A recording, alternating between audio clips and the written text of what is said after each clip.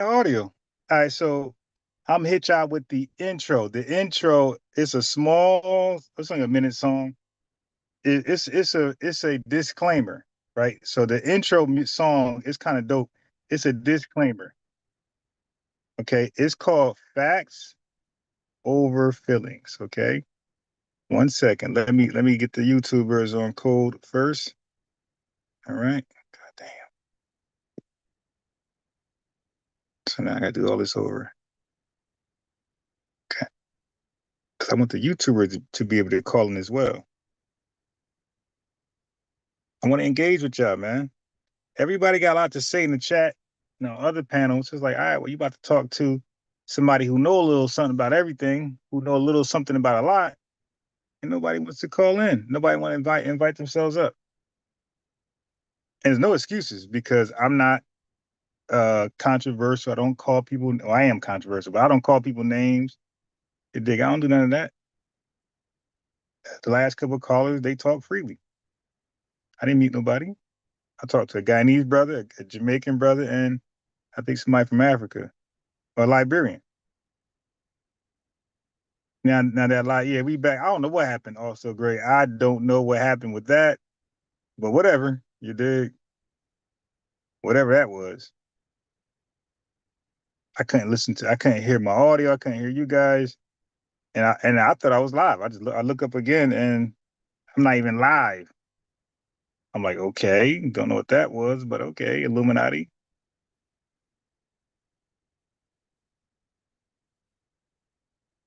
Okay, Illuminati. All right, okay, so now let's try this over. Let's try to share my screen, and I gotta play the intro song for you guys because the intro song is actually a disclaimer. Okay, and it's a dope mantra, right? Is getting you guys to accept facts over your feelings, right? Because all of us got feelings. We're humans. We got feelings. So nothing wrong with being emotional and you're in your feelings. But what's wise is to know you're in your feelings. So you probably don't want to react or say anything while you're in your feelings. Wait till you're out of your feelings or close as possible, and then that might be the time up again and say a few words. You dig? So anyway, the intro is only 1 minute long, and then we're gonna get to what we gotta get. We're gonna get to the latest with Colin Martin. They're calling the boy Colin Martin. You feel me? They are calling the boy Colin Martin. And I'm like, that's crazy. Intro song. Yeah. Facts over feelings. Facts over feelings. Teaching the truth to the youth and black children. 50 million blacks for 50 million facts. Facts over feelings. Facts over feelings. Teaching the truth to the youth and black children. 50 million blacks for 50 million facts. Facts over feelings. Facts over feelings. Teaching the truth to the youth and black children. 50 million blacks for 50 million facts. Facts over feelings. Facts over feelings. Teaching the truth to the youth and black children. 50 million blacks for 50 million facts. Facts over feelings. Teaching the truth to the youth and black children. 50 million blacks for 50 million facts. Okay, there you go, family.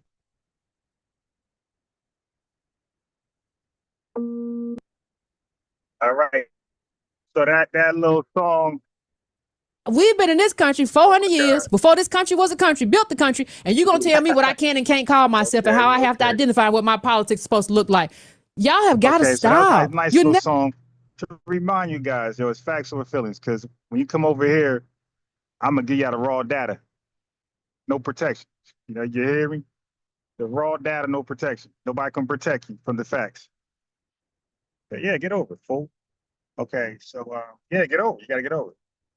I'm not speeding up. That's why you got a fast lane. I'm choosing slowly. I'm chilling. Yeah, I had a rush to. I remember I was one of those people. Go to work rushing, get home from work rushing. And until one day I had an epiphany. I had an awakening moment. I'm like, am I rushing just to go home? Like, I'm tailgating people. I'm risking tickets, running red lights, turning on no red. And one day I said, where am I going? I'm gonna just most likely go home and eat, get something to eat. Like, why am I rushing to do that? So I learned to just take my time, man. Even when I'm late, I'm gonna take my time. If I'm late, I'm not rushing. You dig? So, anyways, facts with feelings all day long. You can have a dialogue. I'm not going to suppress the facts for your feelings, and you shouldn't do that for me. Okay, because it's not reciprocal. So, a couple of things. All right. So you got Roland Martin. You know, his own chat is roasting him, and they're calling him Colin Martin. Okay, so they're calling him Colin Martin. That's his new name. Just like it was no HO or Paul. Now it was no Diddy. So your actions sometimes can make you a meme, and now they calling the boy Colin Martin. I guess we're gonna say no Martin, no Rolly. You dig? I get. Am I the first to say that? No Rolly. You dig? Pause. No Rolly. No Rolly. No Rolly. All right, here we go. I'm the first to say no Rolly. All right. See how that works? I'm from an innovative lineage. I'm not surprised. So it's no Rolly. That is the new. Ah, yeah, I thought I was gonna go fast. No, go that way. All right. So anyway, now I'm hearing this new information that's going around the net. Two things. I want people to invite themselves up, you know, for anything. You can talk about anything. You dig? But I want people to invite themselves up if they specifically if they have the argument that the free blacks were not formerly enslaved people, but they were just other folks, Indians, whoever, just going to Liberia to help build it up. I want to hear more about that. That's new to me. Also, the folks who have no enslavers in their no enslaved ancestors in their genealogy, in their genealogical records. I want two people to invite themselves up, or you know, click the link on YouTube. I want to talk to you guys who don't have no relatives, that served on a plantation on either side, mother and father. So I want those folks to call in. I want to hear more about your genealogy. I think that's interesting, Big. I'm just not hearing about that. So I want you guys to call in and, you know, speak your truth. All right. So anyway, let's go here.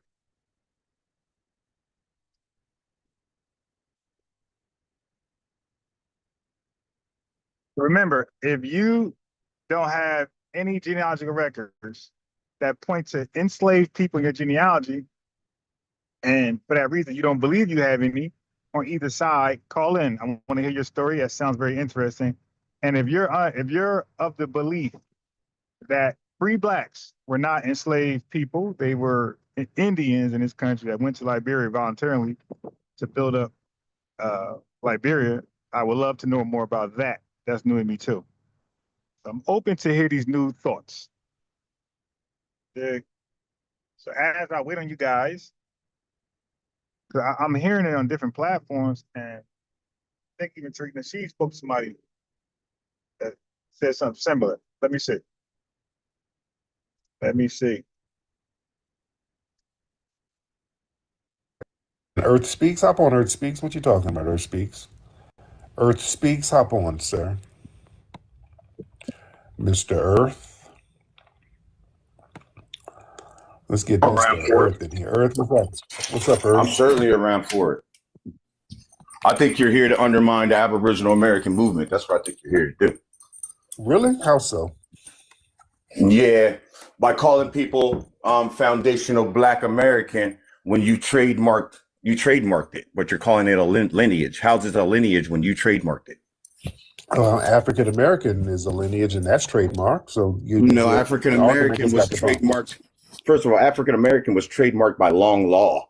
Okay, it was trademarked by long law, and it was so you're saying it's right to trademark your people, make money off your own people's stuff? There's about 1,000 denationalization. African American. So is African American a denationalization though? Is that a misnomer? You're talking over me, sir. I'm asking you a question. Is it a misnomer? Talk over You're me. acting like because they did it, you can do it. You're not going to talk over me, sir. Because you're being emotional. Cut your emotions out. I'm asking you a question. Answer no, you're not asking me a question. You're being emotional. Answer the question, police officer, man. Answer the question, man. Police to who? You ain't got nothing. So you're saying it's a lineage. Is it a lineage or did you trademark it? Which one? Yeah, it's a lineage, sir. How's it a lineage when you trademarked it? Because all lineages are trademarked. It's a product. It's a product. You're being emotional, sir. Name a lineage name that's not trademark. Name one. Aboriginal American. That's trademark, sir. No, it is not. It's an actual identity. It's an actual identity. So you're telling me that legally Aboriginal American is trademark. It's a T-shirt. By who? Aboriginal American is a T-shirt line. It's trademark. You're a liar. Look it up. You're a liar. It's a legal term. When you talk, look it up. So you're telling me the Aboriginal. So you're telling me Aboriginal American is trademarked, sir. Aboriginal is a legal term. Dingbat. This dude's not a scholar, y'all. Hey, bro. While you're on the line, he's asking you to look it up. So all you gotta do is say, "All right, Tariq, give me a second. I'm gonna look it up." But he's not looking it up for a reason. That's why it's called facts over feelings. He put his feelings over the facts. This dude is literally trying to get you to identify. Being emotional. I mean, let's have the debate. Have the debate. I'm not being emotional. Let's have the debate. You're being emotional. You're not worthy of debating. You're not debating. You're just kind of battling emotions. I am a scholar. You're not a scholar. Oh, tell us about your scholarship. Tell us. That's. I'm a real scholar. Okay, what's I'm the your one who broke scholarship? your little history in half. Okay, buddy. What's your scholarship? You're trying to call. Okay. Will you please stop being emotional? Man trying to call people black. Why are you so emotional? Stop being emotional, sir. You're having a nervous breakdown. It ain't that serious. Calm down. So you're saying that the people in the Americas. No. You're not. You're saying that we got African lineage. You're not going to jump from topic to topic. Answer the question, police officer. Sir, you're not going to jump from topic to topic, little sassy thing. Man, answer the question, police officer. I'm not answering none of who's a police officer to what? You don't have nothing to You a cop. You're going to be held here for high treason. I'm letting you know that right now. You're going to be held here for high treason. A cop for by what? me. By me. I guarantee I make an example out of you. You're not going to do anything. I'm going to make an example out of you. Sir, you're a punk. Ain't nothing that your federal government can do about me, boy. You're a punk, sir. You're emotional. I'm going to let you know that right now. I'm the actual. You're not going to do anything. I'm bloodline by birthright. The dude sounds like he's literally in a hallway debating. The actual. You're just an emotional. I'm the real royal prince, Lane. You're the royal prince? That's a fact of these clans of the Americas. Yes, that's a fact. Prince? What are you a prince of, sir? What are you a prince of? Of the Amaru Khan clans. That's a fact, dingbat. Oh my God. You're the only one that doesn't know that. Sir? Where is that? Where is that? Right here in the Americas. See, that's how we know you're not a. That's in your mother's studio. You don't even know what the. You're the prince. That's where the word America. Sir, you're just the word America comes from Amaru. You don't even know that the word America comes from the Amaru Khan. I know what it comes from, sir. You're just babbling. You're just saying it comes from the Amaru Khan. Tell me more about the police. This dude's a lame. Who are you a who needs to be policed? What do you got that needs policing? Sir, you're a jealous punk, sir. You're a jealous punk. This is a sassy punk. All right, let me translate all of this emotional nonsense. This is a goofy, jealous punk who's upset that he doesn't get no respect. And people like me do, without even trying. That's what that's all about. He's just saying shit. He's not making no sense. when they start talking about trademark, name a lineage that ain't trademark. Name. He can't say nothing. Every name is damn trademark for something. So that destroys that whole argument. You don't have an argument. You're just calling up to whine to a man because you want to give your bussy up. And I don't want it. I don't go that way, sir. That's how punks flirt with dudes. You know that? That's how these little smoked out punks flirt with other men. Just act real aggressive so they can talk to a dude. You ain't got no argument, sir. Projecting and all that shit. Screaming for attention. Yeah, that's very sassy. I'm not. Let's have a debate, Tyreek. And just going from subject to subject, it's just extremely emotional. That's how, fellas, you know how you argue with your lady? She be just going all over the place. That's how the guy did today earlier, the Jamaican dude. I'm over here talking about nothing I'm talking about involves Jamaicans. The guy calls up super early, like 5:30 this morning, or 6 o'clock this morning, to be exact. And he was like, you FBA's got low IQ. I'm like, okay. And then he kept talking. I'm like, wait, okay, we got low IQ and you don't have a low one. All right, so you and I just talk. Let's just you and I just talk. And we said I'm the low IQ guy, so you should be a little more civil, a little more professional, a little more educational, more scholarly. So a little more coherent, and you should have more discipline, right? So stop chimping out. Let's talk. He's like, okay. But he was doing that right there. And I was like, bro, what is the national IQ of a Jamaican in Jamaica? There's no national IQ. Now, this is a guy that's supposed to have a higher IQ than me and don't know that damn near any nation with a school, with an education system, they take IQ tests. Like, dude, you didn't know Jamaica has a national IQ? I said, yo, go Google it. Said I put it on him. Like, yo, just go, like Tree said, just go Google it real fast. Because you said us FBA's got a low IQ, so based on that argument, you're doing a comparison. So you're not FBA. You said you're Jamaican, so Jamaicans have, on average, having a higher IQ. And what he do? He started to chimp out and just that right there, overtalk, chimp out. Yeah, that's what I thought, man. But we are the ones with the low IQ. You can't have a civil conversation to back your claims. If we got a low IQ, then it's lower than you guys, right? So you got some explaining to do. Why are your IQs like 30 points lower than ours? Your math ain't math. Your tethered math ain't math, my guy. You dig? And then I went on, then I crashed out and started cooking Jamaica. But that's his fault. I had nothing to do with Jamaica. I ain't talk about them at all. He brought it there, and I crashed out in Jamaica. Or not Jamaica, just Jamaica. Changing subjects. I'm not talking to no nigga who does that. I'm not talking to no bitch. Dude. All right, so they all do that. They get on here, they make a crazy claim about us together, collectively, and then it's time to like justify it, the evidence. Nothing. Just a chimp out. Just a chimp out. Yeah.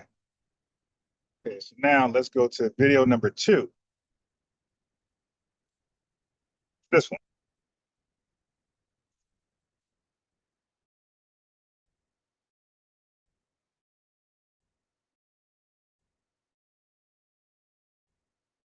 That's good. And keep in mind, I want people that, based on your research, if you believe the free blacks of America were not.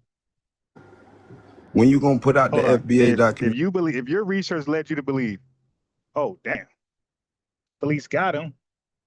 Yeah, so if your research led you to believe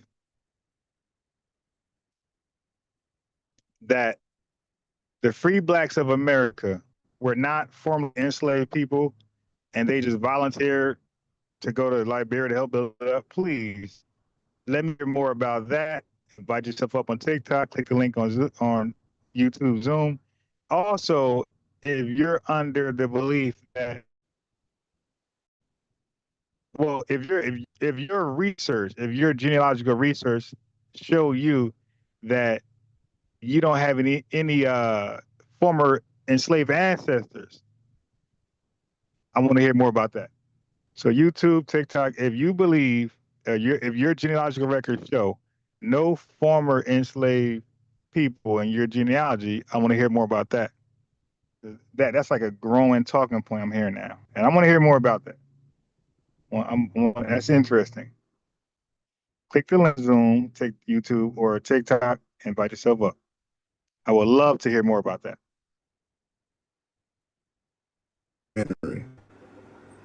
I don't have a documentary. I don't have one. Why don't you? Aren't you guys so y'all so great? Why don't you put out a documentary? Why should we? I mean, there's a bunch of documentaries about our history anyway. Most Americans, right? Yeah, your people how to even tell the story. They tell us some bullshit. What is the story? Because your FBA don't even know the story. What's the story? What story are you talking about? Because I'm talking about the story about the lineage of how y'all was here before everything started. You taught the FBA. You could put up 4 or 5 FBAs up right now and ask them story. They can give you 5 different stories.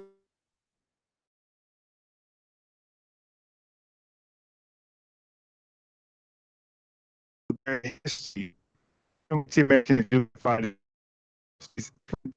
You asked about Vietnam, War I, II, you gave 5, man. That's for everybody. Everybody don't love history. Okay, knowing and memorizing history is not a requirement. Most people don't know their history. Okay, you gotta be passionate, especially first world people. Most first world people don't know their history because there's other great things that's more present day that they are dear to. Usually third world people know the history because all they can champion is what happened centuries ago. They have no recent victories. Because it's not a group, sir. It's a lineage. Yeah, but why do some of y'all don't make sense when y'all tell the story? Some people acknowledge it's not making sense to you because you want to.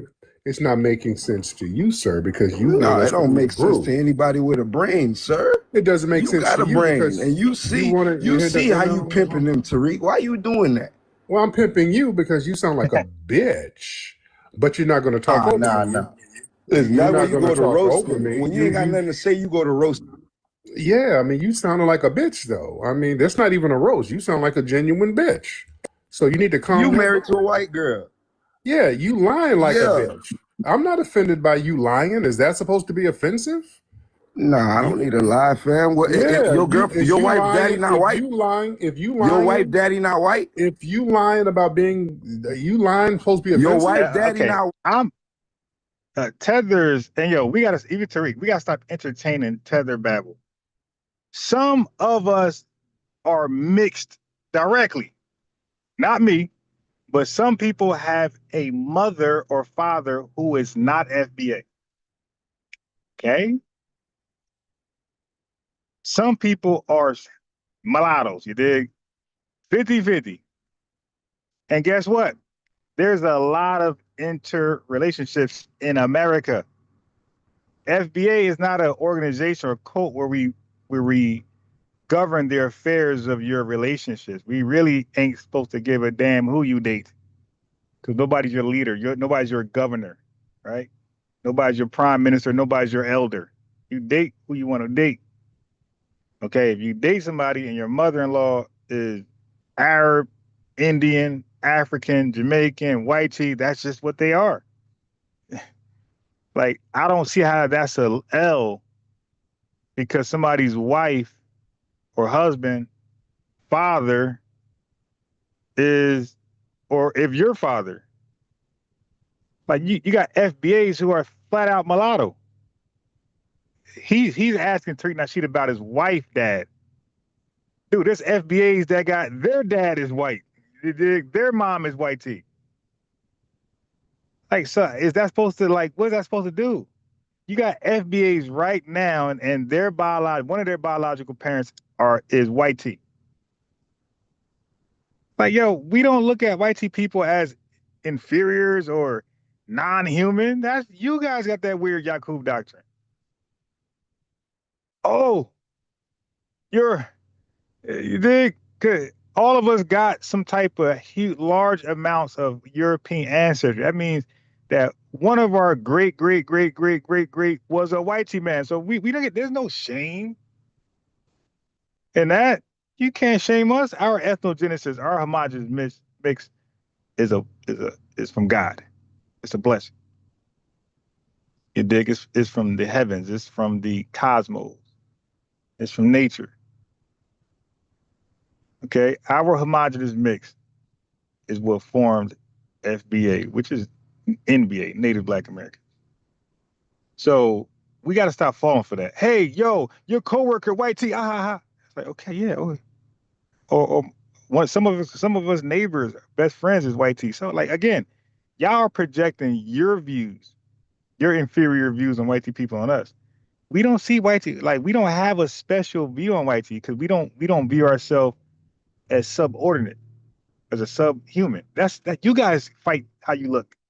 You guys put on cake soap. So you guys in 2026 got to make white tee men subhuman to make yourself feel better. We don't got to do that.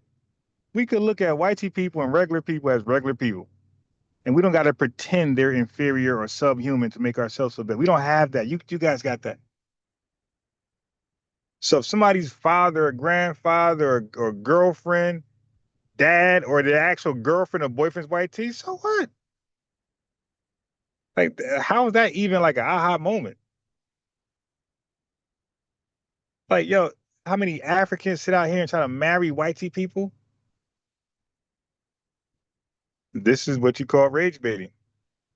I'm like, how's that a win? Like, Tariq, your wife, mama is white. It's like, yeah, she's mixed. One of her parents is going to be white. That's what mixed means, my guy. But what's your argument now? Ha! So she is white tee, huh? So the mother-in-law comes to your house. Yeah. And so does the cable guy. You dig? And so does if we're renting, so does the landlord. So does the electrician. So does the meter man. You dig? So does if you got a pool, so does the pool guy. Like, my house don't say welcome, everybody's welcome but white tee people. That's y'all weird doctrine. You dig? And so does the next door neighbor come by and drop off that key lime pie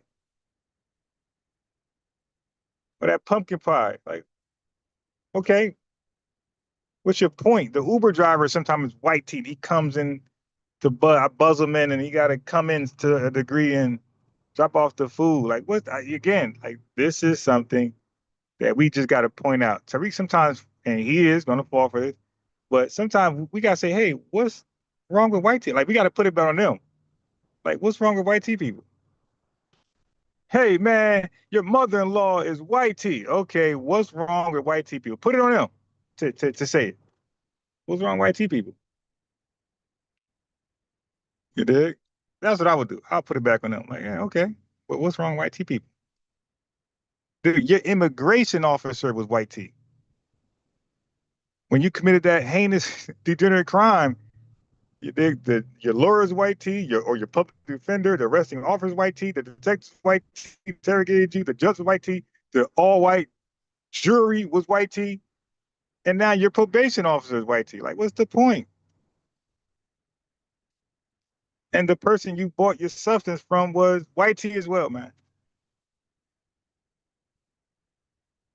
Like, yeah, that gaslight won't work on. White, answer the question. No, punk. Stop lying. No, her dad Stop ain't lying. white. So what her parents? What her parents? Yeah, come why you and a punk talking about where, a woman? where her parents come from? Yeah, a punk talking about a woman. You still a tether punk? All right. What man sits up talking about somebody's wife Listen, and then bro. lying? What man? Listen, what that heterosexual? What heterosexual rainbow culture is man FBA culture, lies fam. about a man's wife? You sitting up. Africans Don't change do the that. subject, punk. You up here Africans lying don't about do a rainbows. man's wife. Africans don't do rainbows. You up here lying about a man's Africans don't wife, do rainbows. sir. You a certified punk. Yeah, sir. This delineation is flipping you. Your whole culture This delineation is flipping you. You just delineate. We don't care. Yes, we sir, really you don't do care. Your family fled over here. Stop telling people that your family fled over here for a reason, sir. You do care. You up here lying about my wife like a punk. You do care because you frustrated because you can't do anything about it. Your wife's daddy is white. I'm not. Nobody's offended about admixture. No, why didn't you he's not. No, he's not. Why didn't you get a Mississippi woman? No, he's not. Why are you lying about? Why didn't you get an FBA wife? Why? Because she is FBA. She is FBA. Her daddy white. No, he's not. Y'all can't. If he was, that's why I was. Like I said, I debate. I do a little differently. Tariq lets them get it off. Me, I'm like, okay, what makes a person FBA? Two parents or one? So I let them just be who they are with the questions. And FOOL. I'd be like, yo, so what makes an FBA person? Two parents or one? Then he got to lie. Okay, all right. He got to lie and say two parents. We say, okay, all right, okay. All right, well, anything else, sir? You dig?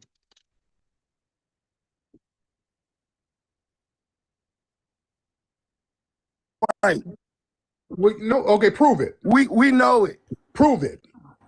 Nigga, you done said it online. Prove it. I ain't finna find the clip on YouTube. All right, stop lying. So like I said, if anybody, anybody want to ask a question about the lineage, Native Black Americans, invite yourself up on TikTok. If you believe the free blacks were not formerly enslaved, they were just always here and they just voluntarily went over there to build Liberia up, invite yourself up. If you believe, if your genealogical records show that you don't have any ancestors who were formerly enslaved, I think that's interesting. That's a story that got to be heard. Invite yourself up.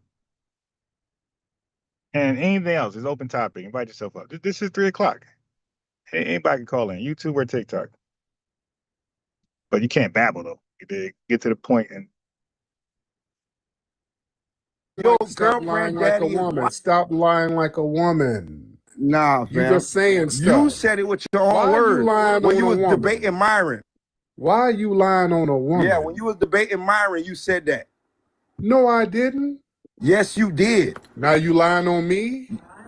I don't need to lie on you. The clip is on YouTube. Look up the debate with Tariq, Nasheed, and Sneeko. Stop muting when I'm giving information. Because you're sitting here lying like a sassy punk, sir. Yeah, go watch it. Go watch it. What's with you tethers? What's with you tethers constantly lying all the time, sir? Do you think lying is going to change delineation? Do you think lying people?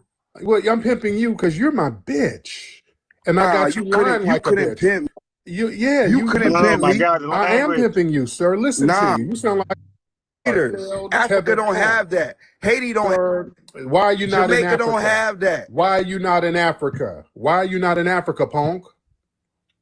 Huh? Because I'm over here taking resources from America. No, you ain't taking nothing, sir. We save you. You are failed. We couldn't save your own ass. You couldn't do it in your homeland. You couldn't save your own failure. You're mad because you're a failure and you had to come flee the foundation of Black Americans, sir. Yeah. You a failed punk. You came over here because of us. You ain't got nothing going on. And these tethers they have mastered the unmute button. As fast as you mute them, they can. A tether is like one of the most disgusting people on earth. They mastered the unmute. To master the unmute button, family, you got to be muted a lot and oftenly. That means everywhere they go, somebody's muting them. Yeah, as fast as you mute them, they can unmute themselves, and you won't miss one word from the sentence. Yeah, if I'm muted, I have a hard time trying to find that unmute button because I'm hardly ever muted, so I don't need to know where it's at. Yeah, these tethers, they know how to unmute themselves in mid sentence, and you don't miss one pronunciation, one word that they was carrying on about. They are the masters of unmute. It's some disgusting people on earth. God damn, man. You mad You because you mad? I'm pimping you, sir. I'm successful at pimping me. You pimping your people. You, the only you, people, sir. The P word. Call it a straight man. You a negoose Only a punk gonna call a straight man a punk. will sit up here lying about a woman, sir. Yeah, and don't try to sound tough. You ain't tough. Don't, and you go, ticklish tether time. It's ticklish tether time. You ain't doing too good. You ain't doing too good today, sir. You ain't doing too good today, homie. Sir, I'm doing great today. You ain't doing too good. Bring your ass back to LA. Get the panties. I got a ticklish tether crying about Stop pimping your people. Be a real black man. I'm pimping you, sir. You're my bitch. How do you feel about me? You can't pimp me. I never believed you. You are my bitch, sir. My woman talking about her father's white. No, he ain't. Give me, when punks start lying about women, that's what you tethers do. You think people don't know you lying? You ain't got no damn argument. You just saying shit. You're just babbling, sir, out of frustration because this delineation has whooped your ass. Tethers ain't got no logic. They just start saying shit. Because now you gotta hold your own failure. You can't hide under us no more. Deal with it, punk. I don't give a shit. Let me tell Tethers, let me hold your hand while I talk to you. Tethers, I don't give a shit about you being mad because of delineation. Whining about me or whining to me, that ain't gonna stop nothing. Delineation has already happened. You can't put toothpaste back in the tube. There's nothing that can be done about it. Y'all just whining out of frustration. You have to hold your own L's. You don't get to cosplay as us. You have to stand on your culture. We stand on ours. You don't have a culture to stand on. That's what you mad at. Be mad. Put on a cape and be super mad. I don't give a shit. All right, it's here now. It's up and it's stuck, ladies and gentlemen. You crying and whining and lying ain't gonna change nothing. Good grief. Boy, these people are so mad because they can't cosplay as us. That's where this frustration and anger is coming from, ladies and gentlemen. That's where this shit is coming from. This is the new norm. I don't give a shit about you being mad at me. You can't do a goddamn thing about it. But just get musty mad. You're just sitting there getting mad and musty. All right, stay mad and musty. But you don't get to cosplay as us. I want you, listen, Tethers, do y'all think there's going to be a reversing? This is one of those things. There was a renaissance. A renaissance can't be reversed. Do y'all understand that? I really want y'all to get it through that little peppercorn head. There has been a renaissance. Whenever there is a renaissance, that means there's a new awakening. There's a new paradigm shift. That can't be reversed. All right? There's no go. That's why Tethers be like, when is this? Right. You heard him admit he said that. He said he basically said he was hiding under us. Still resources. What he meant was he was correct when he said there's still resources, but that was resources from the government that was directed towards us for systemically oppressing us and excluding us. FBA shit going to stop? What is the end game for this shit? When is good? There is no end game. They want this to be like a fad that I don't know, what do y'all think is going to happen? Do y'all think everybody's going to start putting on dashikis and kufis again and all? That's not going to happen. That's not going to happen. We're recognizing our unique lineage for what it is. And we're standing on lineage business, and we're seeing that it's really our lineage doing the heavy lifting. So it's up, ladies and gentlemen. That's why I've been posting videos of things out here in Japan. And notice this tether was all whining about Japan. That's another thing too. A lot of the tethers are very mad about me showing videos of Japan and how they emulate foundational Black American culture. I've been going all around Japan. These people marvel at foundational Black Americans, ladies and gentlemen. Right. And they ain't had no Nigerian bushmeat out there, no Jamaican Rasta wigs. You know, all y'all folks they had no bone in the nose, emblems, you dig? They're emulating us. I was showing some video of a clothing store I was at earlier. They got all of the t-shirts, got a whole bunch of foundational Black Americans on them. You go to a store, some of the hip sections out here in Japan, where all the cool people are and all that, family, it's all FBA shit. All FBA stuff. They got shirts with Michael Jordan, Dennis Rodman, Tupac, Snoop, TL. Hey, yo, but will somebody update Tariq, Dinosaur ass, and tell him to get some meta glasses? Dude, walking with your phone, my guy. Yeah, I'm trying to work on my meta glasses, right? I'm going to get mine. But Tariq, my guy, really, dude, somebody tell Buddy to get meta glasses. My man, cheap as hell. Get some meta glasses, my guy. You dig? Because you'd have had all that. See, I saw some shirts they were selling with the rapper Common on it. Just everything FBA. And they bump a lot of our music out here. I'm talking about some of the old school shit. They out here bumping Frankie Beverly. They bump a lot of our old school R&B stuff out here, all that FBA stuff. They really, really appreciate that out here. You understand? Yeah, did y'all see on my social media, there's a picture of me and this dude, Asian guy with braids and a Long Beach hat on. Wow. He's repping Long Beach, California. Wow. Little Japanese dude. Wow. And the tethers are really mad at that. They're mad because I'm showing They should, but he ain't had no Nigerian hat. You dig? No Kingston hat. And I'm just pointing out facts or feelings. So don't come in our spaces trying to gaslight us. We're so insignificant, irrelevant, and you guys are the new blacks and you're taking over. Yeah. Okay. You want to bleed it all you want. The world, when they think of Black, as Tariq has demonstrated out in Japan, when the world think of Black, they think right here in America, the soul culture, the soul people. How much of a global force we are, because what they're not doing out here is rocking no African shit. You feel me? They ain't rocking that at all. Not only that, you see a bunch of foundational Black American artists all on t-shirts and clothes, whatever, who you don't see no Afrobeats artists, you don't see Wizkid and Burna Boy, and you don't see none of that. No disrespect to them.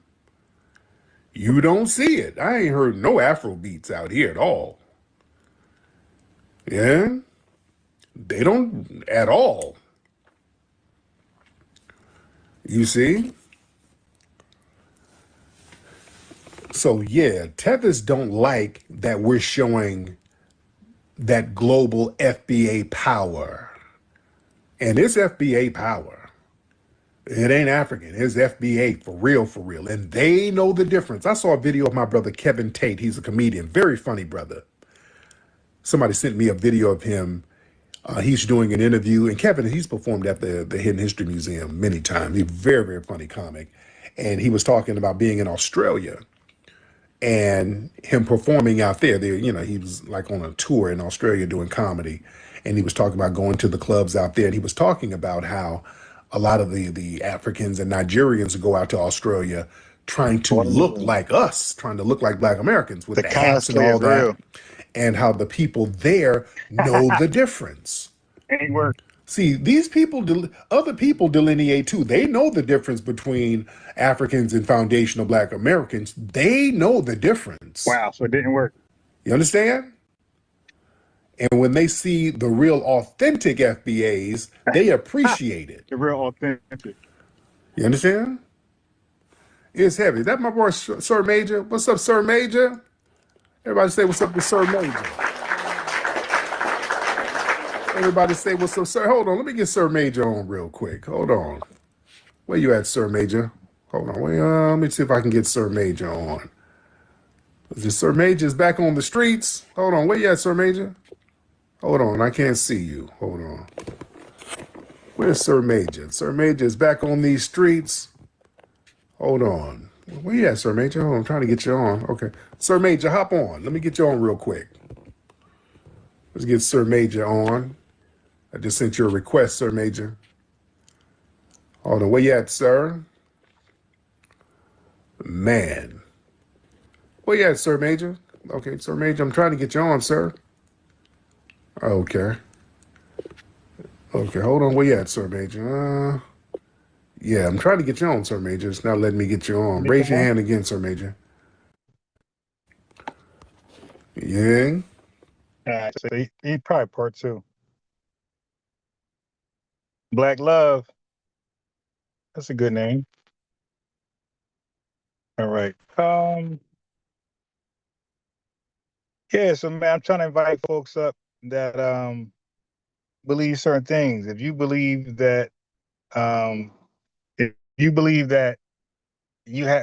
your genealogical records show that you have nobody of slave ancestry, I think that's interesting. I think you guys should call in. You guys are anomalies. Go ahead and call in and let's hear your story. If you believe the free blacks were Indians and they were not enslaved, that's interesting. Call in. I would love to hear more about that. You dig? And any FBA questions, good faith questions, you dig? You probably want them answered, you come holler at me.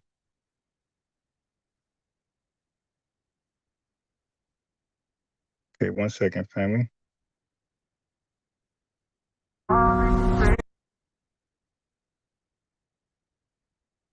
I got to order my food, so give me a second. Oh, shit. Shows you how insignificant the pan goofies are. We ain't stopping you from being on. Somebody would call on. I'm trying to get my food.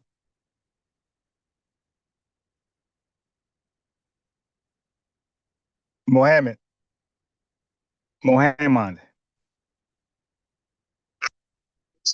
How you doing?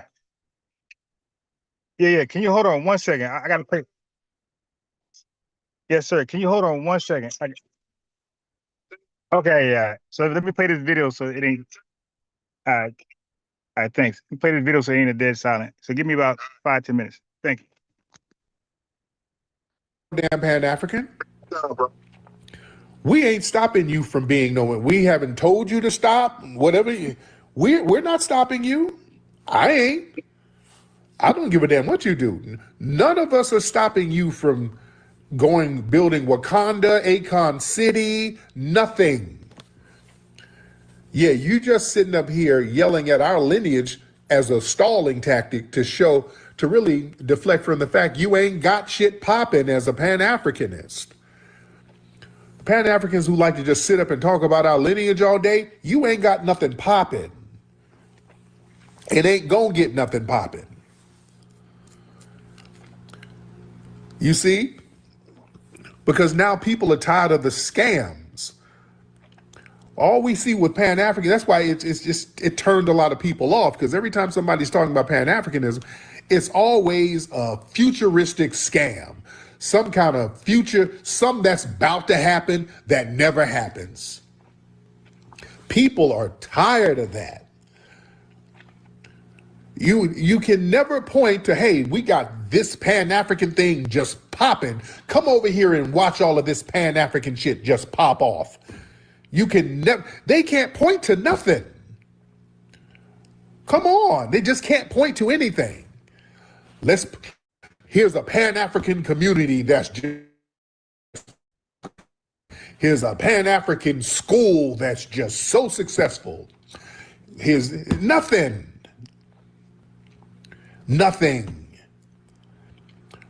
It's always about what they gonna do, what they planning on doing. I need to buy an embosser from Amazon. I just got to get the right fiber.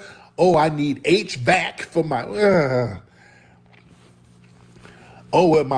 The Black Star Line ship didn't work the way it needed to work, and we've been hearing dilapidated Pan-African failure stories for 200 years. Enough is enough. We don't want to hear it no more. Everybody's tired.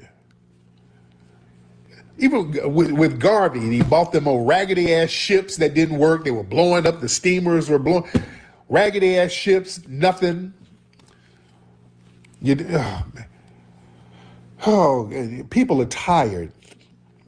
Just year after year, we need to do this in Africa. Okay, how come y'all ain't doing it? How come y'all ain't got nothing set up? How come y'all don't have it popping? How come when we go over there, people are trying to scam? How come it ain't popping?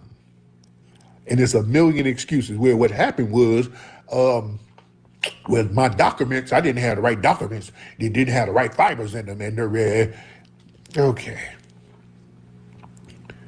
Nobody wants to hear that shit no more, man. Yeah, they turned Pan-Africanism into basically the church, and Africa's heaven. They turned that shit into a religion.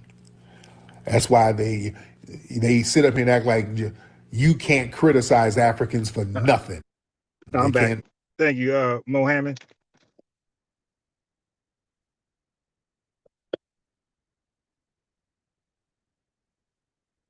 Whenever you get free, Mohammed, I'm ready for you. Be held accountable for nothing because they're little angelic beings on the heavenly motherland who can do no wrong. Okay, I hear you. No. Hey, brother. You there? You kind of breaking up. So, yeah, your signal, can I hear you? No, I cannot hear you. Because I'm driving, I'm gonna try to pull over so I can get some. I hear you now. I hear you now. All right. I was just trying to pull over so the thing won't break. Yeah. Say something else. No, you went out. Me, bro, 1, 3 times. Now you're in and out. You're in and out.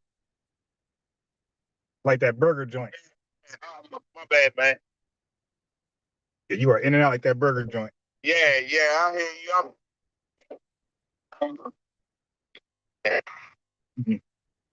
Nope, can't hear you.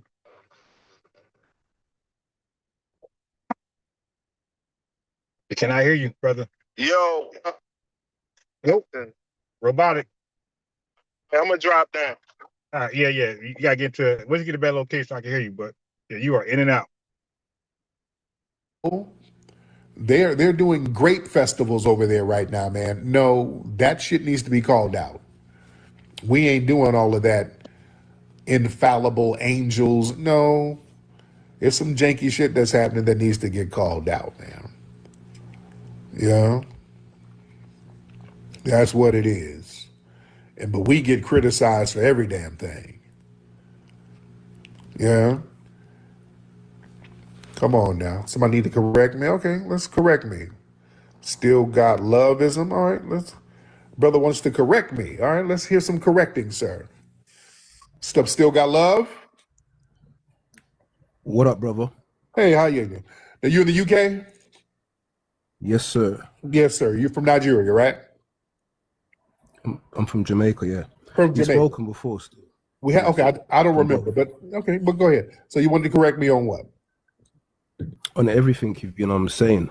So first of all, yeah, I want to get some understanding for me. When you talk about reparations, because I'm a descendant of chattel slavery, you're talking about the African slaves and their labor, their forced labor, correct? I'm talking about the foundational Black American enslaved, sir. Because when we got here, the African thing went away. Right.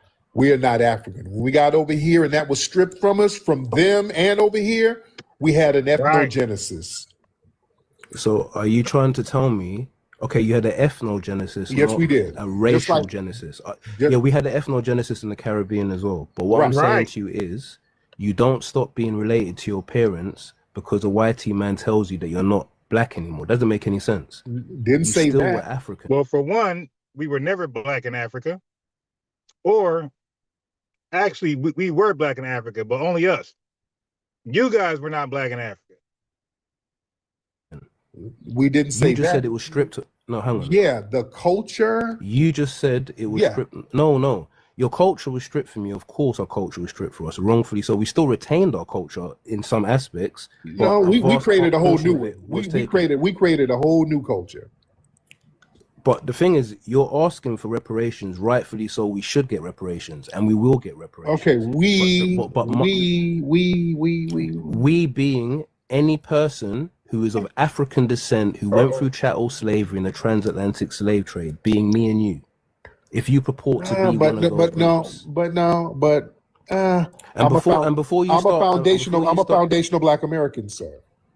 And a foundational Black American and an African Jamaican such as myself were transported from Barbados to Jamaica to America and back and forth. So therefore, you could have two brothers. One was sent to Barbados, he has descendants. One was sent to Jamaica, and another brother stayed in America. That's three brothers, sorry.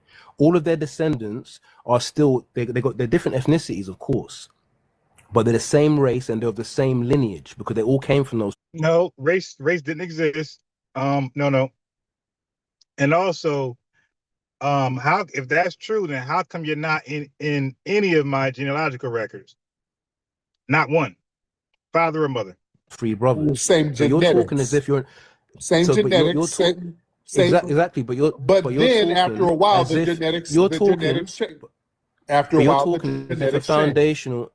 Your great grandson is still your descendant and still of you. He wouldn't be something else. Yeah, for that to happen, then at least a millennium would have to pass. Then how come I can't go to West Africa as a citizen?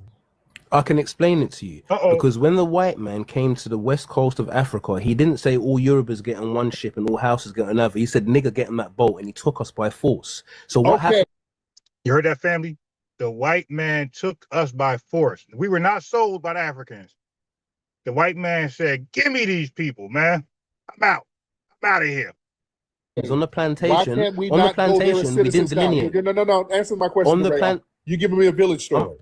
I'm going to I'm getting no. You're giving a village story. Mr. Nasheed, I'm going to get to the end of the story. No. You got to get to it right now. I don't want a village story. I'm going to. Why can I not get? Why am I not a citizen in no African country? I'm explaining it to you, and we both speak a mutually intelligible language. You understand me? So let me explain. Nor am I what I'm saying is in this. Jamaica. The reason why you're not a citizen in Jamaica is because you're born in the nation of the United States. You became an American citizen. I was born in London. I didn't become an Afro-Saxon. I still have my genetics, but my nationality. Yeah, what you're doing is you're conflating two different things. Okay, I'm gonna start muting you because you can't talk over me. Yeah, you're not an Afro-Saxon because you immigrated to a country that was already established, sir. Right. I didn't. My family built this nation. There was no United States until my family built it, meaning my lineage is indigenous to the United States, indigenous and foundational. See how that works? I understand what you said, but there were some fallacies and mistakes. And what's the fallacy? What's the fallacy? I'll tell you. I'll stop speaking. You just muted me. I'm going to explain to you. I am native to London, England. I am not an Anglo-Saxon. I'm native because... No, you're not. You're not native. You're not native. You are a second-gen immigrant. I was born there. No, that doesn't make you native. You're a second... Hey, yo, these people are weird, man. We can't do nothing with these people. Now he's a native Briton. Second-gen immigrant, sir. Look in the Webster's dictionary. No. See, there you go. You mix it. Why are you muting me? Because you're saying things. You are not native to no damn England. You're a second-gen immigrant. I am native to England. No, you're not, sir. You're a second-gen immigrant. Your family immigrated there, sir. Busta Rhymes. We're native to the United States because we built it. We built it. Our families built it. You are native. You did not build London or England at all, sir. Your brother, what happened to you? You were born there, sir. No. It wasn't just born. We built the nation, sir. What does native mean? Give me a definition. That means the indigenous population of a nation. The indigenous population of a nation. I'm going to say it one more time. The indigenous population of a nation. That would be foundational Black Americans. We are the indigenous population of the United States, right? You were brought there by a second party. No, we were not brought to the United States. There was no United States until we built it, sir. Right? Does your conversation work by muting people? I can't talk. Sir, I'm going to ask you simple. We're not doing village stories. There was no United States until we built it, right?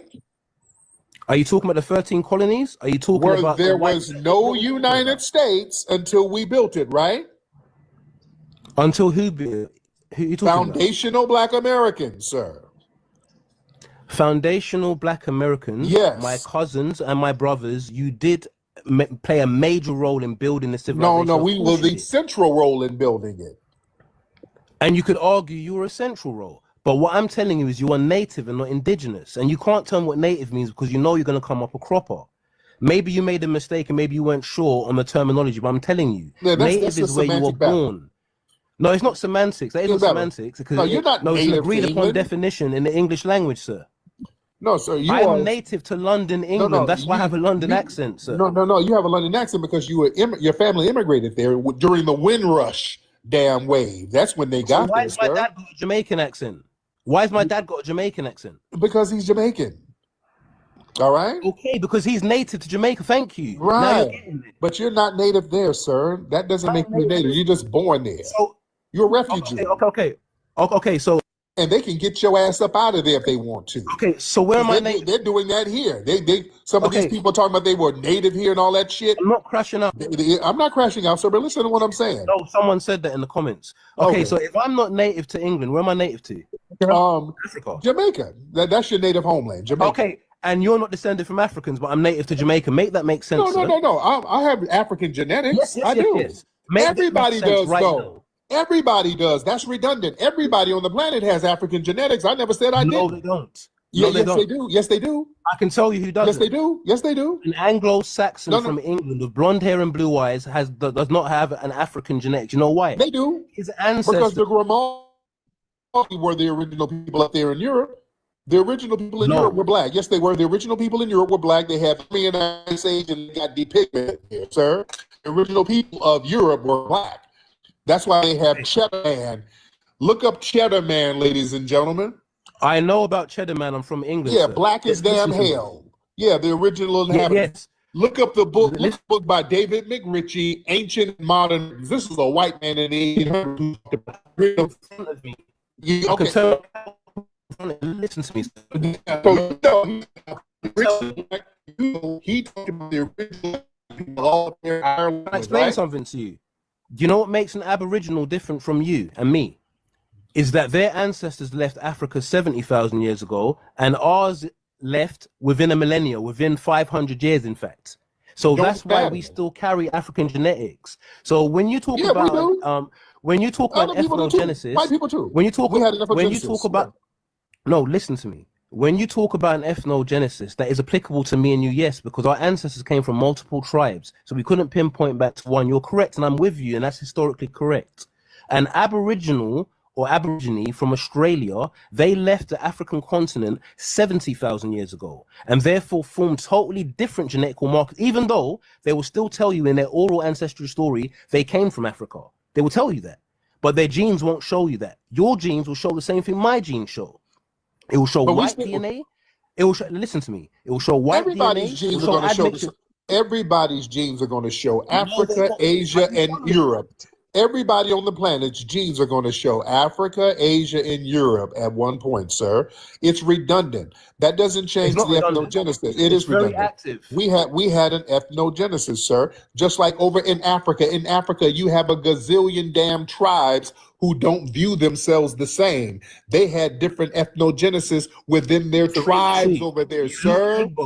You look Igbo, and you're telling me about ethnogenesis, sir. My lineage predates Igbo. There was no Igbo. Igbo wasn't a codified tribe by the time we were here. We were here before that, sir. Okay, you see the Igbo, and those Igbo tribes were nomadic. They were walking and running all around Africa. We don't know what part of Africa they really came from. Right, it don't matter because they had an ethnogenesis, and so did we, sir. Okay, listen to me. If I'm Igbo, how come I can't get none from an Igbo tribe now? Yes, you can. Go there. They'll look at you and think you're one of them. You know why? No, they won't. No, they won't. They're like, nigga, give me $20 and I want to sell you some land that ain't worth shit. You know good and well they're not going to look at me talking about, hey, I'm one of you. I go there, they're going to scam me. All right, let's stop lying. All right? Oh, they scam me. I'm not Igbo and they will not. My fault, family. I can't stand these smartphones. My great grandmother. I can't stand these smartphones. Lying. All right. Oh, they scam me. I'm not Igbo, and they will not treat me as no damn Igbo. Okay. What you're saying is the Igbo tribe didn't exist until the recent time, and I'm telling you, whatever name it is given now, that group of people and their genetics have existed for thousands of years, longer than the English language we're speaking. You keep saying, oh, but Nigeria was only formed in the 1960s. Yes, the modern state. Okay, so let me tell you what's going on. Somebody who knows how to argue very well. So the guy is arguing something that Tariq Rashid already conceded to. Tariq already said that he has African genetics. You got it? The dude whole argument is African genetics. You got it? Okay? So the guy is really arguing to redundancy. He's arguing something Tariq Nasheed already conceded to. The guy's arguing about genetics, African genetics. Tariq said he has African genetics. Okay, but let me tell you why they're still going at it. Because Tariq Nasheed knows that he's implying the guy is using the African genetics to say he's actually African. That's why we're this far. But if y'all listen to the argument, the guy is saying Tariq Nasheed has African genetics. Tariq Nasheed said he has African genetics. So why are we still going over this? Because the guy is low-key trying to imply those genetics make you African without saying it. That's his implications. But Tariq should have pointed that out. So what I would have did is say, oh, bro, what's your argument? You have African genetics. I said that earlier. So what's your new argument? So what's your new argument? I got African genetics. Cool. What's your new argument? See, sometimes you got to slow down, rewind, and say, how did we get here? Yeah, what's your point? I already admitted that. I already conceded to that. What's next? And you'll see nothing. Time wasting. Nigeria, the people groups and ethnicities, and they have been back since thousands of years, millennia. And we're not that. We're a different ethnic yes, group. You are. Look at your face. No, I'm not. Look at your blood. I'm not. I don't look like nobody over there, and they don't look more African than I do. When I go over, get on camera. So you see how he switched it to genetics to now look-alike? It's like, dude, are genetics look-alike? Can you look at somebody tell the genetics, or do you need some type of test that you value? Because I would have went there too. Like, bro, what test is determining genetics? You know, I would have, family. That's why I'm like unbeatable in debates. Sir, what test are you leaning on to determine the genetics? He would have to say American, you know, what was the things called? These African ancestry. I would have bust out laughing. Sir, what is the disclaimer on those tests? Okay. The disclaimer is saying, don't take this test seriously. That's the disclaimer. Sir, if the test tells you not to take it seriously, sir, why are you taking it seriously? See, for me, is that sometimes Tariq can make things longer than we need to be, and sometimes he gets to the point and he cook them. But this is one of those debates that shouldn't have been this long. Tariq already conceded to the genetic thing, and then the guy went to the lookalike thing. Like, dude, are we debating lookalike or genetics? Are you saying I look like Igbo?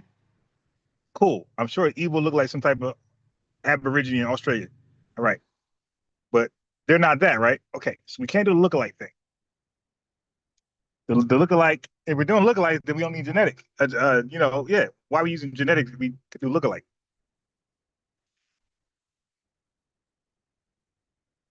So Tariq let the guy gaslight him a little too much. But it's for our entertainment.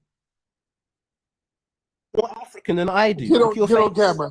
Get on camera. You can see my this guy's face. so funny. I can't see your face like that. You got a filter. Get on camera. This guy came on camera looking like a damn African booty scratcher family. Saying he look like. Let's see this. Let's see these similarities. Get on camera. I didn't say similarity. I said you look more African than I do. See. Okay, let's see. Let's do the test right now. Get on camera. You look more African than I do. If you don't go to man, if you don't get them ashy damn Bantu lips the hell out of here, I don't look like you, nor does anybody else look like you. Sir, you wish you looked like me. And you're covering up that damn forehead and that hairline with that do-rag. So TikTokers, you can't see the pitch, but the dude look like Ibra. Who's his name? Idris Elba Idris. Your lips look like you've been eating on powdered donuts. I do not look like you, sir, if you don't stop. No, sir, my lips look like I'm being God blessed by God himself. Sir, your lips look like Rice Krispie treats. Your lips look like Rice Krispie treats, dude. Your lips is ashy and dry. I don't look like that. We don't look like that, sir. No. I'm better looking than you. Look at your face. Not with them dry ass damn lips. And dude, you sound zesty. Not with them dry lips. FBA Dynasty. You meant to hop on? Yeah. What's up, brother? I just want to say, I know you're playing the video right now. You got it. Hey, I wanted to ask, brother, have you been on TikTok for some years now, or did you come over here from Twitter? YouTube. I came from straight YouTube. I came on I'm like 2 months old. Yeah, I came from YouTube myself, brother. But I always, I kept my ear close to what was going on over there with the Twitter FBAs. Okay. Yeah, brother, the Twitter FBAs they compromised, brother. They got undercover tethers and all. I know. Yeah. They on TikTok too. Yeah, they got. I know they on TikTok, man. They came over here, man, and try to infiltrate TikTok, but the brothers and sisters that's not going to allow that, man. We're going to protect our lineage. I'm trying to get them on here now. Okay, man, so look. I mean, how they allow? I want to know, Luke, how they allow a goddamn Haitian lady to speak for Hey, bro. I've been saying, listen, man. You are my twin. Okay, you're my echo chamber. I've been saying the same thing, and FBA's got mad at me. So now we at the point where we don't know who is who now. You did, because these guys had accepted some people as FBA only because they make them laugh or they entertaining a little bit, and they just become FBA. I'm like, y'all don't want to do their background? I'm like, y'all don't want to do no background check? They don't care. Yeah, these guys, some of these guys' channels, YouTube channels, are not even a year old, my guy. And there's some of the loudest voices. I'm like, that's how easily we're lullabied to sleep, right, my guy? We infiltrated and sabotage, undermine. Bro, I'm telling you guys, go to their channel and go see their oldest video and see what they were talking about. No activism at all. They talk about Hey, brother, because I gotta get you're ready to talk out. Right. Get you, brother, and all right. Soon as I clock out. I appreciate you. If you don't see me, bro, I'm here every morning at 5 a.m. Got you. Salute to you, brother. Yes, sir. Thank you. Peace. Salute to you as well. Yeah. You see, some of us OGs, like, we know it. We like, these FBAs, like, y'all just blindly just all in. Y'all don't want to do no background check. Okay. All right. I ain't gonna say nothing, even though I did here and there. But I ain't gonna say that. I'm gonna let y'all just go ahead and go with them until they're exposed, like Colin Martin. You dig? And ain't no coming back. We're taking names and all that type of stuff. You know how it is. You vouch for people and you say, nah, they with us. And it turns out they're not with us. They've been cosplaying the whole time. Yeah, you go right with them. You know how it is. Is this that you vouching for people who are not the lineage, but you think they are because they said they are, but everything about them is like, all right. If they check out dirty, you check out right along with them. You become a spiritual tether, or I call you guys a spiritual tether, and I call you guys an honorary tether. That's what you become, right along with them.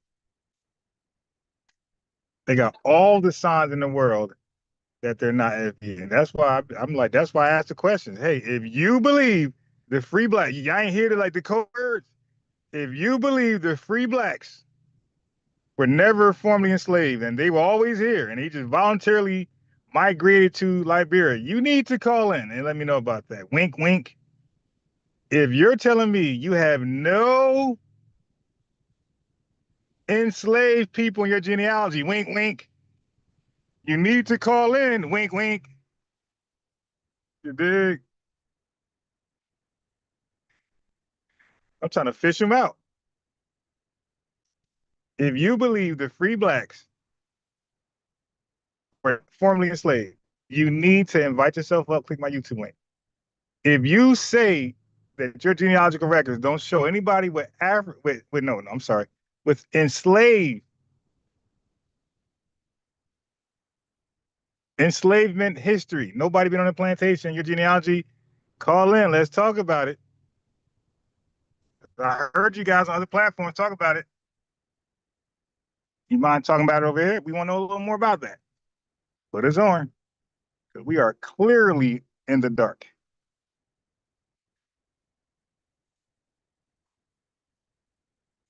We are clearly in the dark. You dig? Mr. What's that? Your name, Mr. Shannon? Hello? Mr. Shannon? Sean? Oh, Sharon. Miss Sharon. I'm sorry, Miss Sharon. You there, Miss Sharon? I think Miss Sharon did. Oh, yeah. Did you mean to hop on or mistake? Miss Sharon? Huh? Mistake. Okay. No problem. No problem. Yeah. Oh, no. We're talking about a few things. All right. For one, we're talking about FBA spaces infiltrated by tethers. And I'm saying tethers because of cosplaying. And then we're talking about the data I've been hearing lately. Data I've been hearing lately on the net, normally in TikTok spaces, are that the free blacks in the 1800s, they were not formerly enslaved. They Indians here, and they voluntarily migrated to Liberia to build it up for the ACS. And then the second is, I'm hearing folks say that their genealogical records don't show any enslavement in their history. So I'm saying those people should, invite themselves up. Let us hear more about that. That's like new news to me. I'm unaware of that, and I'm open to hear all about it. Okay, so I'm guessing that don't apply to you. What about the Black African, the Black African American? Say this, It's a acknowledge my African ancestry, my ancestors who were enslaved, coming with some FBAs, and I'm not generalizing, I'm not saying the whole group. Some people they're ashamed of it. Oh, that ain't I'm not a descendant of enslaved people. I'm Native American. So some people who claim that the Liberians or the Americans who went to Liberia, they were former slaves. Right. What do you think about them saying? What do you think about them saying that they were Indian? They were never enslaved. Like I said, I think maybe some of these people who are jumping, they probably were like years ago when the sovereign citizen thing was big amongst Black people. now they're jumping to this. Oh, we were never slaves. Right. I agree. Like the Moors. Like a lot of these guys are former Moors. Signed like the lower Abas. Yeah. Okay. Go ahead. Yeah, and let me say this right quick. You know, one thing I said about the Moors, like how they said they did it with paperwork, land grants and all this. I'm like, show me a Moor who is like this renowned attorney, who done won so many cases with so many people, and they got all this land in a certain part of America where they're building on it. Right. And they get now these land grants and everything. Right, they got so much land. The only thing they can show is them getting stopped by the police at traffic stops. Getting locked up or being let go. You did. Yeah. Either being let go with 10 tickets.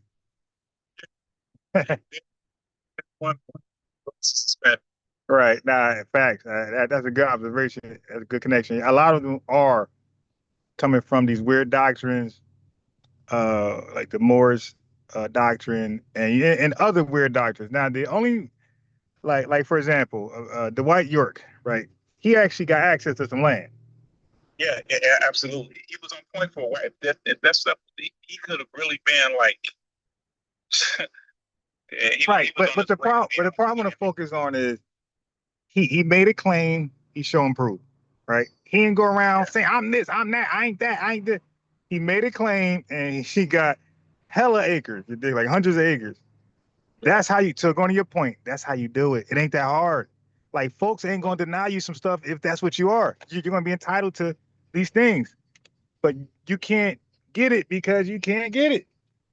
Absolutely, Juan. Yeah, but now somehow they're saying that they were never like they the Moors got the problem with black. That's why they'll never say the native black or FBA. The Moors, the former Moors would never say the word black. They're still scarred by the word black from their false teaching. So that's why they'll use other delineated terms, which is okay. Like a lot of them go to freedmen, but they won't say black at all. They're still traumatized by the word black. They think it's like something bad. Do you acknowledge some of your ancestors who were enslaved? Me? You asking me? Yes. Yeah. Okay. Yeah. They were like of African descent. Yeah. Some. Yeah. Well, like I said before, like some of them. Okay, so you have people here already. White people who came with Africans, right? And then they were separate for a while. Then they end up mixing, right? So originally, everybody had their own descent. So when you look at our makeup, our biological makeup, you're going to see there's European ancestry there, specifically Anglo. Then you're going to see some African, whatever that means, and then you're going to see some indigenous, because we are a composite of all three. It's not so when people say African, it's like, okay, name the other. Like don't say one, because we are a combination of all three. So originally they were individuals. You had white people who were just Anglo. You had indigenous who were indigenous, all of them untampered. You had Africans untampered. But eventually on a plantation, people got RAPED and other people were classified as each other, and they, got families together and built lives, and there you go. So in other words, like they were not African long. Like the mixing like kind of like happened right away. So they were more mixed than they were African. That's like me. I'm never, and that's what I try to explain to people. I don't like when I go to Africa, and I go there frequent Africa a lot. Like I said the other time, East Africa. I'm not trying to fit in with the Lua. I'm not trying to fit in with the Kikuyu, the Maasai.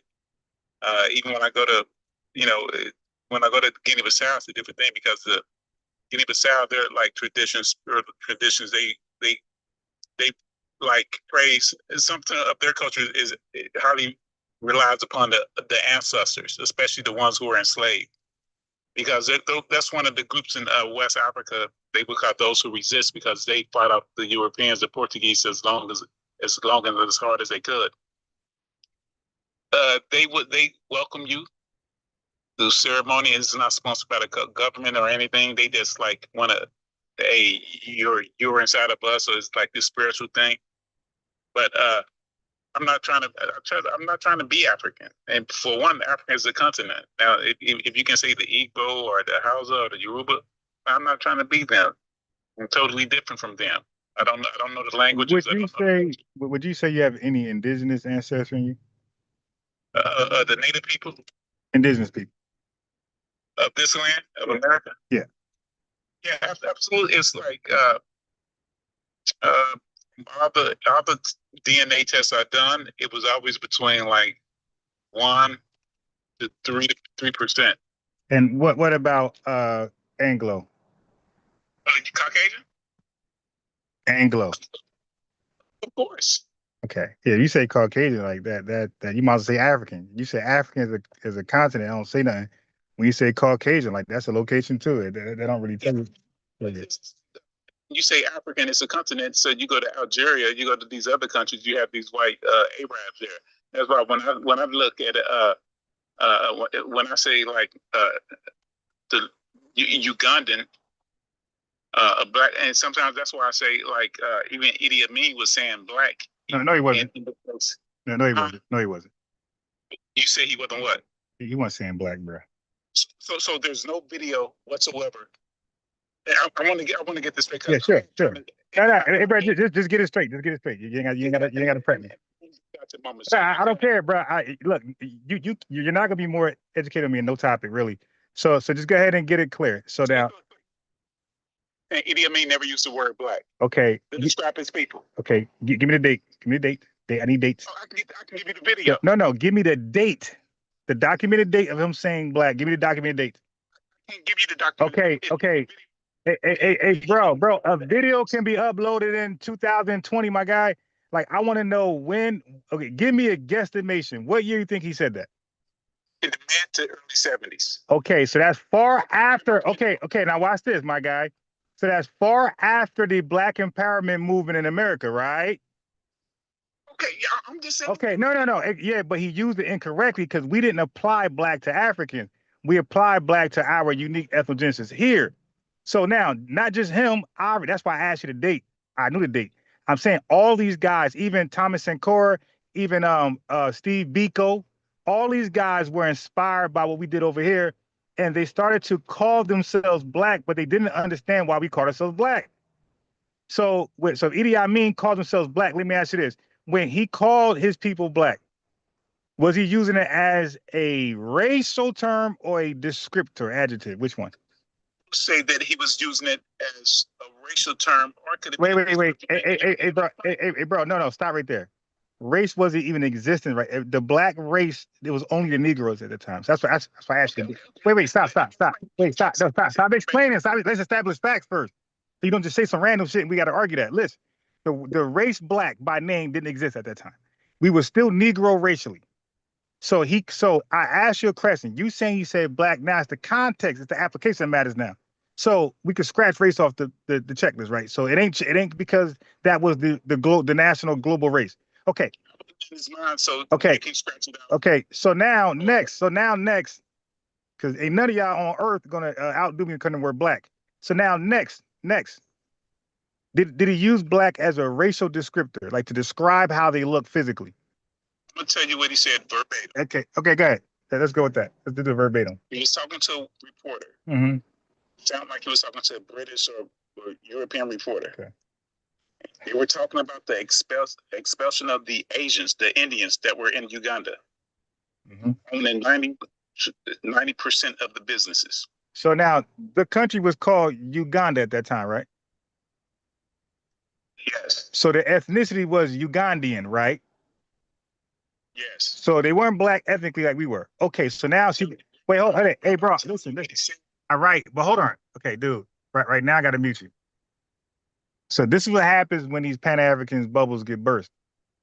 Okay, I understand you. He said words. Now we're talking about the context in which he used the words, and he's tether babbling now.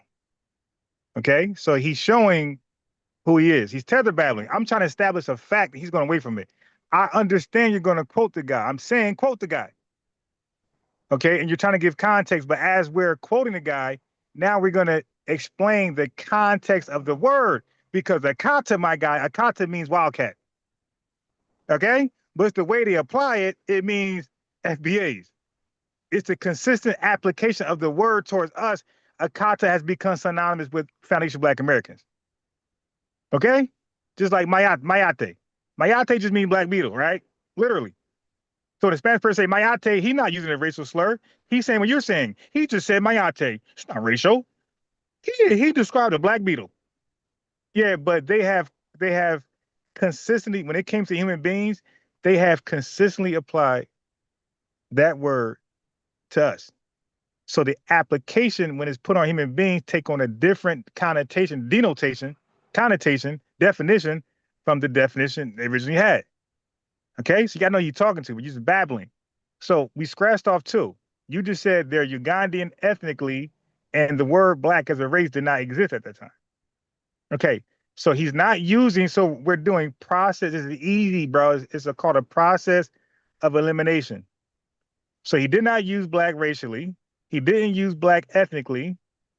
So that means he used it as a color of skin. Now go on, unmute yourself and go on and confirm that. Give us the quote. Just read it. Just read it. Just read. Now I don't care, dude. You're not yet, dude. Just we're finding out who you are now. Read the quote. Read the quote. I don't read no bio because you live here in person. I'm hearing you now. You don't sound like you're a scholar or historian. So do me a favor and go ahead and read the quote to us, which you ain't doing all of a sudden. You see how that works? Can you read the quote? Say verbatim what he said. Okay, go ahead. He was being interviewed.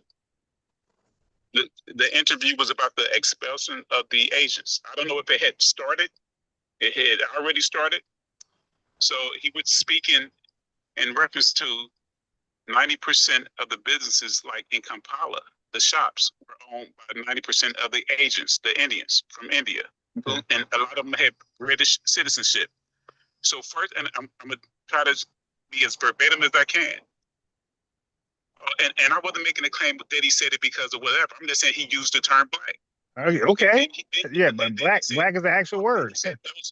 Then he said, this is what he said. And after I'm finished, I'm going to send you the link to the video. I don't need it. I'm taking your word as the truth. Go ahead. Okay, like I said, I'm trying to be as verbatim again, but when you get the video, you can see if it's verbatim or not. Now, I trust you. So he said, those shops, there's no Ugandans, Ugandan people. Oh, wait. Stop. So slow down. So he's acknowledged those people as Ugandan people, right? Hello? Hey, no. Okay. Hey, okay. All right, meet you out here. I got enough from you. Got enough. He busy. What's going on, brother? His family was been good. He was you, bro. I've been fine. So, did you hear that guy loud and clear? Yeah, I heard him. I was hearing bits and pieces, bro. All right. So, so the TikToker, it's on TikTok. If the YouTuber struggle, I'll replay it, straight from TikTok. But I would download it. All right, bet. Yeah, I was going to ask you. I know a couple of weeks ago, you had brought up the Tate situation. I didn't know whether or not you had went into it. I've been working. Yeah. I did. I went into it yesterday. Yeah, they're found. From my research, they are foundational. Oh, okay, yeah, because their old man was in the military, right? Yeah. But like that don't mean nothing. But they were actually born here, so that means everything. Right. That's what I was thinking. I was like, that's what got me thinking about it. I was like, damn. Well, wait a minute. Yeah, I didn't know much about their background. Or what was they raised in Romania? I didn't know. Yeah, and look, they could be raised in Romania. That don't take away the FBA. See, now if they were born in Romania and then raised as Romanians, yeah, it's over. But the fact they were over here and they lived our culture, they experienced what it means to be Native Black American, foundation Black American. They met all the eligible requirements to be FBA from as far as I'm concerned. Oh, okay. Yeah. But Yeah, a person like who I'm thinking of Drake. Drake is out of here. somebody like Drake's father from Memphis, but he grew up Right. in Canada. Right. And he has Canada citizenship, and his allegiance is to Canada because he's a citizen there. Right. I don't even know if he's a citizen here yet, but his first allegiance was to Canada. And that's the first no to be a non-FBA. Your allegiance got to be to America first and foremost. It can't be somewhere else. It can't be a foreign nation. Right. Yep. Yeah. Okay. Okay. I'm gonna have to. Shit. I've been working a lot. I'm gonna have to go back into the archives. And you say you just did it yesterday on Yeah, I tape? did that yesterday. Actually, I did that yesterday. Oh shit! I I was think at work I all think day. it was the afternoon live. I did two live. I do a early morning live, and I do a afternoon this time live. So I think it was around if you go into the live, I started like what? Yeah, yeah. I think I did it real early. Oh, No, no. okay. Okay, Yeah. so no, I played Tasha K first. So I played Tasha. Yeah. So once you listen to once you get past the Tasha K video and get past the Treatment Sheet video, right after that is when I go into like a little bit after that, I go into the tape thing. Oh, okay. I was thinking about too, man. When you look it up, because I know you had spent some time. I don't know if you was a member. Or I remember us talking a couple of years ago, and I studied with a few brothers. I was never a member, but what's your thoughts on even with Message to the Black Man when that came out, when Elijah Yeah, I thought it Muhammad was a them good book. Yeah, I read it. I right. had that book. Wow, that's a good truck. Get in. Yeah, I thought that was a good book. You know, at that time, yeah, I thought like there's some chapters that's really really good. Like even now, I think certain. Yeah, that's a cool car. Fifty butt on. Yeah, I think even now, if people like get that book, I ain't gonna say all of it because it gets real religious, it get real Islamic at some point. But if they go into like the do for self help, love, elevate the black woman, when they go into all that, I think that whoa, shit, look, yeah, and they can't turn out. Sorry. Yeah, so yeah, I think if you look into that part, there's certain chapters about us. I think it's still a good book right now. Okay. Yeah, I had read it some years ago, but I was just thinking about the term black, at the time when that book was dropped. You know what I'm saying? Right. Decades ago. Right. And that was an unpopular term. Everybody was still Right. Negro. And that's what I'm trying to, that's the guy who called in. I was trying to let him know that, like, yo, if Idi Amin used the word black, he was not applying it the same way Elijah Muhammad. That's what I'm trying to get him to understand. But he was too caught up on his trying to convince me of a lie that he can't even listen to my points. Like, dude, I'm not denying he ain't say black. Black, that's an English word, bro. It's a color. So people use English words all the time. But what I was saying was the application of the word wasn't the same as Elijah Muhammad's. Okay. Right. Yeah. Yeah. So I was saying the application of the word wasn't the same. So that's why I said, bro, was he using it racially? Because I already, bro, as you know, like I researched the word black up and down to and from. Like I don't think nobody can do a better job than me. And I'm giving them the way out. I said, bro, did he use it racially? I know the answer is no, right? Because at that point, black was not race. It wasn't racialized at that time. It was still just ours. So I knew that was out. So then I said, bro, was he using it as? I said, bro, okay, no, don't get hit. I said, was he using it as an ethnicity? He said no, right? So I said, so two down. So he's not using it as ethnicity. He's not using it racially, and it can't be the nationality because Uganda's the country, right? So once you get Right. citizenship to a country, that's your nationality. That's why, like, Right. once I migrate over here as a Mexican to get citizenship, they become a Mexican American because American is your. So okay, so black is not their nationality. It's not their Right. ethnicity. It's not their race, right? So I said, then the only option left is just how they look, right? He only describing their skin color. My point is, he was only describing their skin color That's very dark. That's the whole point. What's so hard to admit that? And then as he's trying to read the quote verbatim, he got Idi Amin saying the Ugandan people. So I said, so he's calling them the Ugandan people, right? So then after that, that's when he chimped out and he didn't want to no longer dialogue on top anymore. Yeah, I think they kind of missing certain things. There's still some things that I'm still learning. But it is a distinction though. It's just like when you say, if somebody would say, if a news correspondent would say like the Arab League or the Arab world is different nations in the Arab League, or it's different nations, within the African Union. Right. They always but gonna guess what? point to a nation. But guess what? How about saying somebody said a word that didn't exist yet? Like, for example, how about saying Marcus Garvey said the West Indian Federation before the West Indian Federation? So that's the equivalence of Idi Amin. The dude is trying to say he's applying the word how we apply it. I'm like, nah, he's not. He's applying the word just by skin color. How darkness was always applied to people dark skinned by Europeans, right? So Europeans were the first people to look at people's skin and say, "Ooh, you're dark," because obviously, if it's a country full of dark people, there's no dark people. Everybody light skin. Everybody same color. Everybody brown skin. Like Right. you're only dark when you're darker than somebody, right? And you're only light when you're lighter than somebody. So it's like, who are they dark compared to? So why would they call themselves the dark people? That's why nobody named themselves after their skin color. They named themselves Igbo. Igbo don't mean dark. Hausa don't mean dark. Fulani, all those African tribal names, Zulu, Shana, none of those things mean dark. None of those things mean I'm dark. Just like black over here don't mean I'm dark. Black is talking about an experience, culture, language, struggle, accomplishments. It covers all of that. It's not a one definition word. Right. So you saying, so let me ask you this: in the next census, you think it's gonna have FBA on there on the next census? Okay, so you said next census. I see, Yugi.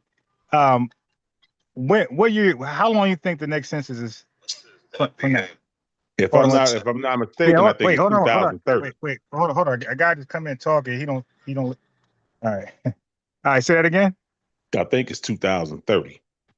Okay, brother. What you should do is go to my wall. It's kind of old now, but look about 2 weeks ago. No, I'm sorry. Okay. Look about a week ago. All right. All right. On my wall. Hold on. I'm gonna tell you. You said 2030, bro. I filled out a form that asked my race. It said black, and then it asked my ethnicity, and the last option was Native Black American descent. Okay, so that sounds like 2026, not 230, 2030. So I took a picture of the form. So did you hear that? Oh yeah, that form that you had up there. I seen that a couple of weeks ago. Right. So it already happened. It's not something to happen. It's already here. Oh, I see what you said. I thought that was like a some type of job or some type of I didn't know what it was. That'd be the same thing. No, that'd be the same thing. The fact that people are asking more than your race, they want to be specific, and they have a delineating term on there. They don't have African American. They asked me, am I Native Black American descent? Right. I got you. Right. So we already here. So it's going to take a while. You know what I mean? It's going to circulate, and before you know it, it's going to be the regular. But I'm so glad to be the first person to show that is already on forms.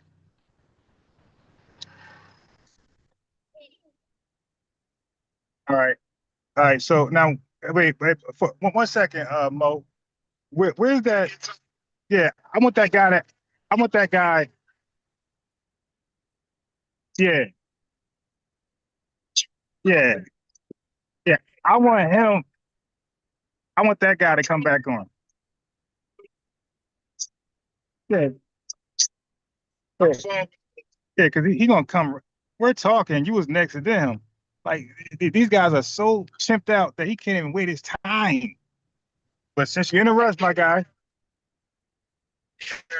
Since you're in a rush, my guy, invite yourself back up. Okay, and let's have a conversation. But anyway, go ahead, brother. You talking to me, Ron? Yeah. Okay, yeah.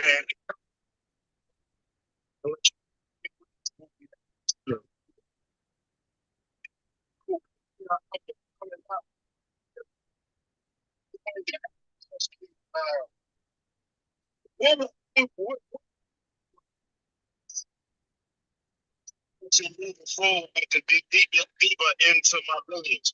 I've gotten back to my grandfather and my grandmother on both my mother and father's side. And what's the earliest date going back? What was it? I don't even know. I have to look, broski. I can definitely find out. It's definitely the 1800s. Yeah, nah, those dates matter. That's why everybody will hop on. I asked them the date. Just due to a lot of this stuff, man. That's why I listen to brilliant brothers like yourself. You know what I mean, Tyreek, man. I learned so much from you, man. And I humble myself, you know, to y'all platforms, man. I be saying a lot of dudes be hating on y'all because, you know, shit, man. To me, it ain't about getting from. It's about being right and wrong. I just want to be right. Right. Right. And Yeah. When my phone was acting up earlier, was talking to somebody else. I heard them say something about native, and it seemed like you put them off as like indigenous. Right. Some kind of distinction between. Yeah. Because you're not going. Okay, let me say this. Most people who use the word indigenous and native have no idea what each word means. Okay, so I kept saying indigenous because I don't believe he know what native mean, and I think he really meant indigenous, but he's using the wrong term, native. So I was correcting him based on his context, how he's using the word. I'm like, yo, you mean indigenous people. You don't mean native at this point. Right. That's all. I was giving him the right word that he's trying to use in that context. Can I say something else? Yeah. Wait, hold on. Wait, first of all, introduce yourself. I mean, God, I already know you're not FBA. Nah, I'm not. I'm not. Look at the. I'm behind. I'm whipping. Okay, I'm not saying I'm whipping, so I'm not even looking. I can't whip and look. Yeah. All right, what's going on, family? Yes, sir. Yes, sir. That's what I'm talking about. Take care of responsibility. Go to the park. Great, you from America? You say you from America? We'll go back around. You talking to me? Hey, Mo, you talking to you, Mo? Or are you busy? What's the word? What's the word? He asked you, are y'all from America? He asked me? Yeah, you too. Yeah, absolutely. United States. So all we can tell you, bro, the only thing you can do is just worry about the local assemblies, bro. Like you gotta get the people involved. You gotta, you know what I mean? Basically as simple as that, you know what I mean? And just step up. And if nobody else is doing it, then you do.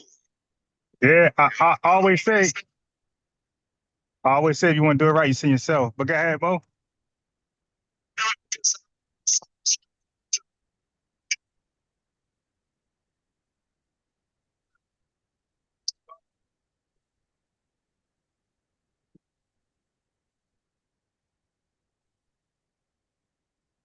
You know what I mean?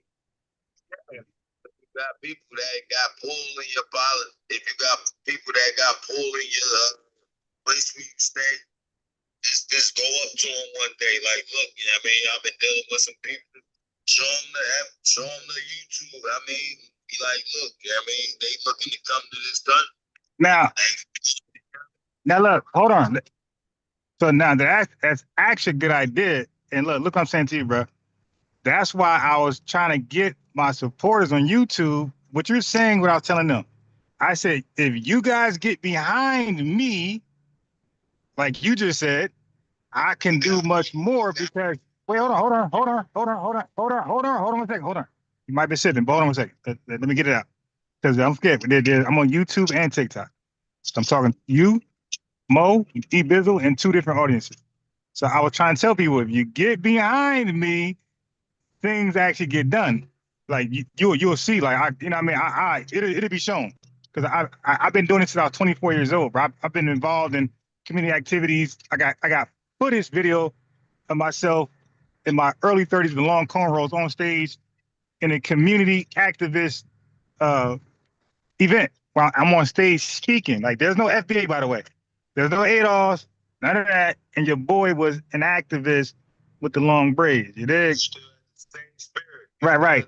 So look, so I was telling the chat was, hey, if y'all direct your support to people who actually can get things done and not just talking look good and stay on YouTube like everybody else. With those numbers, like you just said, people are willing to listen. But when you go there with it as an individual and you show them, yeah, I got 40 live viewers watching me, my guy, he like, yeah, all right, well, go back and get more. That's what they're gonna say. But look, but you got other folks who online yelling and hooping and hollering. All the people watching them, they don't leave from their bedside at all, their couch, at all. At all.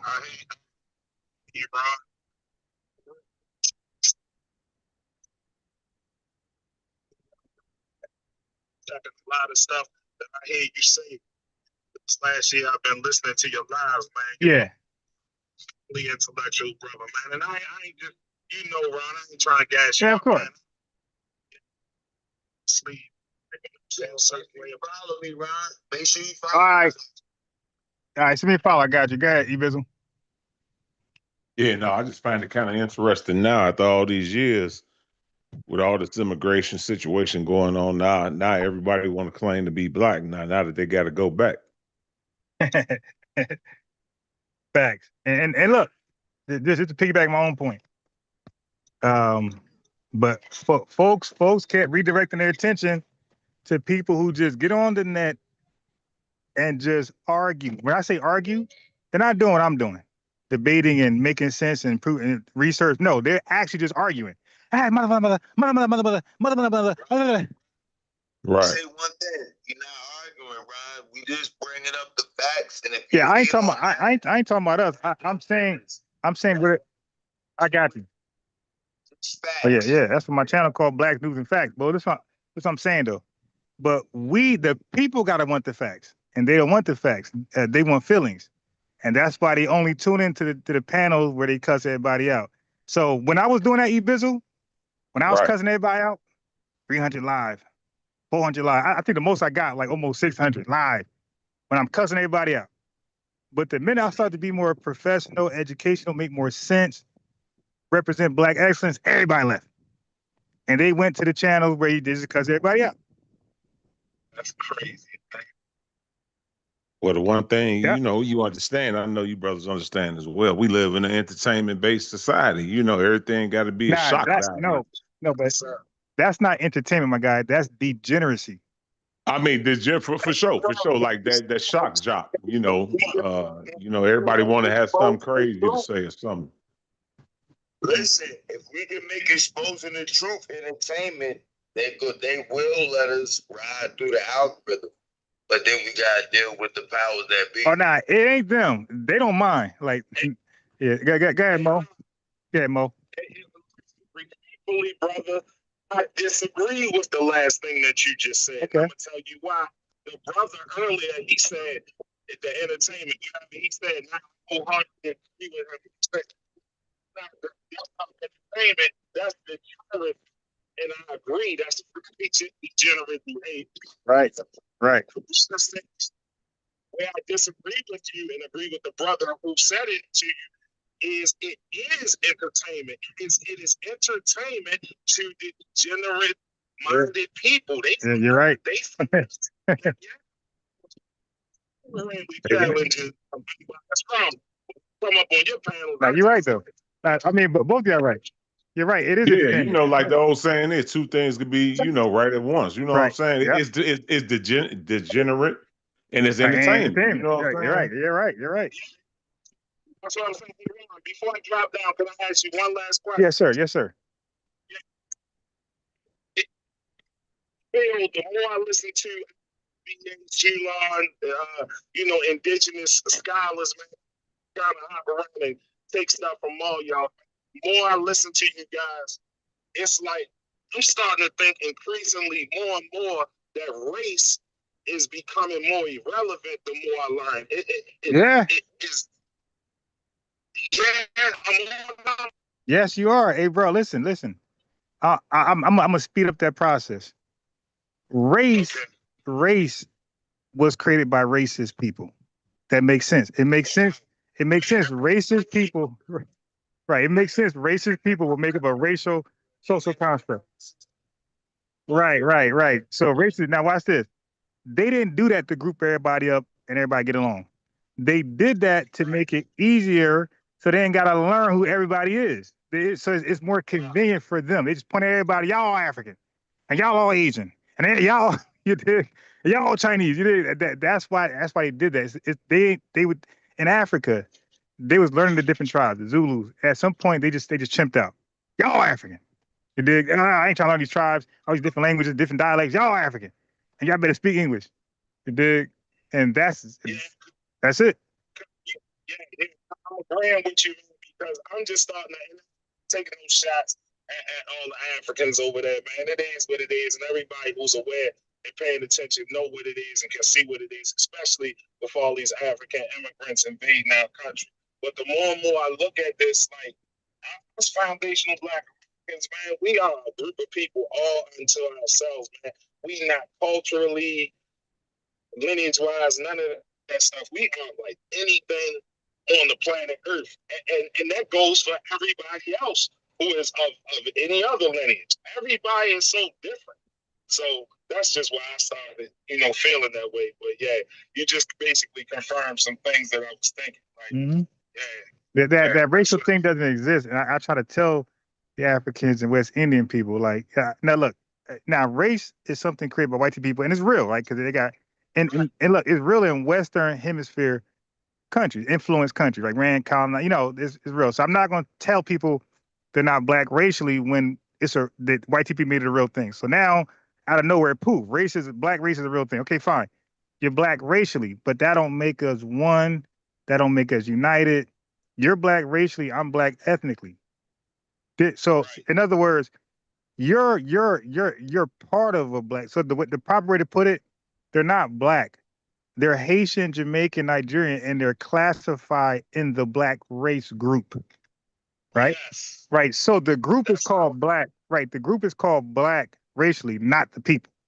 So we're FBAs, and we're also grouped up in the racial group Black. So we're all grouped up under the same group name, which is Black, but that don't mean that's who you are. You're still Ugandan.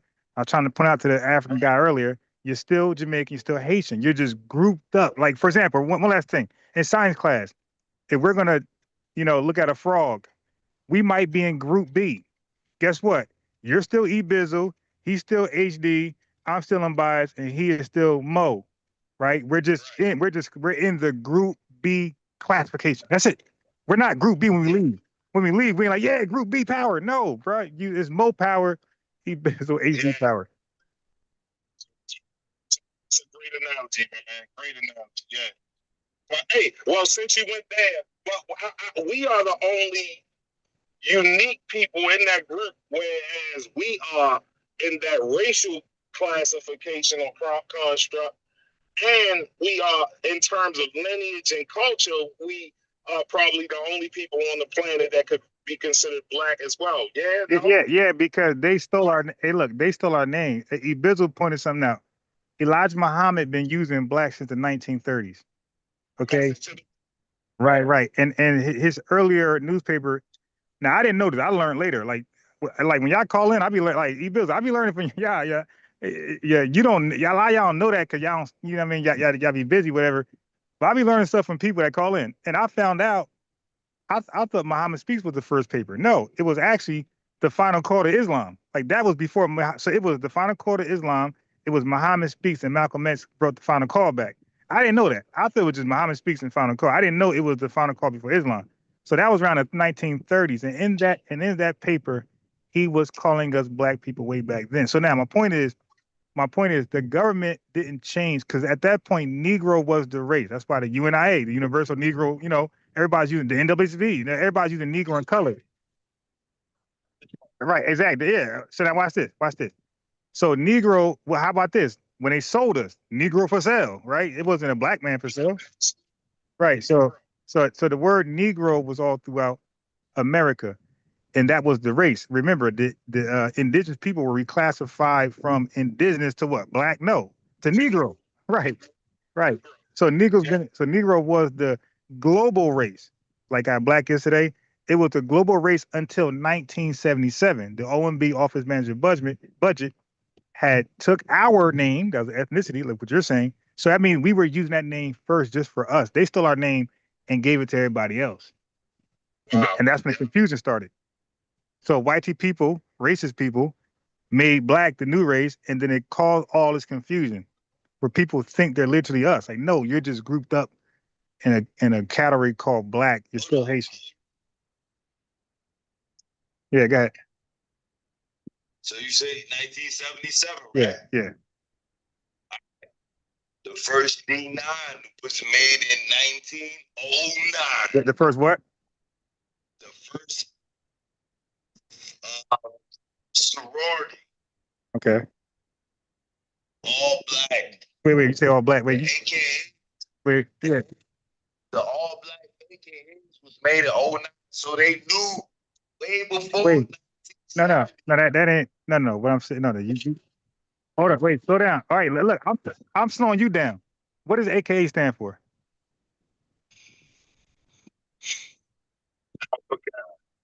Okay. All right, no problem. No problem. My point is now. Hold on. Just listen. Follow me. Wait, hold on. Just follow me, my guy. 'Cause you said something that don't add up. So now, all right, bro. Just listen. You said AKA. The word black ain't in there. So I'm trying to find the word black. So by you calling them black, let me give you a word.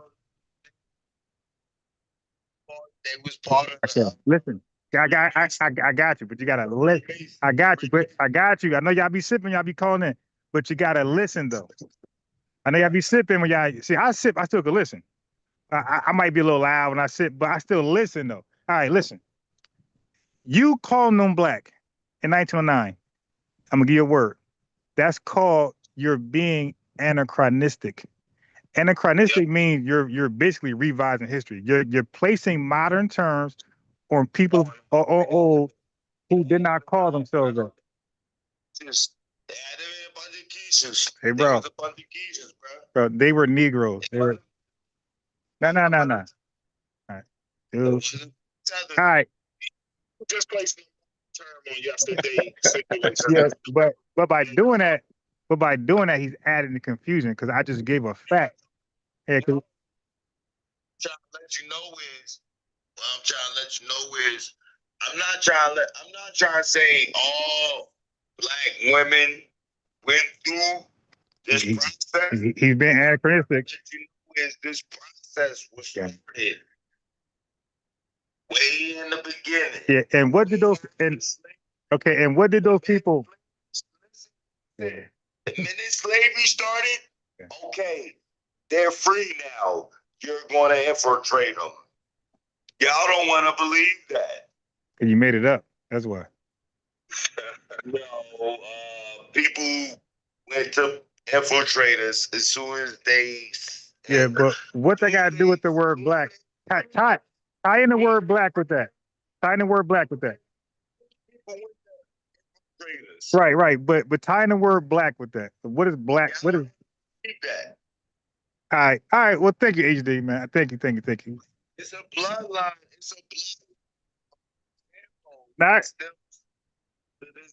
Now we got you. But thank you, man. I'm about to continue the show. Now we know that.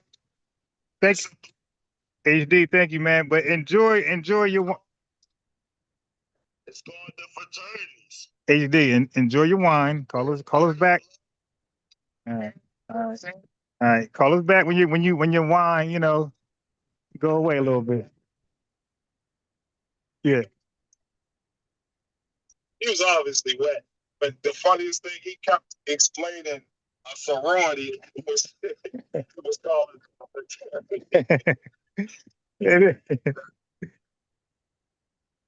they girls. Oh my God. Yeah, they Were around in 1904. Not if they were or weren't. I'm taking his word for it. Trust me. I'm taking his word too.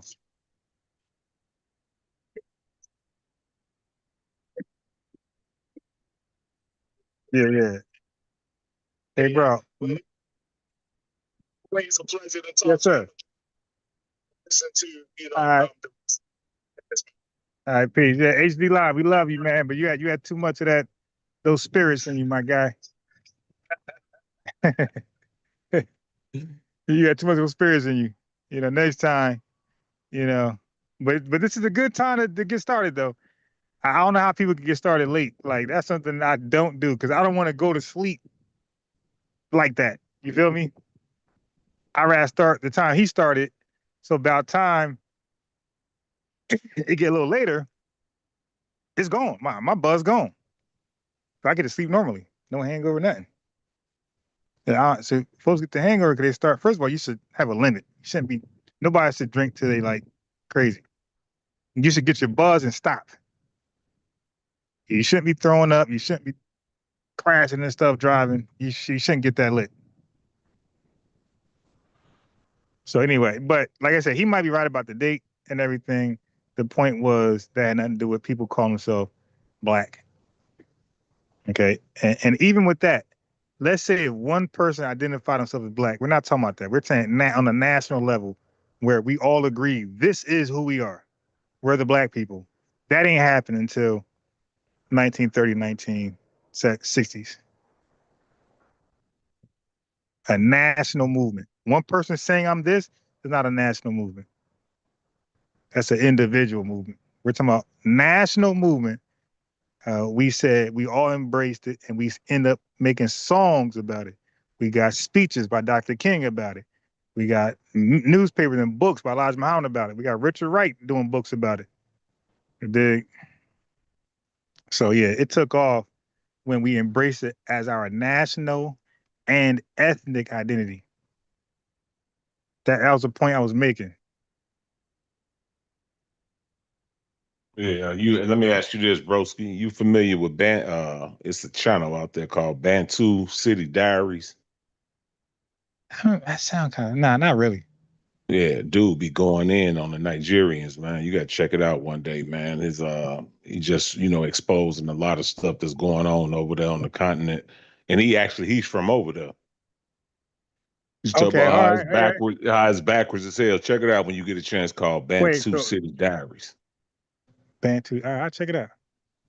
Yeah, it's interesting, Bantu. man. It's Bantu City Bantu City. Diaries. I'll check it out. Yeah, I love when they keep it real about what's going on and stop lying. Oh man. He just dropped the video yesterday, man. He always do like a 15-minute clip. He was just showing how in Lagos, he was just showing how they just, what I'm saying, working on cars in the middle of the street, cattle walking around, jumping in and out. They on the damn taxi cab, jumping in the middle of the lane, jumping out the taxi.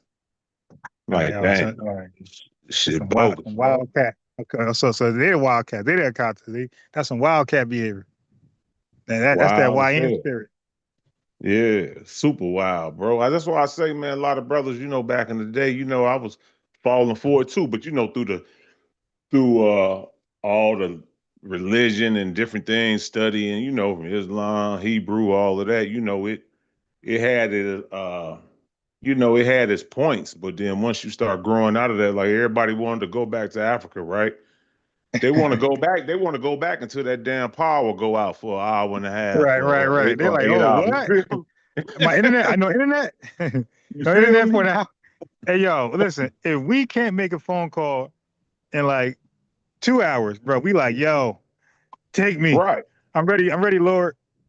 Yeah. Man, so just imagine your power going out for a month. Right. Nobody trying to do that. And don't forget, like we are comfortable under AC, central air.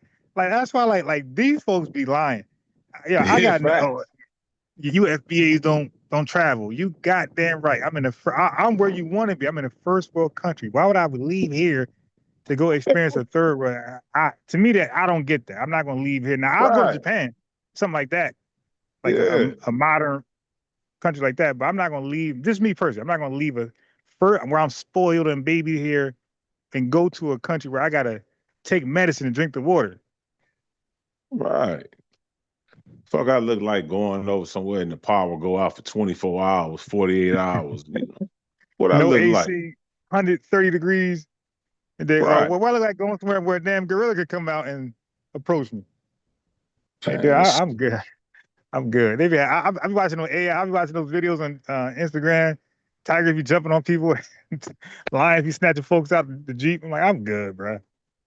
I'm not going anywhere with a cat as big as me. Our and I cats are think tiny. sometimes we get caught up in that like the blackity black doctrine, like, brothers be scared to say it. Like, yeah, you had your problems over here, but I'm gonna keep it tall with you, bro. This shit, man, you living where everybody dying to try Yeah, to get right, over here. right, You right, feel me? What right. is you talking about, bro? I had one of my guys at the gig. I used to work with years ago. He's always tell me, he's like, Bizzle, you can eat out the garbage can over here. You Right. know how much food we throw away? You feel you feel me? Yeah, You yeah, can eat yeah. I out be the seeing garbage people. can. You going back to Jewel or Walmart and Mhm. get you a meal. Yeah, right. And it'd be packaged. It don't even be open. Right. These people dying to get over here. Ice cream. Yeah, it be closed. It just because they're not allowed to sell it before the sell date, but you can still eat it. You just can't sell it by Right. that date. Right. Right. So these folks like, yeah, give me that on some Chris Brown. Okay, come. Yeah, but that's a great point. Like people eat out the trash can over here and be good. Ain't going to the hospital. Ain't about the DIE and that. Come. So get ice cream. Yeah, you got this park, man. It's burning. Get some ice cream. Get out this park. It's not too bad. Got a little breeze. But yeah, man. To each his own. People like to vacate. Tariq like to leave. You go. Other folks like to travel the world. Go travel the world and be great. But you won't convince me. Yes, Yogi. Okay, I'm gonna give you a juice. A Man, look, Slurpee. the only way I'm going over there, only way if I go over there, I gotta know where the nearest U.S. embassy is at all times. Plain and simple. Plain and simple. Yeah, these guys be watching those movies, these Steve Seagal movies. They'll be like, you know what? He's American. If we get him, the country would probably give us $1 billion to get him back. They start thinking like that. Like, nah, they ain't gonna do that, bro. We don't negotiate with terrorists. Don't do it. Shut up. Shut up. Yeah, nah, I ain't messing with them, man. Have fun traveling, be safe, and just tell me about what you experienced, but I will never know. I got my feet kicked up, AC, central air, Slurpees at will, and we are Right. FDA regulated. Like, what's that government that regulate them being sanitary? Like, yeah, I Right. just watched a video of a white tea man. Look, I'm gonna show y'all this. So there's a African booty scratcher somewhere in I think Kenya somewhere where he tells him he's Jesus. Like, so he took this old, like he's like the African Tazat, what's his name? The Comforter, Tazadakia. Oh, Like he's the Tanzania. Yeah. yeah, right. He is the African Tazadakia times 10.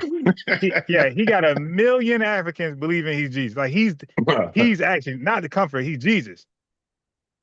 You Oh dig? my God. Yeah. So anyway, so this white T guy and his like Kenya African coon girlfriend went out there and they went to like a Kenyan restaurant. and I forgot they had like showed a dish. I forgot they don't use forks, so they was trying to show the guy how to eat. He had to use his filthy hands. So I'm like, where he wash his hands at? Like they ain't got no damn what we got over here, just like a soap dispensary right there, or alcohol. Like, bro. And then how did she wash when she made the food? Where she wash her hands at? Like she's sucking her fingers. You feel me? Like they don't have our high standards, man. No, She's cooking for them. Look, think about this. She's cooking for them. What's stopping her from licking her fingers? right. Because everything made by hand. Like they don't have spatulas and forks and stuff. Like I'm not doing that with this woman. And she got like 2 teeth in her mouth.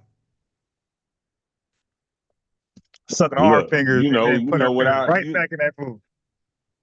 You gotta think about it. You know, if you just really think about it, man, any quote unquote Negro, African American, FBA, whatever you want to call it, the ones that grew up over here, you don't even want to drink after your damn kids. Oh yeah, bro. I don't drink after nobody, bro. I never Right. did. I don't either. When my kids was little, I'm like, no, you can have that. I don't want no backwash, no nothing. I don't want none of that. Right. I'm good. Yeah, exactly. We don't drink off each other. Family. First, kids, girlfriend, nah, I'm good. That's yours. Like, Right. and if you want mine, wait, hold on. Give me one more sip. You can have it. Right. I don't want you double dipping. Hey, don't double dip the wings either. Oh, Get your own sauce. Get your own sauce. But if you double dip, it's yours. You dig? You double dip, it's yours. That's your sauce. Yeah, do you know sometimes I don't double dip myself? Like sometimes if it takes too long, like the next day, I'm like, I'm good. Yeah, so I'm picky as hell with that.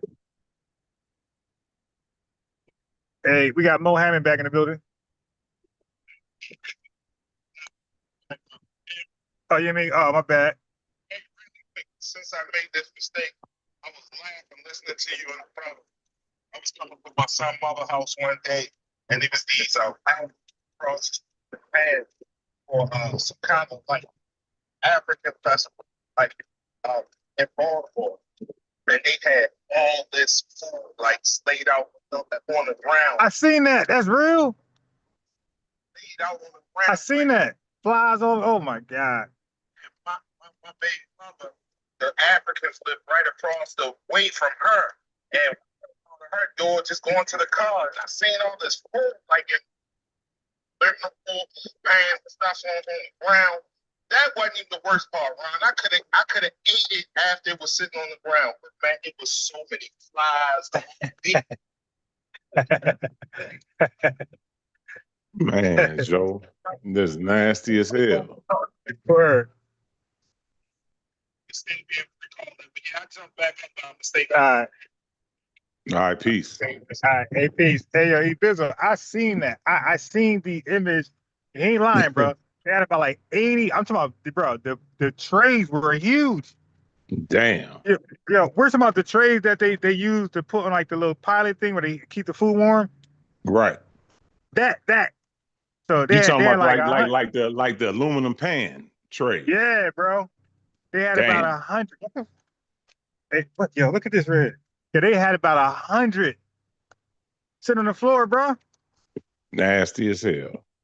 Yeah, I'm like, what is that, bro? 100 of them. I mean, and guess what? No top. And yo, they were picking up and giving the Africans off the floor, uncovered, bro. No, I mean, like, what's the point? I don't know, but uncovered, my guy. About 100 of them, and they took the whole tray. Man, shit. Whatever they're doing, they was buying the whole tray, man. And all I can think about, the average American, even the whitey ones, all we could think about is how many flies on that damn food. All right. Hey, forget the flies. I remember I was dealing with this sister this couple of years back, right? We went out to eat or whatever, right? She ain't want a damn. I was trying to explain to her. I was like, look, sis, it's she was snapping on the waitress. She was like, no, it's a stain on the damn fork. I said, no, that's the water stain. It ain't nothing. You know what I'm saying? Yeah. If you live, man, hey, if you live over here, bro, it's just a high level of living. You know what I'm saying? Yeah. I look, when I'm out, bro, just give me plastic. I want plastic everything, bro. So because I'm the same way to stain the water stain. I'm good. I want that. And the way they wash the dishes, I didn't wash them. Like I really only trust my washing dishes, by the way. So if I can't wash the dishes, hey man, you got plastic. If not, dude, just I'll make my plate and I'll just eat it at home. You dig? Yeah. So, and then it come with age too. Some of that wisdom, some of them talking points I had 15, 20 years ago. It gets you riled up on certain situations when you watch a lot of news and you get geared toward one way. You know what I'm saying? Like, Yeah. nah, damn, bro, no, it ain't. Yeah, it's messed up in a lot of places, but bro, we got a way higher standard of living, bro. Yep. And people don't understand when they come over, they don't understand that. So like they don't understand that. So they will cough on their hands and keep it moving, keep preparing the food. You dig? They'll cough on their hands and keep preparing the food. They'll see a roach and smash with their hands and then put your chicken in that damn tray. Cause to them it's just a bug. It's just a bug. It's like they don't understand. Nah, roach is a roach. There ain't no damn Right. ant. Now, like, you can smash the ant. You can smash the ant, and I might let you still finish my food.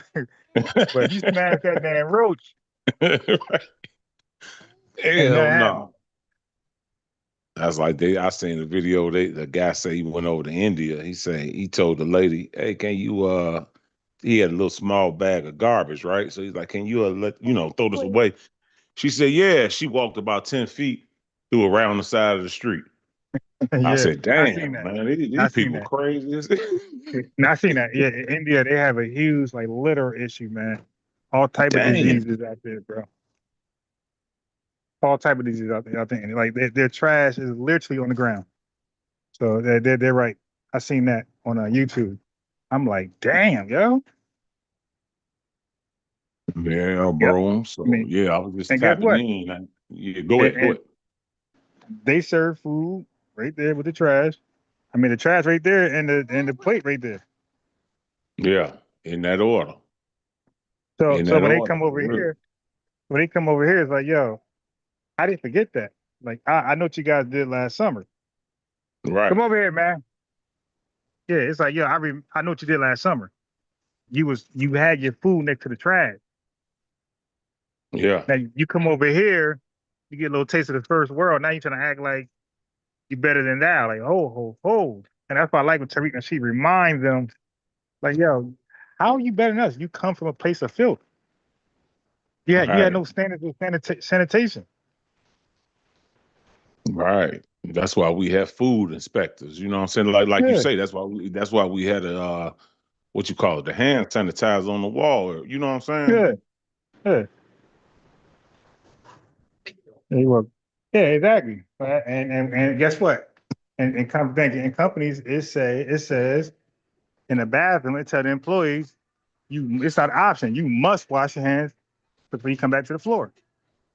Absolutely. Like, you think they got that in the Ugandan restaurant? You feel me?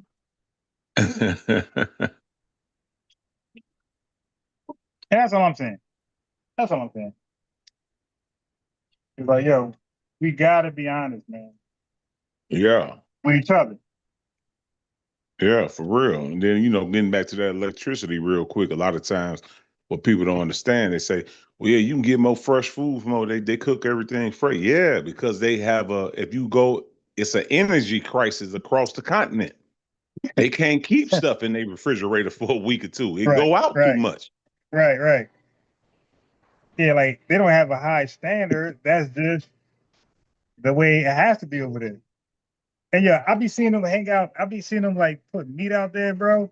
Like the bush meat be like just hanging up, flies and maggots on. Look, with flies and maggots, bro. I'm like, yo. And the thing is, like, when I look at it, I don't look at it to condemn.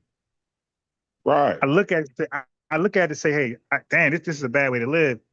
You feel me? So then you say, well, how can a person that come from this come here and then gaslight us? It's like, yo, like we want y'all to do better. You know what I mean? But damn, Yeah. like we might donate, 10 cents a day. You feel me? Right. But not Yeah, if you coming definitely. over here, getting the job by the whitey man, and then thumbing your nose up. You dig? At that point, we like hold it, hold your own.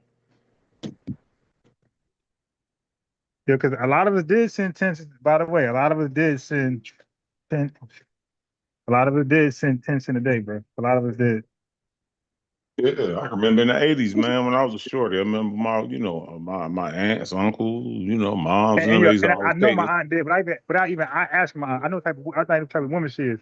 I know she Yeah, did it.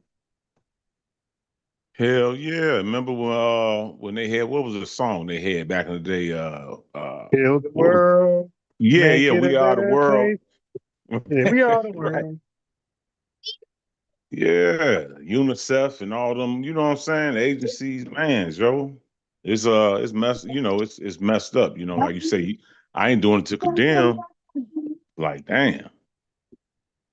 But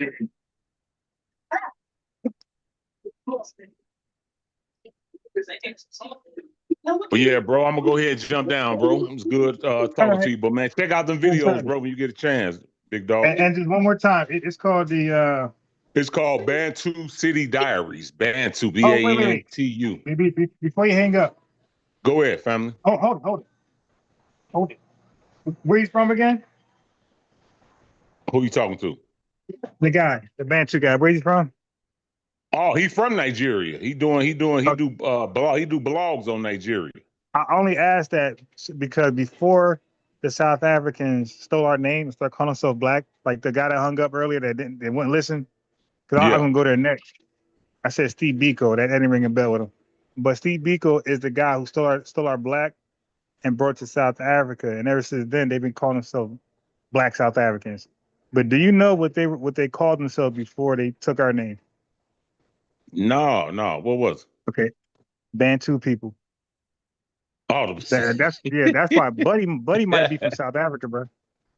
yeah, you know what? I don't know, but I know he got some interesting videos, bro. When you see it, you're gonna say, damn, man, I be scrolling through them sometimes at the gig. On my break, man, he be just exposing a lot of situations, man, that's over there, man. It'll make you, man, grateful that, you know what I'm saying, we over here, bro, for real. I mean, Yeah. so Okay, man. some of it to me is demeaning, but like 80% of it is factual. You know what I'm Yeah. saying? How about to say truth is truth though? Truth is truth. Yeah, truth is truth. You feel me? I mean, if it's nasty, nasty as hell, you nasty as hell. You know what I'm saying? It's just backwards. A lot of backwards things, just the leadership and everything. He just pointing out everything ain't the colonizer taking stuff. It's a lot of mismanagement Oh from yeah. the leaders over there. And I always say that, bro. I never let them lie to me and say it was a whitey man. And listen, No, Tariq is the one. Look, Tariq is the one that put me on that because I was at one point believing that until yeah, Tariq me said, too. "Nah, it's y'all." But hold on.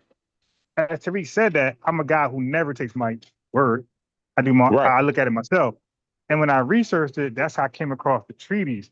So I don't need Tariq to tell me about the treaties. I read them myself. They was in my live. Me and my boy DJ Focus debated uh, the the treaties. Yeah. So, Yeah. It's a whole lot of yeah. treaties. I'm still going to the Treaty of Tripoli, Please scan your and first item. Thank you for in shopping the at Wawa. Constitution, there's a lot of We continue. I'm just doing a little Welcome. study on Please that. scan But your yeah, them first treaties item. is something else, bro. You know what I'm saying? And Select 100. definitely, I was at that point 2 years ago. I was talking about, yes, the colonizer, they stole the resources and this and that, Yeah. Select But it's a lot of mismanagement and a lack of just education. But You know right what now, I'm saying?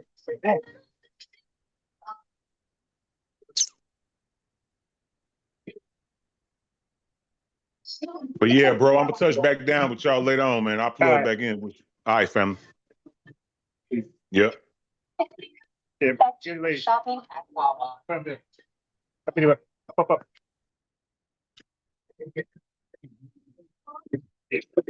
I closed it out too fast.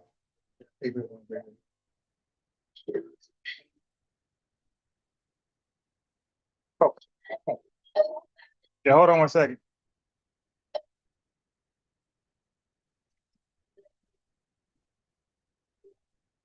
Hey, yeah. How you doing, man? You having a work on? And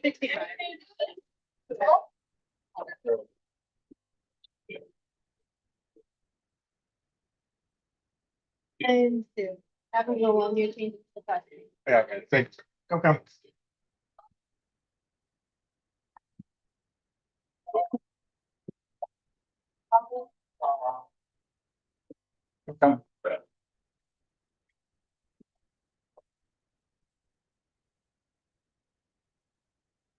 Thank you.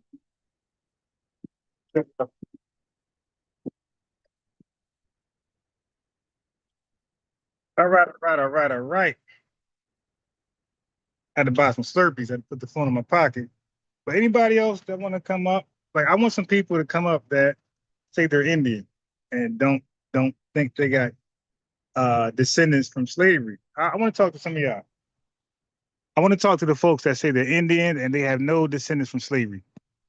I want to hear their story.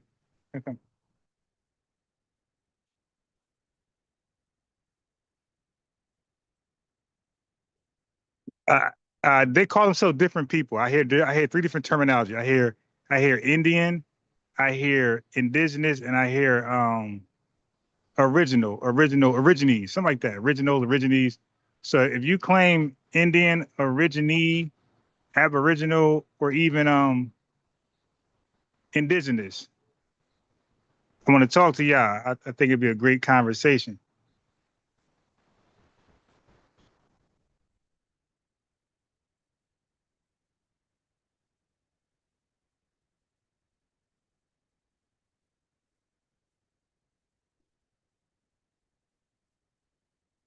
I want to talk to the folks that's I want to talk to the folks that say that they are Aboriginal, indigenous, Indian.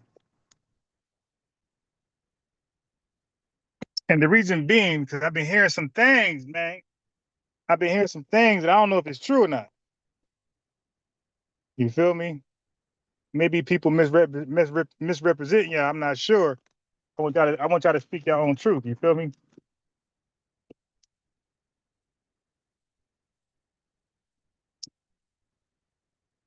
Don't be shy. Yeah, everybody be having a lot to say on the net, on all different platforms, and they be sounding like scholars and historians. When I invite them up, nobody wants to show up.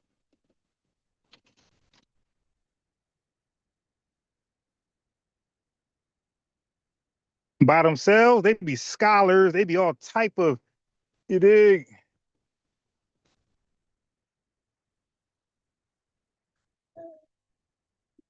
Yeah, where my headset go? They be all type of scholars until they get invited up. No, not the other ones. Yeah. My bad gotta be on top of it. I got him. Yeah.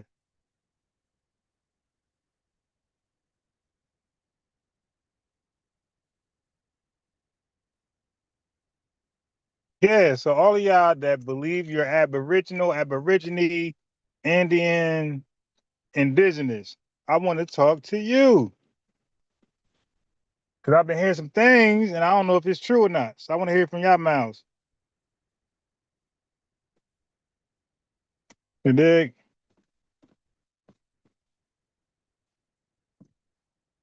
Yes, sir.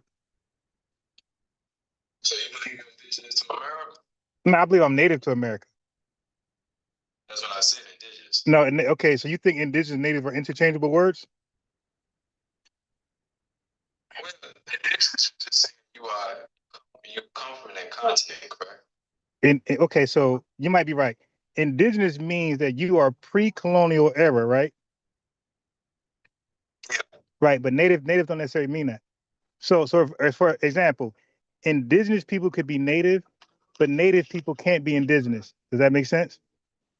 Yes. Right. So I'm native. I'm not indigenous. I came with the my people came with the colonizers. We mixed. So we mixed with the indigenous. We mixed with the colonizers, and we mixed with also indigenous and also European. Yeah, African descent is true, indigenous is true, and European is true. Include me, but if you claim African descent, West and Central African descent. Yeah, yeah. I'm not one of those that say no. I say yes. Oh, okay, okay. Well, the next question for you would be then, why do you identify with FBA when you know who Tariq Nasheed is as an individual? Well, first of all, he like let's just say I'm gonna say the most extreme thing. Let's say if he was a serial killer. Okay, now what we are, okay, so if you coin a term and a term is true, just because somebody is something, they behave a certain way, it doesn't make the term false. You got me? So, and by the way, I use Native Black American, by the way. I think that's better. Okay, and you're not saying that you're not disrespecting the Cherokee Indians who have been here, that have the reservations, that have maintained the culture and the languages. And they would be indigenous. I thought we just went over that. That Native doesn't mean, yeah. I'm just making sure because it's a lot of pretending people on TikTok, and it's a shit show. Yeah, yeah. I want to talk to some of those pretending. Cool, bro. You cool, shit. Well, it depends. Wait. So I'm cool with you, but you might not be. Oh, now I got to pick your brain. Okay, you might not be cool. You might not be cool with me. I need to pick your brain. Okay.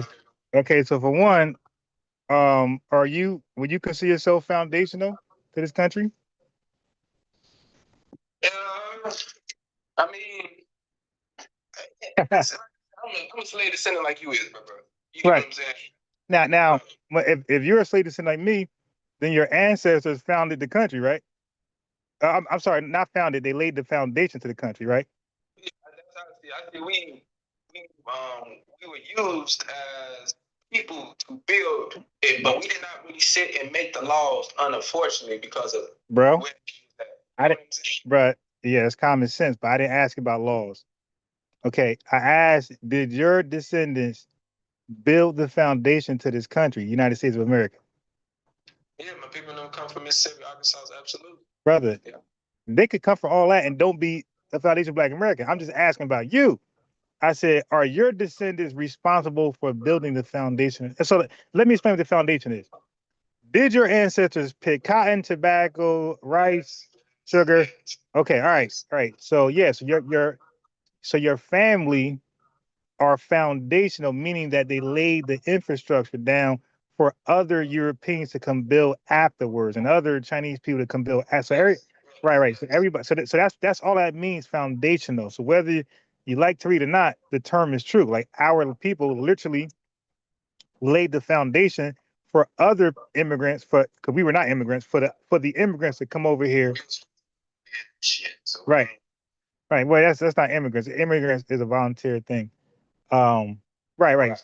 We were forced beyond our will. We were sold. Come on, we came as property. We were sold by. So who sold us? You said who sold us? Yeah. Well, unfortunately, the tribal warfare kingdom and the other things of that nature. Many of our, even if you want to say we are FBA, at the end of the day, a lot of us were selling our own kind as well, even on the continent. So you could have been a descendant of somebody.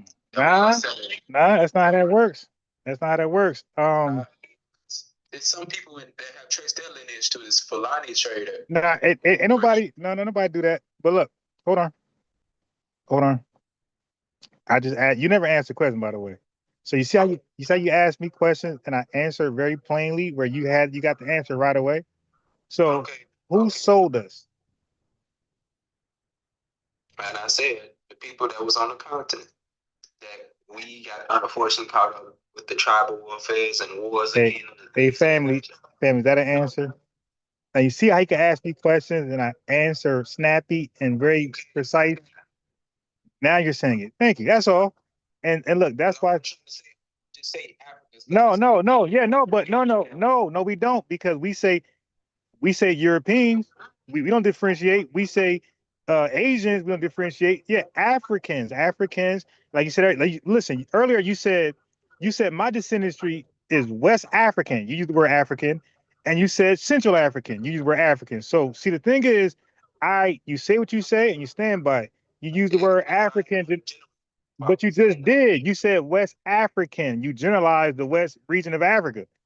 That's when I did my lineage. Yeah. I traced my lineage to just West and Central Africa. Right, but isn't that a generalization? Not really. That's what all my Hey, bro. Okay. Now here's the semantics. Hey, bro. What country is West African? Yeah, Nigeria. No. Singular. What country is West African?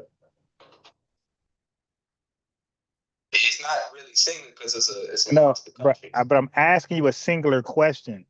What country?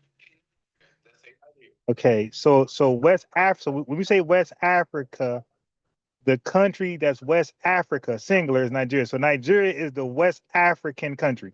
Is the West African country. The West African country. Right. Is that true or false? It's part of West Africa. Hey, bro, like no offense, but do you understand the difference between a definite article and indefinite article? Say it again. The difference between a definite article and an indefinite article. No, sir. Okay, so the Africa means the West African is the one and only. That means there are others. If I that's definite. If I say indefinitely, if I say an African country, then you could name Nigeria and others. But once you say Nigeria is the African country, the West African country, that means there are no other West African countries. Because I asked a question in a singular sense. You added the plurality. My point is that I don't know if you even understood it. My point is, what country West Africa? The answer is none. West Africa points to countries. It's a direction that points to countries west of Africa. Plural. There is no singular West African country. Okay. So no, but I brought that up to show that you were generalizing. Generalizing means when you don't speak to something specifically. You did not do that. You said West African descent. That is not specific. That is generalizing. So let's go on with the next question. All right, sure. Oh my God. Okay, so African sodas, got it. And white team meat people borders. How you feel about reparations to you and your ancestors? I agree. Why shouldn't we get reparation? Okay. Hey, so how you feel about Marcus Garvey? He's a good brother. Good brother. When I'm asking you questions, he said, when he asked me questions, I didn't say, I see what you're trying to do. I just answered the questions. Okay. So what makes him good? Well, he was trying to unite the African diaspora to go against the white power structure that plagues many of our countries. It plagues us even in America. So no matter where you go, it is a white power structure that has residue in it or is still trying to control the resources of that particular black country, whether it be in the Caribbean or Africa. Okay, so did he do any bad amongst Black Americans? That's my Have you studied Marcus Garvey? Yeah. Okay. Did he scam Black Americans? That's my knowledge. Really? So what did he sell Black Americans? Do you know anything he sold Black Americans? He selling us the Pan-African concept. No. I'm talking about tangible things. Like, did he sell? Are you familiar with anything tangible that we actually held in our hand that he sold us? Okay, so you haven't studied them. Hey, so in other words, okay. So maybe you did. You just forgot. I will help you remember. So remember, he was pushing the Pan-African idea, right? Ideology, repatriate back to Africa, right? Okay, what vessel was he going to use to get people to repatriate back to Africa? Bunch of ships, right? So how do you think he got the money for the ships? Huh? It's a bunch of He sold stock certificates.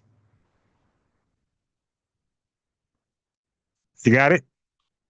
So he sold stock certificates to ships that and so obviously when you buy stock, you are owner of the thing you bought stock into. Like you're a minority owner into the things you bought stock into, right? So the ships he had, he sold stock. So he sold you ownership of the Black Star Line altogether, right? The BSL. Okay. Now that's not scamming. But what is scamming? Let me ask you this. If I sell you stocks to a business I don't own, is that scamming? Yes, sir. Okay. So he sold ships. He sold stocks to a ship, Orion, that he did not own. Okay. Is that scamming?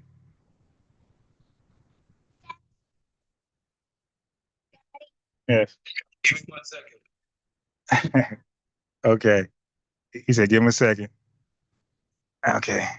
I don't know why it's so hard. This is like big pun. Yeah. No, we're gonna prep part. It's like it's so hard. Why it's so hard, to be honest. So now he's trying to go Google it. Don't matter. I am Google. All right. I'm just. All right. Now go ahead though. Go ahead. Go ahead though. No, I actually encourage people. I'm not that scammer. Are you familiar with Marquette Devon Burton? Hello? Yeah, I ain't him. Who say don't Google, don't AI. I say go Google, go AI. Because when you stand on truth, there's no. Okay, cool. So let's go back. So if I own Microsoft and I sell stocks and I make it public, right? I make the stock the shares public, and I sell them through the public, right? And people buy it and they own small percentages of my company. That's not scamming, correct? But if I don't own Microsoft and I say I do, and I sell somehow I get money for telling people these are stocks into Microsoft, is that scamming? Okay. So when Marcus Garvey sold stocks to the ship Orion, an old German ship that he did not own, at that point, when he collect money on the ship he did not own, so that means they never had the minority, stake at it. They didn't have no ownership. They just gave money away. At that point, was that a scam? Yes. Okay. So, and watch this. Wait, there's more. Okay. So now he wanted to go back to Africa with the ships he did own. We know that. Do you know what part of Africa he wanted to go to? Liberia. Ever heard of that? Okay. So now he sold the dream that the ships he did own, you're gonna buy stocks into those ships, and he's gonna sell you at one day to Liberia. That's the goal. Now watch this. That's the goal. Once he get wind, once he speaks to the president of Liberia and the president officials, and they tell him, sir, I'm sorry, but you cannot come here. Okay. So now when he gets that memo and he comes back to America and he sells stocks in the hopes, he keep raising money in the hopes that these folks gonna Liberia. That's scamming. Right. Well, that's what happened. You can Google that. Wow. Well, how would I say that? It's just like with your organization as well. I'm not gonna say I don't have I don't have. I do have an LLC. I don't scam. I offer services, and I've been doing this for a long, like 12 years. Oh, okay. like FBA. Nah, what? I'm not. Wait, hold on. Wait, stop right there. Because now you're projecting. Now you're lying on me. I'm not part of any org. The only org I ever joined was the Nation of Islam. Okay, I'm not. I've been out of that for a long time. I'm not part of no organization right now, sir. I don't send money to nobody. Okay. Okay.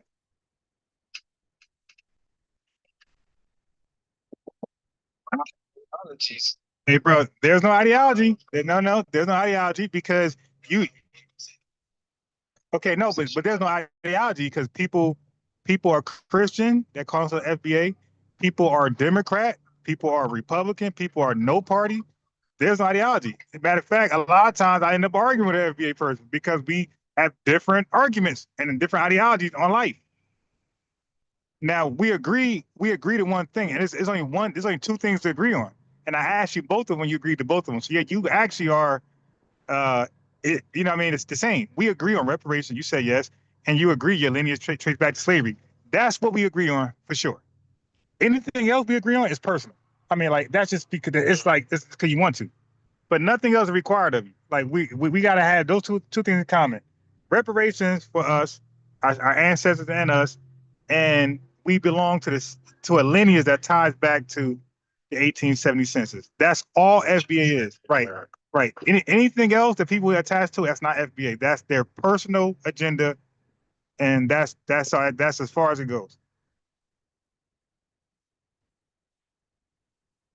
So what the hell is going on with a lot of the FBA pretenders? Okay, now okay. How do you know they're even FBA? That's what they say. Really? They don't tell me that. A lot of them. I'm not gonna say. Well, hold on. Wait. No. I haven't met one, and everyone that call in, I haven't met. They all say we're not FBA.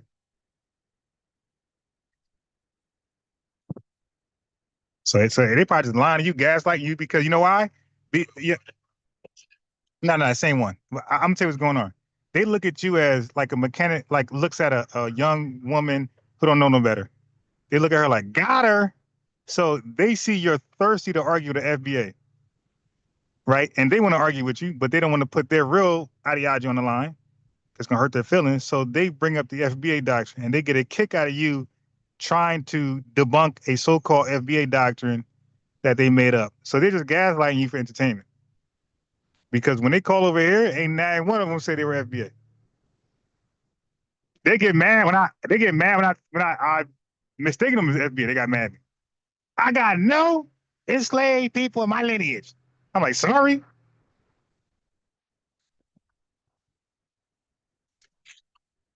What should do about that? All right, so invite them over here. You know. So no, they might be telling their truth.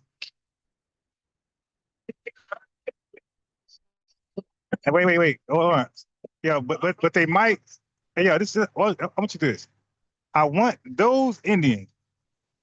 Invite them over here, and I would teach you how to talk to them. See, because a lot of times people have like bad faith arguments, and no, I'm going to talk to them, and I'm gonna have them tell you they're not FBA, right? So invite them over here. You dig? You know the channel. Invite them over here, and be like, hey man, a real FBA want to talk to one of y'all.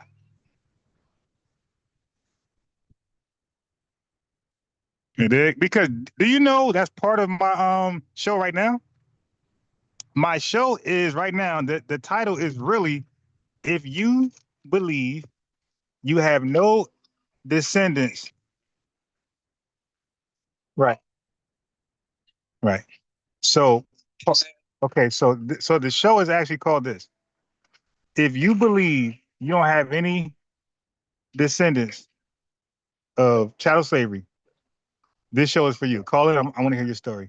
The second part is, if you believe the free blacks were not formerly enslaved people, but they were Indians who volunteered to go help build Liberia, this show is for you. I need to hear more. All right. So this show is for them. I want them to call in and explain those two talking points. I've been hearing those two talking points on these spaces, and I want to hear more about it.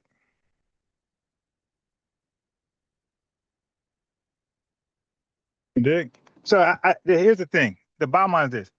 People go around arguing, like cussing folks out. They're not sincere. They just want to have a bad faith argument. They want entertainment. Myself, I don't do that.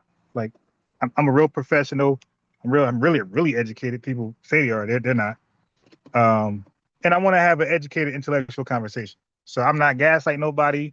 I'm not asking bad faith questions, no gotcha questions. I'm just asking you, what you believe, who you are, and based on that, I may cross-examine you. like I did you with Garvey, like I did you with this slavery thing, where you were reluctant to say Africans sold us, and they did. All right. And so I always ask people, who's better, the seller or the buyer? You're the person who gets sold. Who do you think is better for you? The person who kidnapped you and sold you, or the person who bought you from the kidnapper and seller? Which one is the good guy? Okay, so clearly they both are the bad guys. So I don't look at the ones who sold us no different than the ones who bought us, and the ones who bought us no different than the ones who sold. They're both ops. All right, they both they both ain't value our lives at all. They didn't care a damn if we DIED, nothing. So that's true, but I say it like this. Give me 1 second, because people don't know. Good time. Yeah, absolutely. He does have a disposition, but not all of them. So then you got some that resisted against it, and also some of us have lineages of those who sold us, because sometimes you could be the nigga that's selling somebody. Hey, bro. Hey, bro. Please. Now look. Here's the thing. You just gave a guess, right? What I say is this: when people talk to me, I do a lot of reading, a lot of research. When people talk to me, I say never wing it. What I don't do is wing it. If I talk about something, wait, hold on. I got you. Here's the thing. We can barely, bro. Yes. Yeah, we can barely get past the 1800s. This is the average foundational Black American, Native Black American. We can barely get to 1870, my guy. And you're telling me we can get to what, 1580? Like, No. yeah. Let me explain myself. Yeah, go ahead. That is found amongst Fosters, I believe, in the deep South. And these What state? Fosters. What state? No, it was in Mississippi. Matter of fact, it was. And they had a Fulani prince who sold slaves. And this brother, Fulani, What year was this? 16 what? I believe it was 1700s. Yeah, because that was around when Mississippi was kind of even becoming a construct. Okay, so they got sold in the 1700s from a night like the West African region, right? Yeah. Okay, and what happened? So this brother, he had kids back home in the Fula Kingdom or whatever is it, the Fulani In the Kingdom. 1700s, right? Okay, go on. And then they sold the brother. 1700s. In Mississippi. Okay. And he wound up having kids in America. Right. He was also in the 1700s, right? Now I'm just checking your timeline. So all this happened in the 1700s. Go on. Right, go on. He slave trade, he was selling all of them. The big bad slave dealer. Yeah, the African guy, right. Next thing you know, he the nigga in the slave ship. So this was what I'm saying. No, wait. No. Hey, bro, wait, hold on. Hey, bro, first of all, there's no honor amongst thieves. That's number one. Okay, for two, that's the same lineage. Okay, you're just talking about two people who were selling each other. You dig? And by the way, that's from the same tribe? No. I know they weren't. From the same tribe because he eventually got sold into slavery. Oh, okay. So basically, both were slave traders, right? I'm saying he was. I'm speaking on the brother. Right. Well, okay, but he got sold too, right? So that means he met another slave trader, right? Yeah. Okay, but that all happened in Africa, right? Yep. Okay, so you missed me. You totally missed me. So that's African on African crime. Once they got sold, right? Yes. Hold on. Once they got sold, they got put on a plantation. I mean, a slave ship. Okay. Once somebody sell you, my guy, the ownership is void. If I sell my watch, I no longer own the watch. It's yours. It's the buyer's. Once you sell people, you just cut that umbilical cord totally off. Okay, those people are no longer you because first of all, you didn't see them as you in the first place. That's why you sold them because you said they ain't part of my tribe. They ain't me. So you sold people who didn't belong to you, didn't belong to your tribe. I don't care what prince it was. You sold them to a buyer. Now the buyer had took these people and they placed their identity on these people. The buyer said they're of us now. So they gave them plantation last names to assume ownership. They both seen it as property. So the minute you were sold, my guy, you're no longer a human soul. You are. They seen us all as property. So they didn't see them as selling us, a human being. They seen them selling an object, and they sold us with liquor, right? So they traded objects for objects, liquor, guns, and K. What is it called? K2 for us, right? Yeah. Okay. So what I said was, my guy, the people who kidnapped us and sold us, the Africans, they didn't see us as one of themselves or even human. They valued us as property, right? They captured us and they sold us for property, goods. They sold us for guns, alcohol, and K2, and a perk 30. Okay. So they traded us like we were an object, my guy. So what I'm saying is the humanity of us being African, that shit was gone right in there because they didn't see us as an African. They didn't see us as one of them. They seen us as something, an object worthy to trade for goods. So that whole umbilical cord, that was gone. That stayed in Africa. Once we crossed the seas, we're now with a new owner, and that owner started to put his umbilical cord on us. He started to give it his ways, his language, his thought process, and we became his property.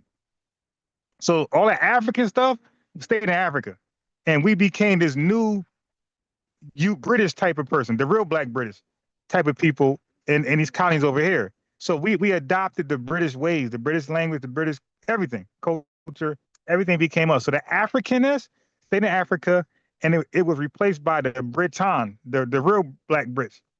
Okay, and then with that, now we mix with them because we first were enslaved. Then we mixed with the indigenous, we mixed with the Britons, the Anglos, and then we became the first Black Brits upon that 400 plus year span.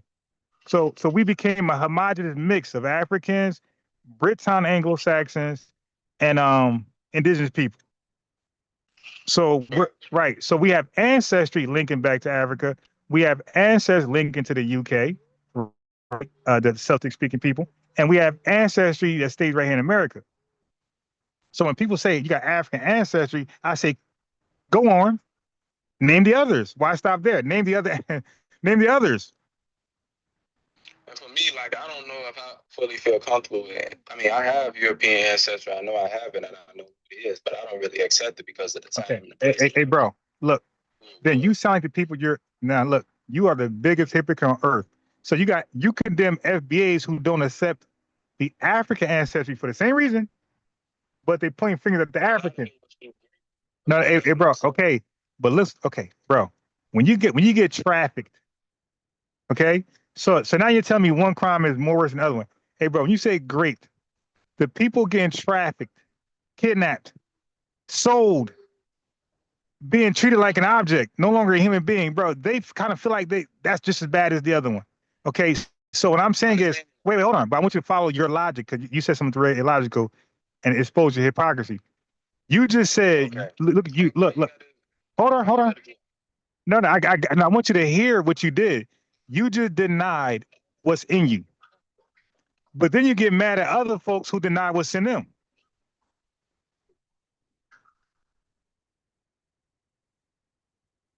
That's all hypocrisy.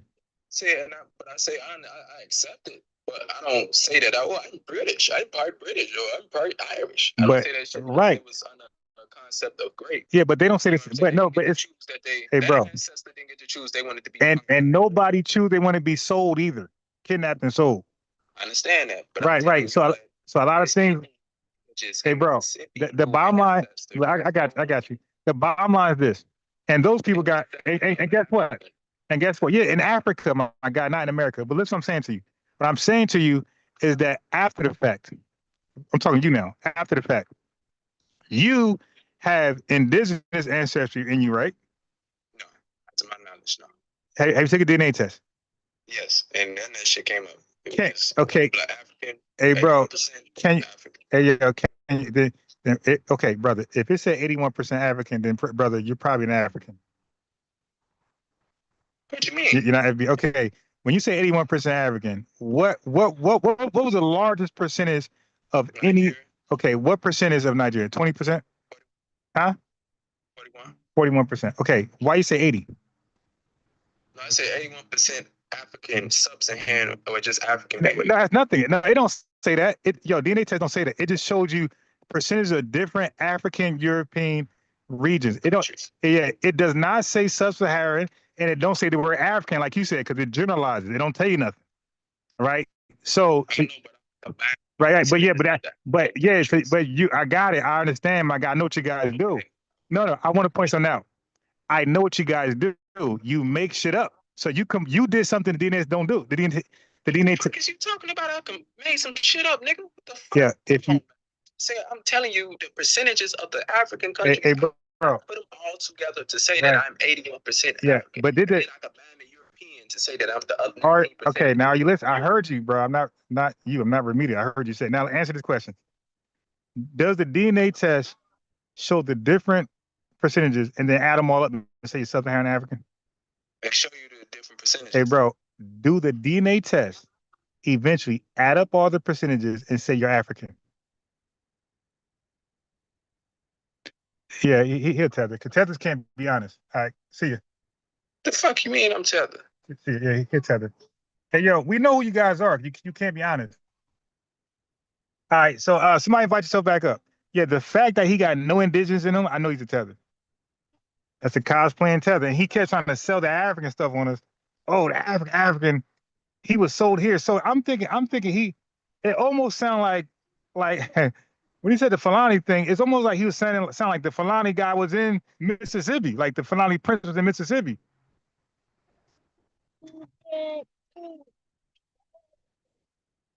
I'm like, dude.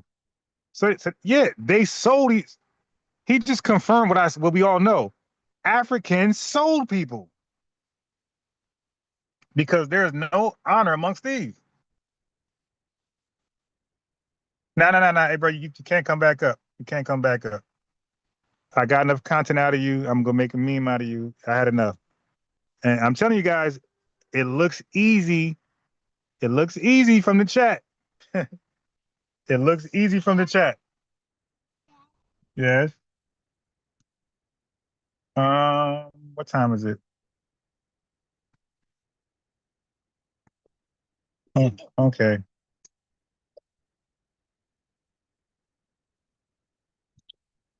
But it's closing soon.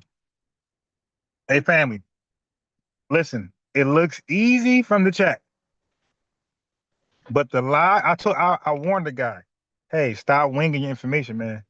Talk about what you know.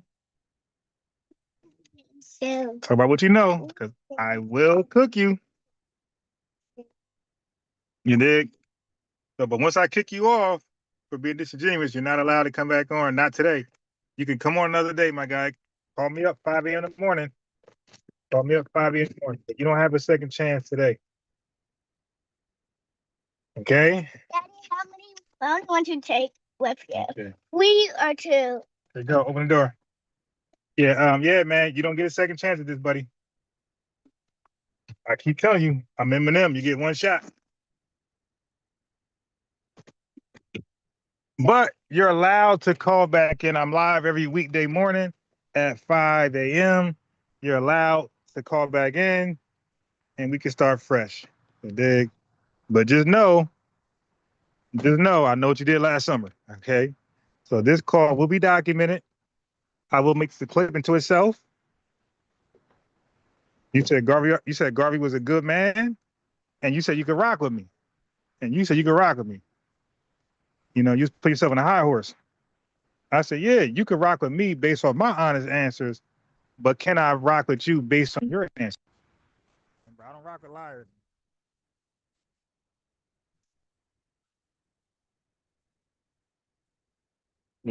Rock with liars, my guy. So TikTok, I'm out. I'm gonna stay on YouTube though. I'm on YouTube because the place where I'm going, they got loud music. Wait, maybe they don't got music. All right, TikTok. Maybe I'll stay on. Hold on. Maybe I'll stay on. Maybe I stay on. Maybe they ain't playing no music. If they are playing music, we gotta go. I don't think they're playing music because it's a quiet day.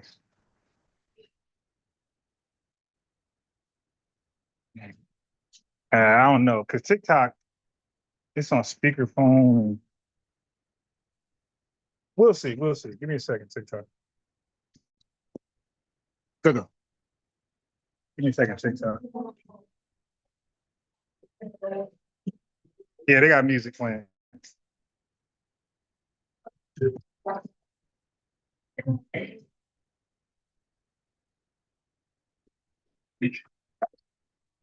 Yeah, let me see how music playing.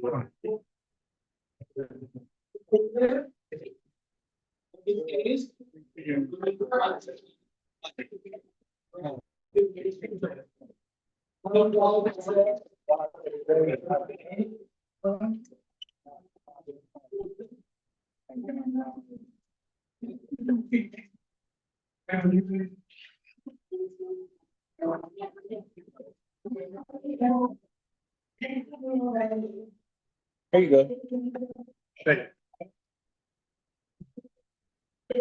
Yeah, so TikTok, I gotta go. I gave the times, pull up.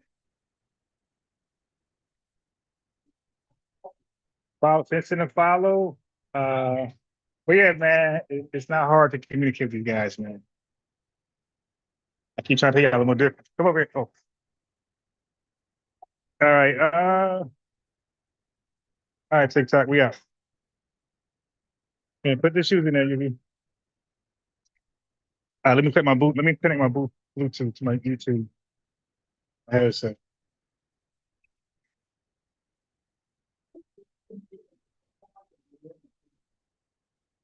There go.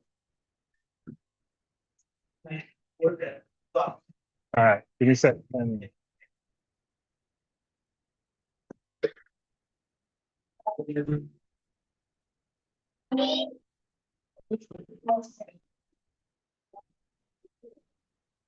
One second.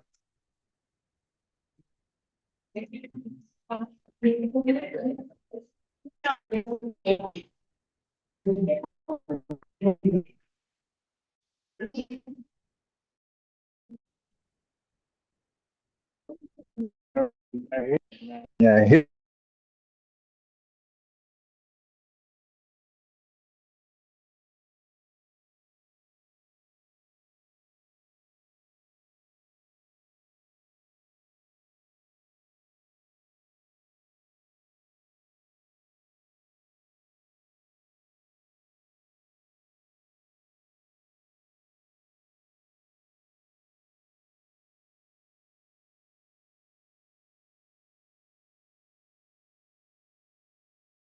Set.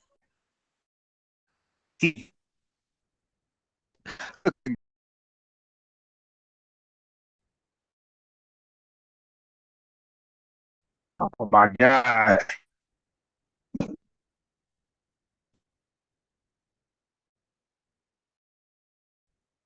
Oh.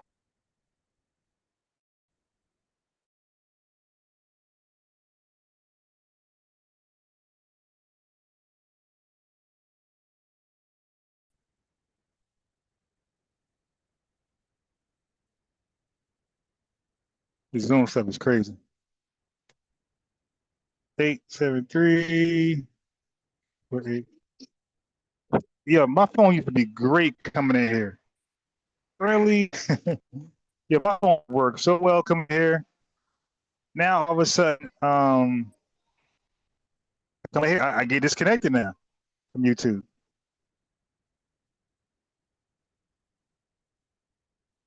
I don't know what that's happening, man. Okay. So now when I come into this area, I gotta switch my laptop immediately. 5-1.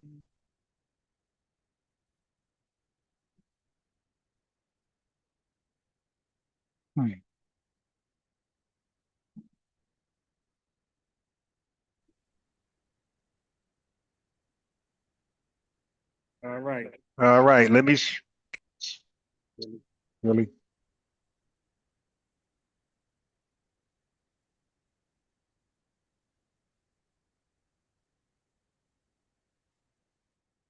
Let me try to connect my headset to the laptop.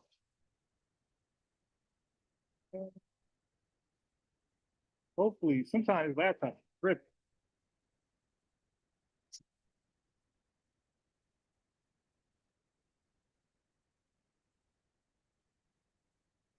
But I think that was a real good dialogue. I got him to admit Garvey was a scammer. I got him to admit African soda. But you see the word game they play? That's why I like this. This ain't for everybody. This ain't for everybody. This debate stuff ain't for everybody. Like, you got to be witty, man. You got to be able to show their illogical stance. Yeah, he just denied his European ancestry, but then he would condemn people who he say deny their African ancestry. I'm like, bro, you need to see that you're a hypocrite, that double standard. And as you just noticed, you just realized the reason why he couldn't admit to white tea ancestry because he's not FBA. He's an African. He told you he got 81% African. I said, dude, you got 81% African, you're not FBA. I don't believe he combined a bunch of different nations together. The fact he can lie and say, because you know, most people, most Pan-Africans will minimize their indigenous, ancestry. They'll say 1%, 3%. They'll miss a low amount of, indigenous genetics. Now, of course, I could have cooked them on the validity of the DNA test. And I was gonna go there eventually. But I like to get a couple done. So I beat him up on who sold this. I beat him up on Garvey. I cooked his logic. The dude, he's goofy. He's not logical at all. Not a critical thinker. I warned him to stop guessing. He said he studied Garvey. I asked him one question. He didn't know. I said, what did Garvey sell to? I don't know. You study Garvey? Okay.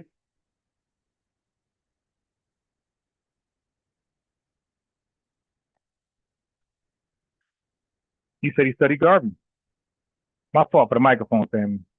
But the Mac that I got back, I've been using a Windows computer for 2 years. I kind of forgot how to use my Mac. So I'm like learning all over again. And sometimes it's kind of hard to connect my microphone to this. Like I'm not used to operating this. All right, so let me finish the video with Tariq and Buddy. Okay. So the link is there for anybody to join. I think the Cash App is there for anybody to donate, and the like button is there for anybody to like the video.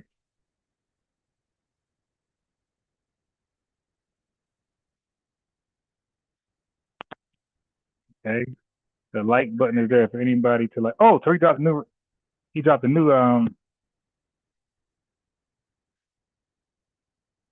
right, hold on. All right.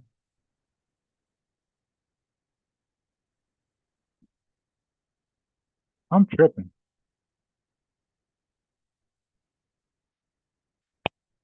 What are you?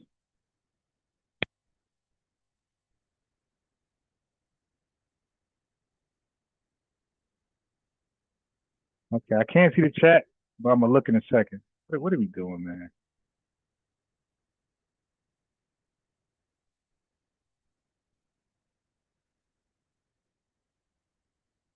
Give me a second. I'll be able to read the chat on my laptop. When I'm on the phone, I'm sharing my screen. I can't see the chat.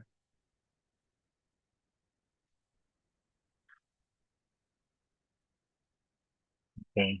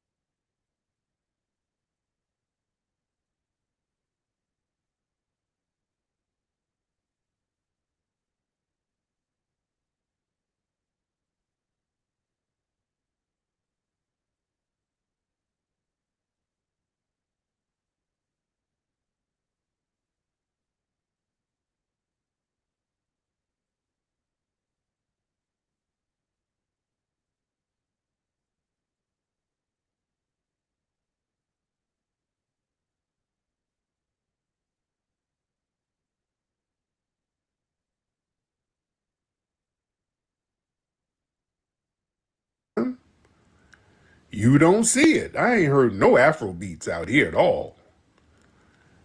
Yeah, they don't at all. You see? So yeah, tethers don't like that we're showing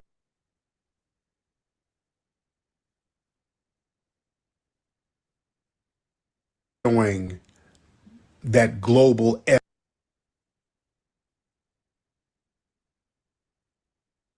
Yo, Black Joker, what's happening, man? All right, what's going on, Tariq? That I don't know what do y'all think is going to happen. Do y'all think everybody's going to start putting on dashikis and kufis again and all? That's not going to happen. That's not going to happen. We're recognizing our unique lineage for what it is. And we're standing on lineage business, and we're seeing that it's really our lineage doing the heavy lifting. So it's up, ladies and gentlemen.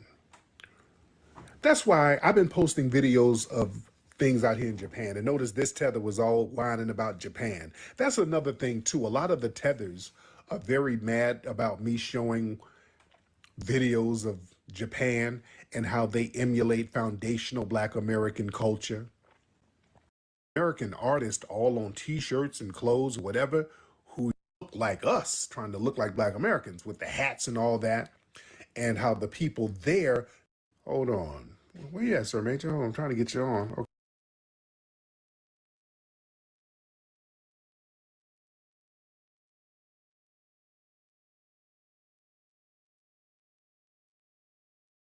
You done up again. You done let.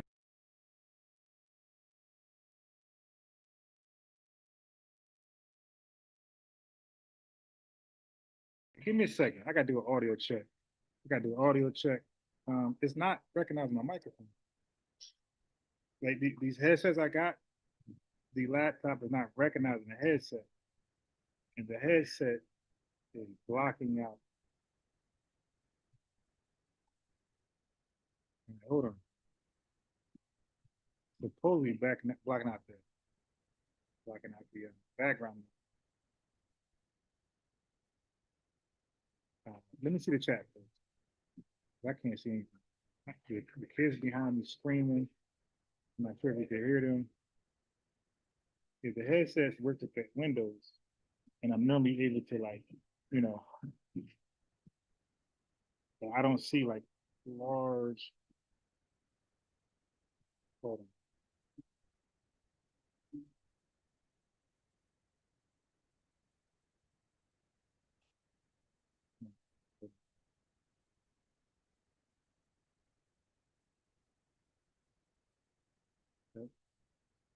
Let me try something there. Nope. Hello. Hello. Okay, now it's working. All right. Oh, you done up again. You done let me up again. When your dumb ass gonna ever learn? Hey, Pong. What's going on, Pong? You have just listened to the art of the scam. This is how he reels you in, tells you little stories. Okay, Pong. Stop projecting, sir. You're projecting, Pong. 2 truths and 1,000 lies. That's what this does. What was the lie? He gonna tell you 2 truths now. Sassy old punk. This is an old punk, by the way. What was the lie, punk? Those 2 truths is guaranteed 1,000 lies. Y'all better believe that shit. What was the lie? It's leading you down the wrong path. Okay, old punk. What was the lie? He don't have plans the first. What was the lie? All right. Okay.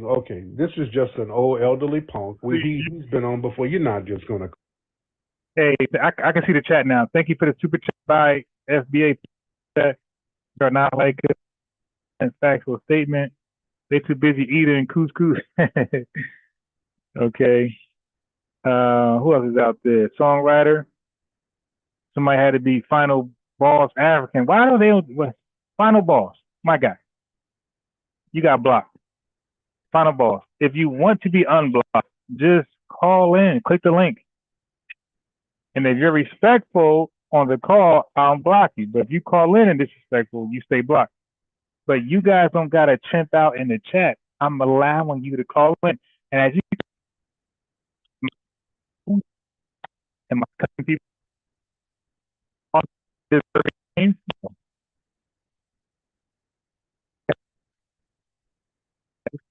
and you don't put chimp out in guys can call up. He just wants attention.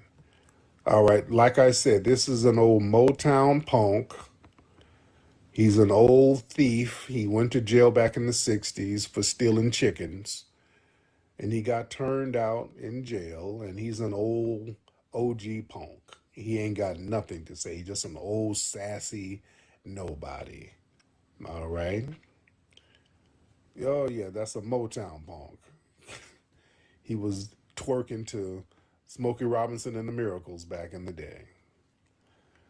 It's an old ass sassy punk who's jealous that he's old and nobody respects him.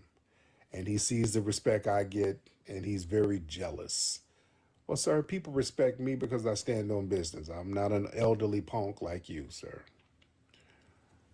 I have a body of work that I've accomplished. And unlike you, sir, I wasn't bussy popping in Selma. Carlos Magnus. All right. He was bussy popping on there. Hey, yo, OG, the streets is calling him Colin Martin. That is too funny. Edmund Pettis Bridge. You're an old civil rights punk, and you're very, very jealous. And nobody wants to hear from an elderly, jealous punk. Nobody wants to hear that. You got old and you never accomplished anything. You try to get on my platform and try to babble, and don't nobody want to hear that. Nobody wants to hear no old, failed Negro. Oh, look, I mean, I'm up here now. Ooh, I was getting some attention now. I don't normally get attention. I'm going to tell you about him now. Oh, shut up. And thank you for the gift, Maxwell Jenkins. Thank you for the gift. Yeah, I got to find, okay, my headset microphone, this works perfect on my Windows. So evidently, this don't work good with the Mac. Okay, so I found out in real time. But I do have some Beats by Dre in the car. And maybe they work better. But these headsets don't work at all with this, they're not consistent.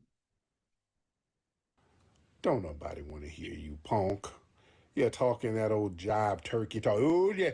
Ooh, this is the bee's knees here. Ooh, I'm about to sock it to you now.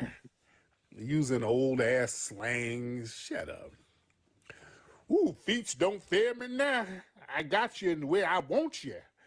I'm going to sock it to you. Hold what you got and let up off of it. Give it up and turn it loose. Shut up. Just saying old nigga shit. He ain't saying nothing. Just saying a bunch of old nigga shit. Nobody wants to hear that. Lord. Old ass punk. Just saying shit. Good Lord.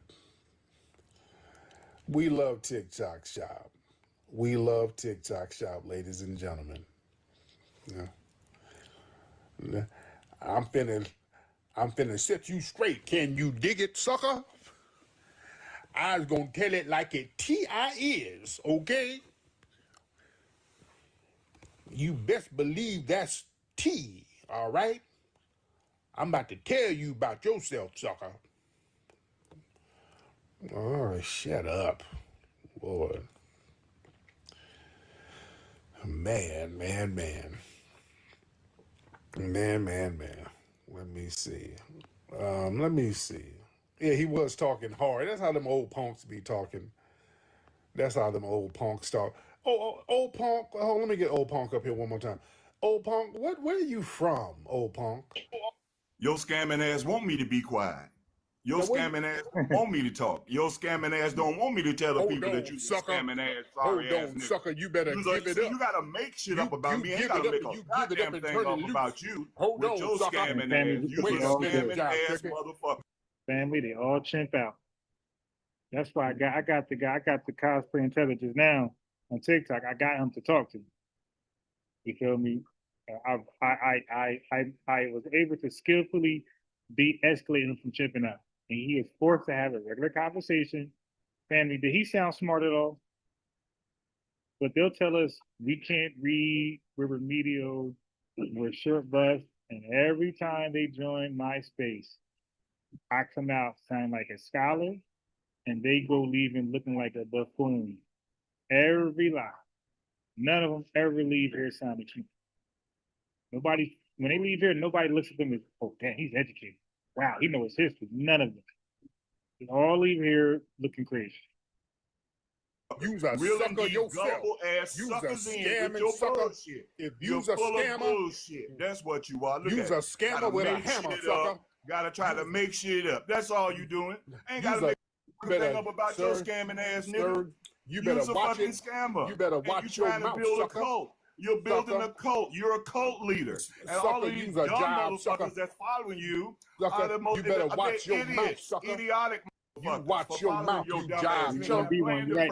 What's your plan, nigga? Jive chump. Tell me what your plan is. The plan what is to your get plan? you suckers to give me my bread. Nigga? You jive turkey. What's the plan, nigga? The plan is who's the man is the plan. Understand, sucker? Procedure. Just saying. What is the procedures? Okay, this is just this old angry punk. The plan is the man. Understand if you can, sucker. Well, shut up. Dude, like that's why I brought him back up. He ain't got nothing to say. He's just yelling old 70s jargon. What the plan, chump? He just saying old 70s shit. He ain't got no argument. He just an old jealous punk. You jealous as hell because I got a wife and a family and you got a wide so bussy, all right, that you've been popping since the 60s, all right? Do a little sassy thing. All right. Yeah, you just mad for no damn reason. Nobody wants to hear no mad punk. What's the procedure, sucker? The hell you talking about?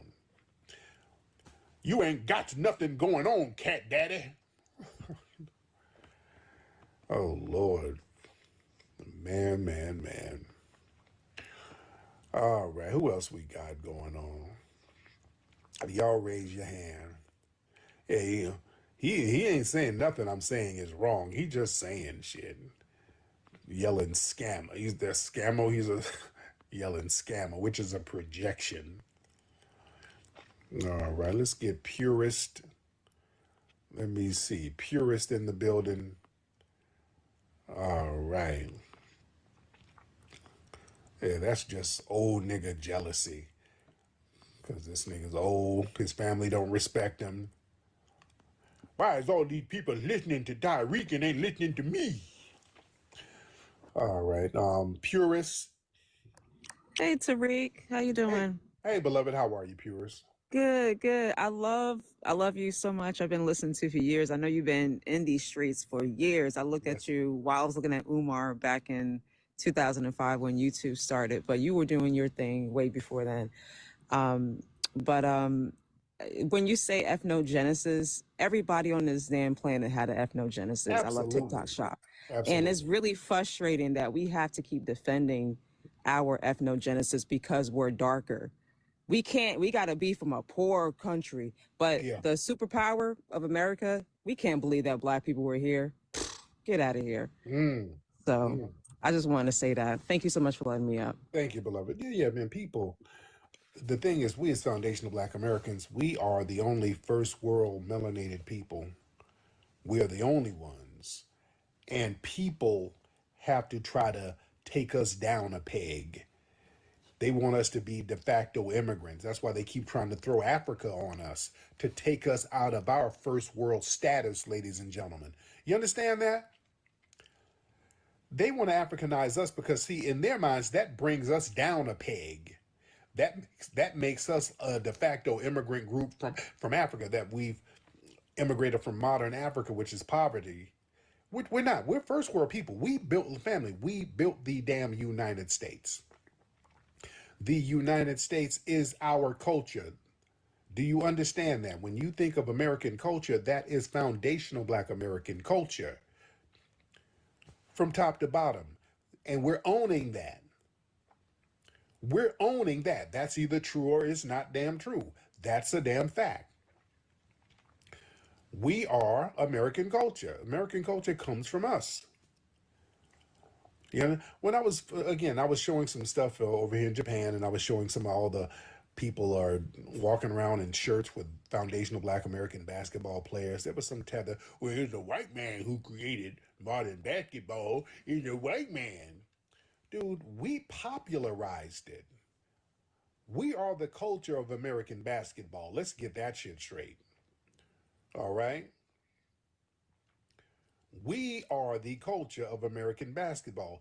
White tee basketball failed. When they tried to have all white tee teams, that shit failed. Anytime they try to do some shit on their own, it fails, to be honest. When they tried to build America about themselves and tried to have colonies that were these strictly European colonies that they tried to build, they all failed. Again, white tee basketball teams failed. They would have to get groups like the Harlem Globetrotters to do exhibition games before the white tee games in order to get people to come watch the shit. You understand that? Because nobody wanted to see bland players. Yeah? Nobody wanted to see that. Then they had to bring us into it because we were the main attraction. They had to bring us into baseball major leagues. Why? Because we started to dominate the sport with the Negro League. See, understand, when they integrate something, it's not because of the benevolence of the white people. No, they see the business model going in a way that's going to make us the dominant force. They had to start integrating baseball because the Negro Leagues was making two bags. They were getting all the black money and they were getting some of the white money too, because white tea people wanted to go see that too. They were like, hey, wait a minute. They started to see Negro League games getting more attendance than the major league games. Ladies and gentlemen, that's when they said, oh, wait a minute. Wait a minute. Let's get some of those Negro League players over on our side. That's what made them do it. We were dominating, ladies and gentlemen. Just like with music, when they see our music popping, we get all, they try to segregate it, but what happens is, okay, you're going to segregate it, we're going to get all the black dollars. White tea people, they want something authentic too, so they start going getting the black records too. They start going to the chitlin circuits. They call it slumming back in the day. But yeah, the white tea people stayed up in the juke joints and all that. That's what the movie Sinners and all that was about. All these other people coming up into the juke joint. But that was the thing. The white tea people would come down to Harlem. White people stayed up in Harlem, soaking in our culture. That's what made the Harlem Renaissance such a poppin' phenomenon, because everybody was in on it. Everybody was soaking it up, soaking up that culture. And that's another thing. I've been thinking about doing a whole documentary about the Harlem Renaissance, because that needs to be explored too. The significance and the importance of the Harlem Renaissance. That needs to be explored too. And how significant that was, because a lot of people were getting the game from the Harlem Renaissance. Yeah. Man. But yeah, we are the culture. We're absolutely the culture. Yeah? Man. Yeah, like immigrants, they try to claim the Harlem Renaissance. They found a couple of people who had Caribbean ancestry who was a part of the Harlem Renaissance, and we did that. No, okay. Oh, Lord, they try to do the whole proximity argument. Since a couple of them were around, they want to try to take credit. No. The Harlem Renaissance, that was a foundational Black American phenomenon. There were other people around, but that was fueled by FBA culture. All right. King, what's up, King? King, hop on. You say what poisoned the culture? King, hop on, sir. Let me understand your question. King, what's your question? Go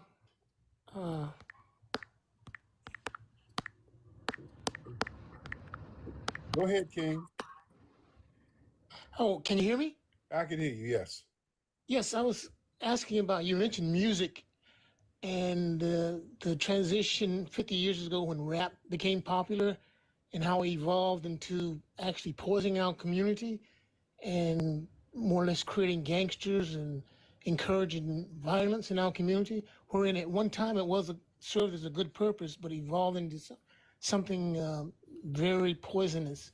And the music industry controlled by the whites, actually pay them to produce certain types of music.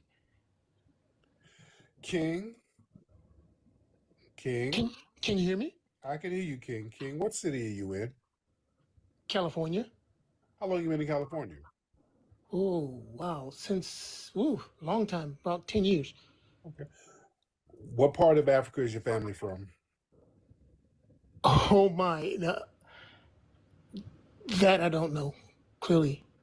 My parents are native. My grandfather was a native Indian. And, he was a native Indian, your grandfather? Well, he had native Indian parents in North Carolina.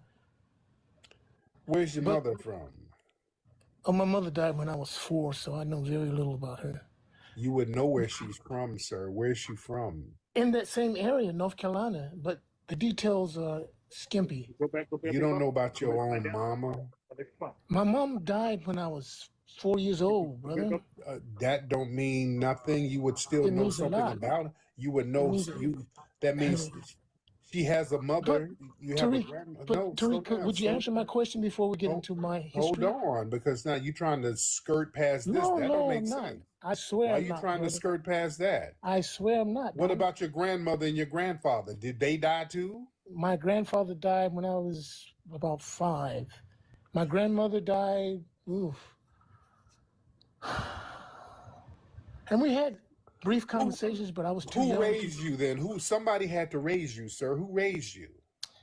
Well, I was raised by my grandmother until I was in the 8th grade, and I moved to Florida. Which grandmother? Which grandmother? My maternal grandmother. And where is she from? My grandmother? Yeah, the one who you said just raised you. She was in the area. They were all in North Carolina, Fayetteville, and all in that Carolina area. So where did you grow up? Smithfield, North Carolina, small country town, full of KKK. Had a sign up says KKK country, love it or leave it. Smithfield, North Carolina. About 45 miles outside of Raleigh, if that helps. Right. Huh. So were you raised in the church out there with your grandmother? My grandmother put me in church as a kid. Yeah, she did. Thank God for that. That's a grounding force for me. Yes. Family, I got some viewer discretion advice. You're going to read some sensitive title about a little girl being GRAPED in Jamaica. I tried to tell you this is their collectively. This is their collective normal degenerate behavior. So again, viewer discretion advised.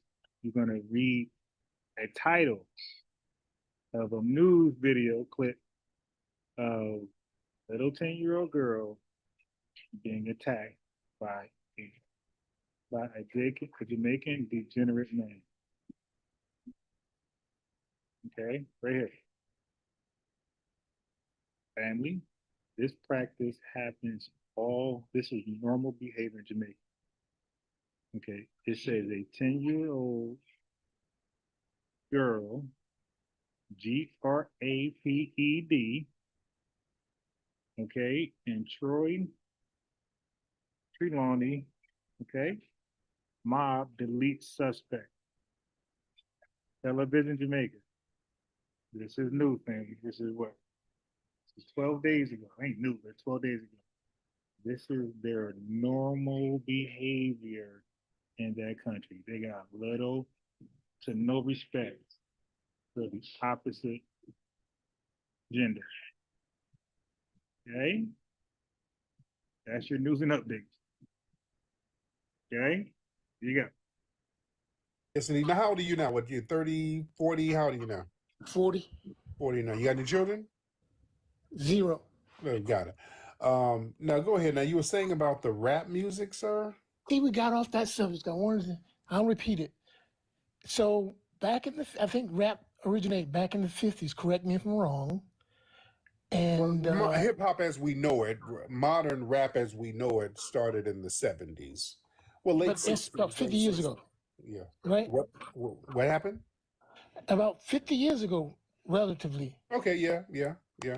So what I'm saying is initially it was more or less a positive thing, but it has thus far evolved into something very negative.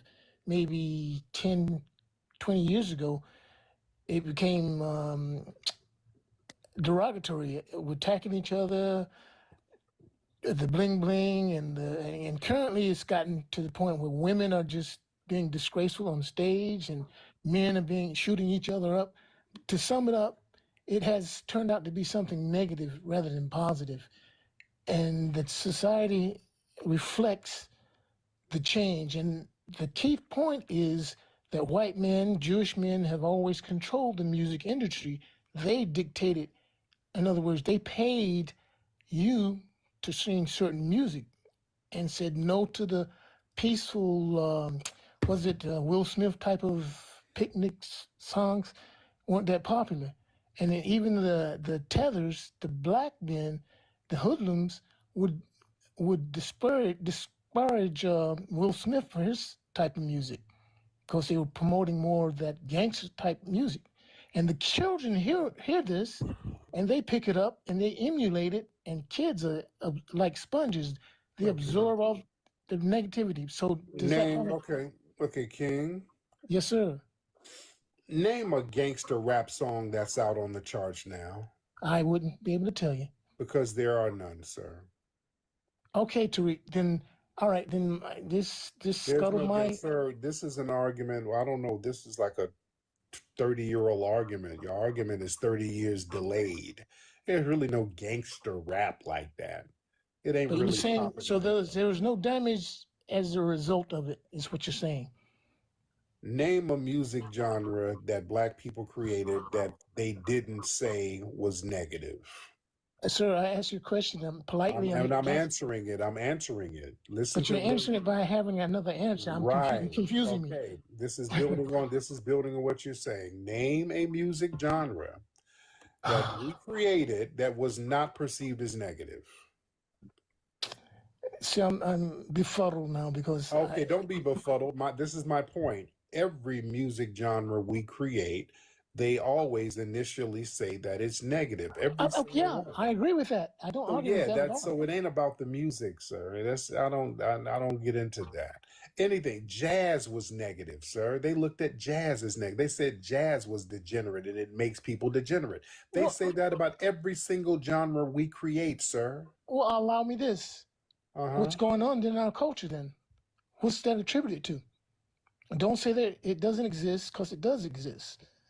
Sir, there's a balance in foundational Black American culture. That's the great thing about our culture. There's positive. Are you denying the dysfunction out there? What dysfunction, sir? Oh my gosh! Now you're frightening me. That's unique to us. Listen to what I'm saying. I'm hearing you, brother. I am honestly hearing you. Okay, you're talking over me. Please. What dysfunction is unique to us? And we have a balance. For every dysfunction, we have a scholar, we have somebody who's exceptional. We have a balance. I disagree. For Sexy Red, you disagree? So for Sexy Red, we have a Dr. Francis Cress Welsing, For a Young Thug, we have a Cornell West.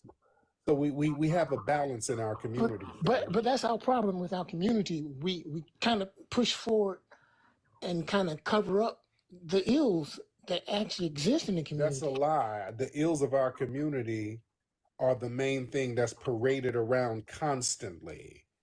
People cherry pick it and parade it around. They have whole websites by tethers like World Star that parades around the underbelly of our society. It's but you would just go ahead. Go ahead. It's not something that's hidden, but we, being of the culture, we understand the balance that we have in our community.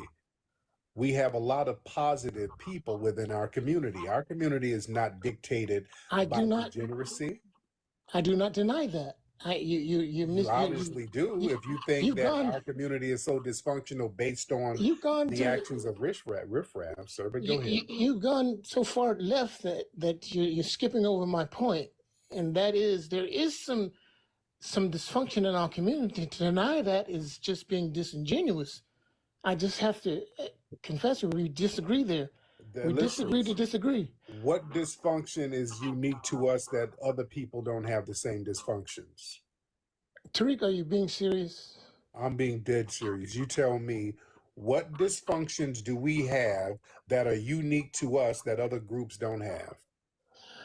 Wow, the list is long. Don't have or have as much as? Answer the question, sir.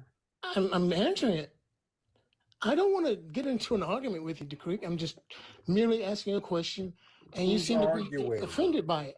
Who's arguing? And stop projecting, sir. I'm not offended, nor am I arguing. I haven't raised my voice. Okay, well, I don't want to get I'm damn near whispering right now, sir. There's no argument.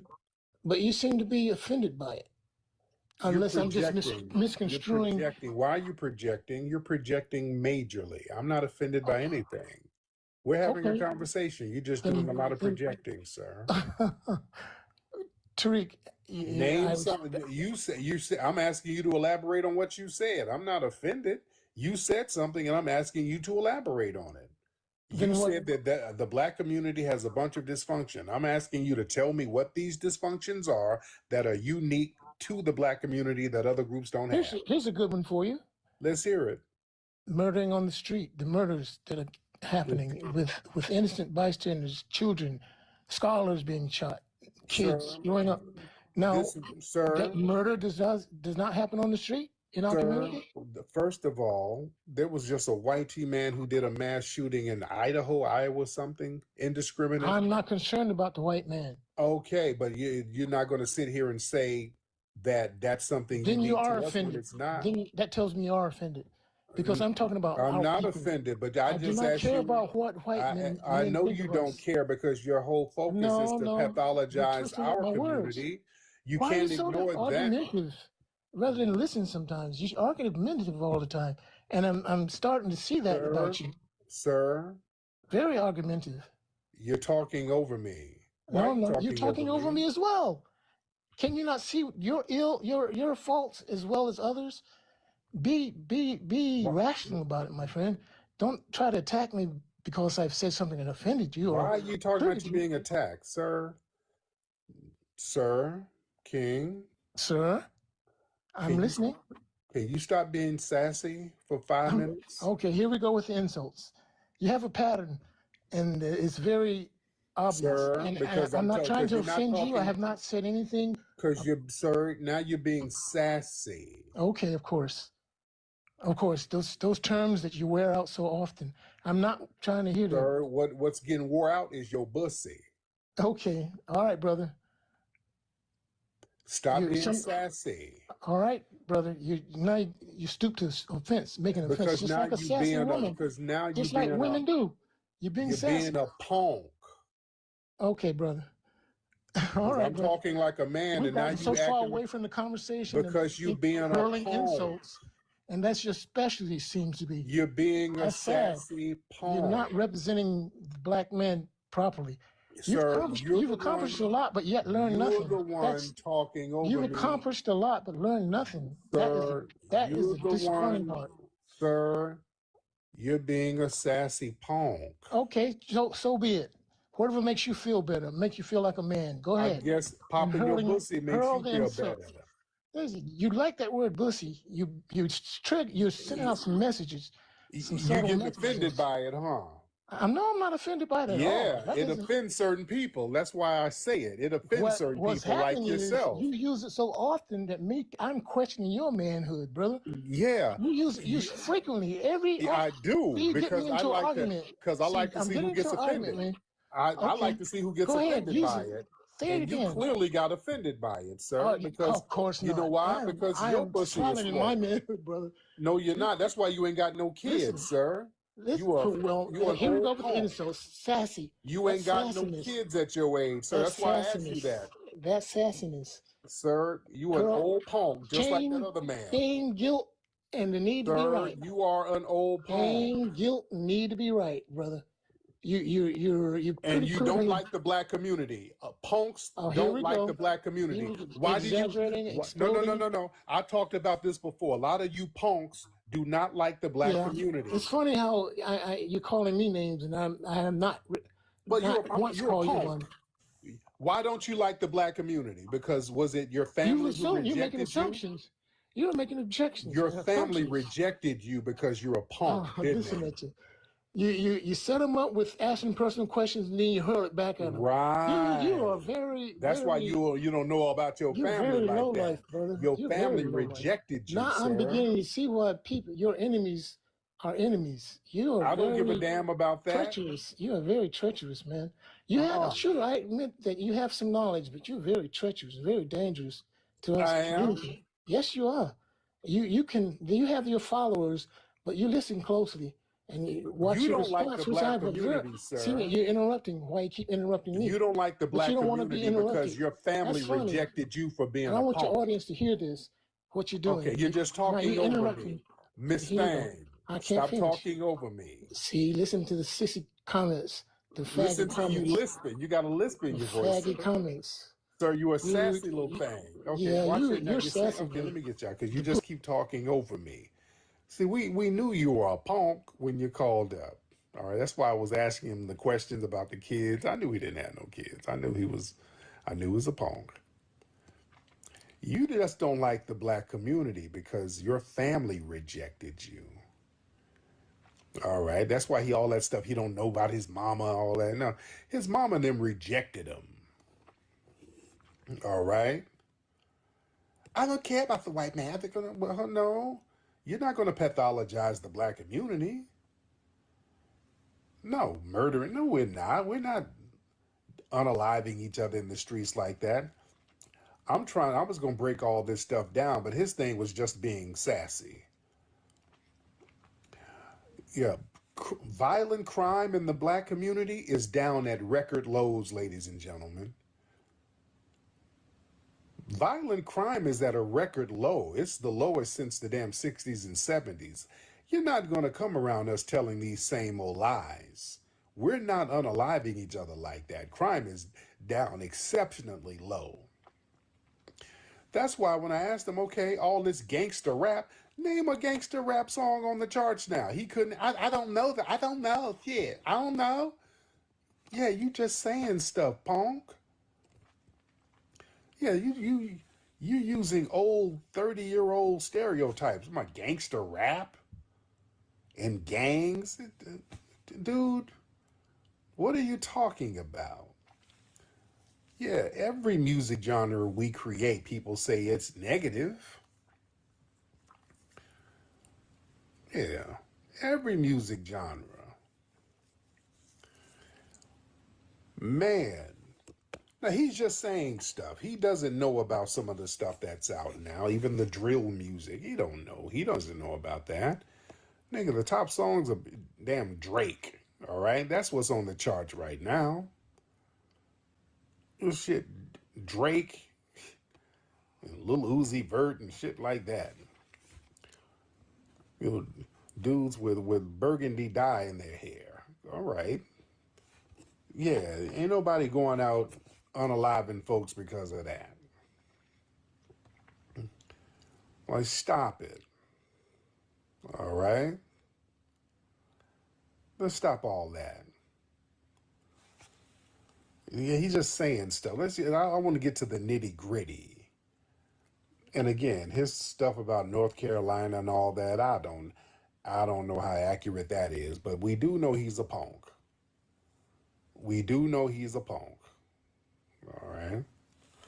This Fresh dude, you keep trying to get up, Fresh. You keep begging to get up. Fresh as hell. What do you want, sir? Hop on in. You keep trying to get up. Fresh, what's up, man? Guys, can you hear me, Tariq? Can you hear me? I can hear you, Fresh. What's up, man? Okay, yo, Tariq, yo, you my brother. Like, why you got beef with us, yo? We don't have no problems with you, brother. I know you from back in the day, yo. We have no beef with you. What? Nobody's beefing with anybody. What do you mean beef? Hey, Tariq, yo, this is fresh as hell, yo. I'm Haitian and Kenyan, yo. Now every time I go somewhere, niggas want to call me Tether, African booty scratch. I don't scratch no butt, nigga. I never scratch a nigga butt, yo. And niggas call me Tether, African booty. Yo, you supposed to have my back like I have your back. I have your back all the time, Tariq. I never let nobody. But I'm not scratching no booty. I don't know what that's about. I'm not scratching booty. Thank you, brother. I don't know. You're all over the place. Yeah, you talking about scratching your booty and having your back. This is not the conversation that I'm trying to get into, brother. I respect your lifestyle, and I don't know what you had to do to get that green card, brother. But respect to you. All right. I'm not having a conversation with a dude talking about his booty and having his back. All right. I'm good on that, brother. All right. You had to get that green card the hard way. All right. And respect to whatever you had to do. All right. Let me see who we got in here. All right. We got a lot of folks in here. Let me see. Y'all raise those hands. Let's get those hands up. Let's get a couple of more people in here. I ain't going to be on here too long. I won't be on here too long. Y'all raise the hands. All right. We'll get one more. Let's get one more good one. All right. What's up, Nikki the God? All right. Who is that? Melanin. Who is that? Melanated Strap TV. Let's get Melanated in here. Mr. Melanated, hop on in, sir. Melanated. All right. Melanated, hop on in. All right. Melanated ain't saying nothing. All right. Let me see. Let's get one more. Oh, Will, and you've asked the same question. Yo, Will, because you've been spamming the same question in the chat. Yo, Will, is there a reason why you keep spamming the same comment? I don't know what you're doing that for. Will, Willie, New York City, whatever. Why do you keep spamming the same comment? I don't know why you're doing that. All right. No, you're going to have to get on. No, I'm not going to answer anything unless you get on. You got to get on or I'm going to block you. I don't know why you're spamming. I don't even understand the comment, but either get on or I'm going to block you because that's weird. And I don't know what you're doing. And you might be another punk. You know, punks just be doing shit. You know, y'all, I don't know what it is with y'all. Y'all just be doing shit. Just be sitting in the house wearing a damn Gladys Knight dress and some kitten heels, playing PlayStation. You just be doing shit. I don't know what just no motive. Y'all just be doing shit. All right. Let me see. Yeah, the niggas they'll do anything. They just be doing shit for attention. Just say anything. These punks are real good at that. They just say anything. Just like that old elderly civil rights punk. You know? Hey, Tom, this is the code. Did you understand me? This is the cut. This ain't nothing but the damn devil. This is the cut, and you is the leader of the cut, Tyreek. You job sucker. You gonna get an earful from me now. Clock that tea, honey. Old punk. Lord. Ain't nothing, right? And let me tell you something. Don't fight them old punks. That's who you don't want to fight. Now, if he ran up on me, I'll defer to that nigga. I'm like, hey, nigga, take the wallet. You don't fight them old punks. Oh, them old scrappy punks from the 60s. You don't fight them niggas. They'll beat your ass wearing some church shoes with a little heel on them. You better watch them. Them niggas will fight you wearing some kitten heels. I ain't fighting no nigga who wear kitten heels. That nigga wear size 12 kitten heel. There's a big foot punk. You watch out for them. Because them niggas have long fingernails. They got real nails. They let their nails grow out. They got them long ass strong nails. The niggas be scratching you. Come on, sucker. And they be scratching you and shit. Them niggas be dressed like Eartha Kitt from the 60s. They be dressed like Catwoman and with real nails. Round, nigga. Nigga be purring. Just a purring punk. I ain't fighting them niggas. I'm not fighting more Eartha Kitt punks. No, thank you. All right. You got that, my nigga. You got it. Man.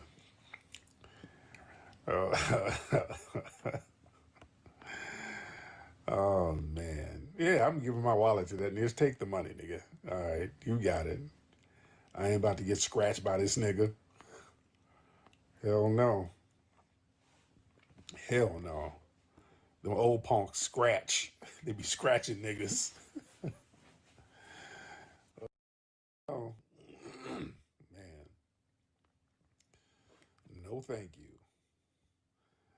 All right, let me see who we got. Let's get one more. Can we get one more, ladies and gentlemen? What's up, Sister Brooke? I see Sister Brooke up in the building. All right.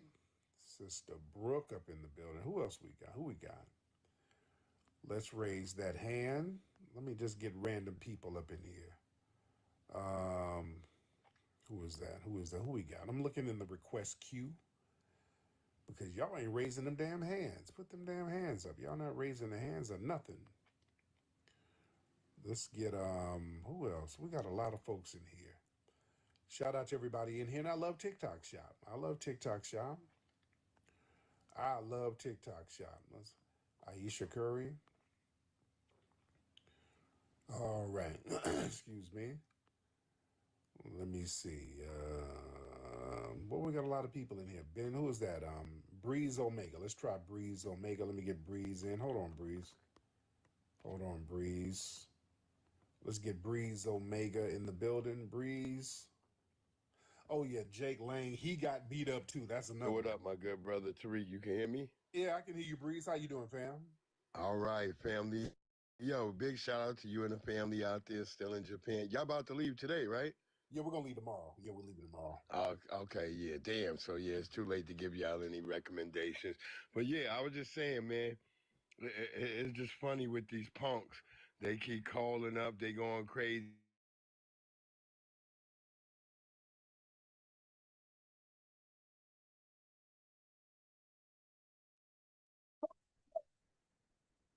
All right, family, I'm back. I think I can be heard. My fault. This day was a mess. No, he raised it. Just run, Yogi. Just get tired. Go.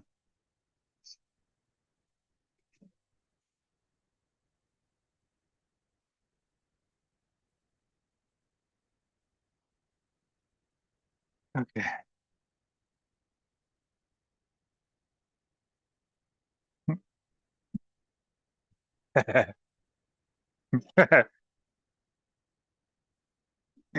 he's he's actually fast. Yes. How old is he? Wow.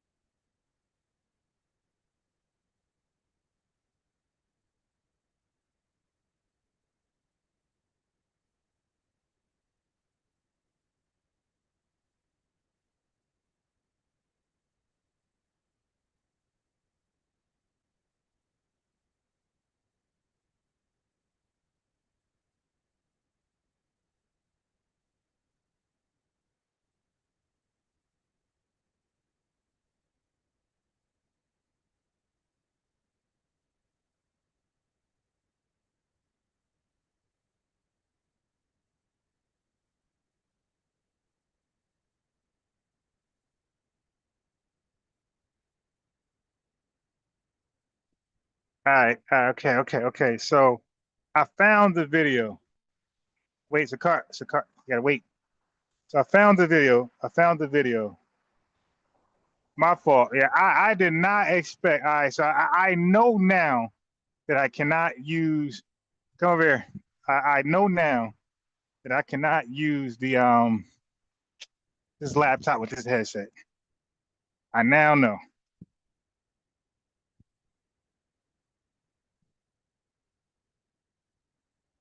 Go come. All right, you too. Okay, so I now know. I'm fully okay, my Beats by Dre right there. So maybe the Beats by Dre works. Damn, man, I had this thing plugged up the whole time. Okay, so I now know that I cannot use these headsets with my Mac. So if I ever use these headsets again, I got to use the Windows. I have both laptops, but obviously the Mac is way better. You know, when I was down south, I bought it cheap, but my Lenovo broke on me. It just fell to pieces. And I was like going live and people waiting on me. I promised them a live in Georgia. And so I had just bought a Mac, some bull BS. Not bad. I'm sorry, I bought a Windows, some BS thing for Walmart, about $250. This is before Walmart stopped selling Macs in the stores. You dig? So I had bought a Mac, and I keep saying Mac. This is okay. Look, I keep saying Mac too much. This is before Walmart stopped selling electronics, computers and stuff in their store. You dig? It's when they had them physically before they changed it. So in Georgia, I bought a cheap Windows computer for like a little under $300. Sure, because I had people waiting on me to go live. And I ain't gonna miss it live. It's like some good topics. Okay. So I've been using it ever since. Because my Mac has been broken for 2 years because Apple tried to scam me. They talking about they don't fix they talking about okay. Okay, all right. So yeah. These undoxed people be hilarious. Yes, anyway, so Mac claims they don't sell this part, or they don't make this part no more to fix my Mac. You dig? I mean, that was very clever to like get me to buy. Okay, so we don't sell this part no more. So what does that mean? That means that my computer can't be fixed. I got to buy a brand new. Get the hell out of here! That damn scam. Like, you know what I mean? Like they purposely don't make parts anymore, so it cannot be fixed, at least by them. And you're forced to go buy a new Mac. Like, all right, whatever. So for that reason, I haven't used it in like 2 years. So matter of fact, the last time I used my Mac, because when I finally got it fixed just recently, about 2 weeks ago, when I finally got it fixed, the last video I watched was Tariq Nasheed doing a recap on Diddy apologizing for stomping Cassie. That's the last time I used my Mac. So that means that Diddy had just made a video. This is before any charges. He just made the video apologizing for stomping Cassie. Like he gonna get help, he rehab, whatever. And then the RICO came. That's the last time I used my Mac. So I'm using my Lenovo, and then when that fell to pieces, and the Lenovo is basically a desktop. You couldn't use that while it was unplugged. It had to be plugged up. Like I would never do it again. I bought the laptop brand new. This was a Lenovo laptop that you can convert, a big 17-inch, 18-inch laptop that you can convert to a iPad. You can like press it backwards. You can fold it backwards. It becomes it's a touchscreen too. It's an iPad, like you can make it an iPad. It's like a tablet, not iPad, tablet. So I messed up and bought this new technology laptop. Lenovo just came out, and I got burnt. I would never. The battery went away. Everybody had the same issue, and guess what? The battery cannot be fixed. Cannot be fixed. I took it everywhere. I contacted Lenovo. They don't know how to fix it because it's brand new. So I said, okay, never again. Or I'll be the test dummy or something brand new ever again. So anyway, so I've been buying for the Windows from Walmart. Been holding it down for about a year and some change. And now I finally I got my Mac fixed. My Mac is clearly better. It costs, you know, $1,000 more than the Windows, and it's better. That's why, and then the battery lasts long. You know, a whole bunch of tangibles to it. And but my headset doesn't work well with it. So I don't know how much noise y'all heard from the kid spot and how much, I don't know nothing.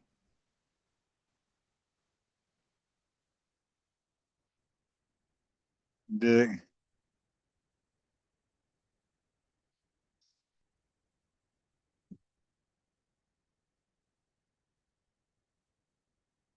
You dig? But I do want to play.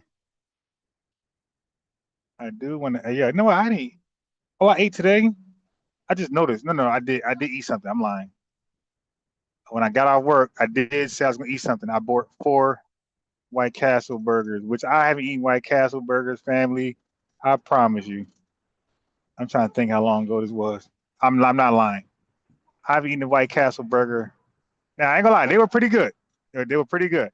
I have not eaten a White Castle burger since, I'm not gonna lie, like 97.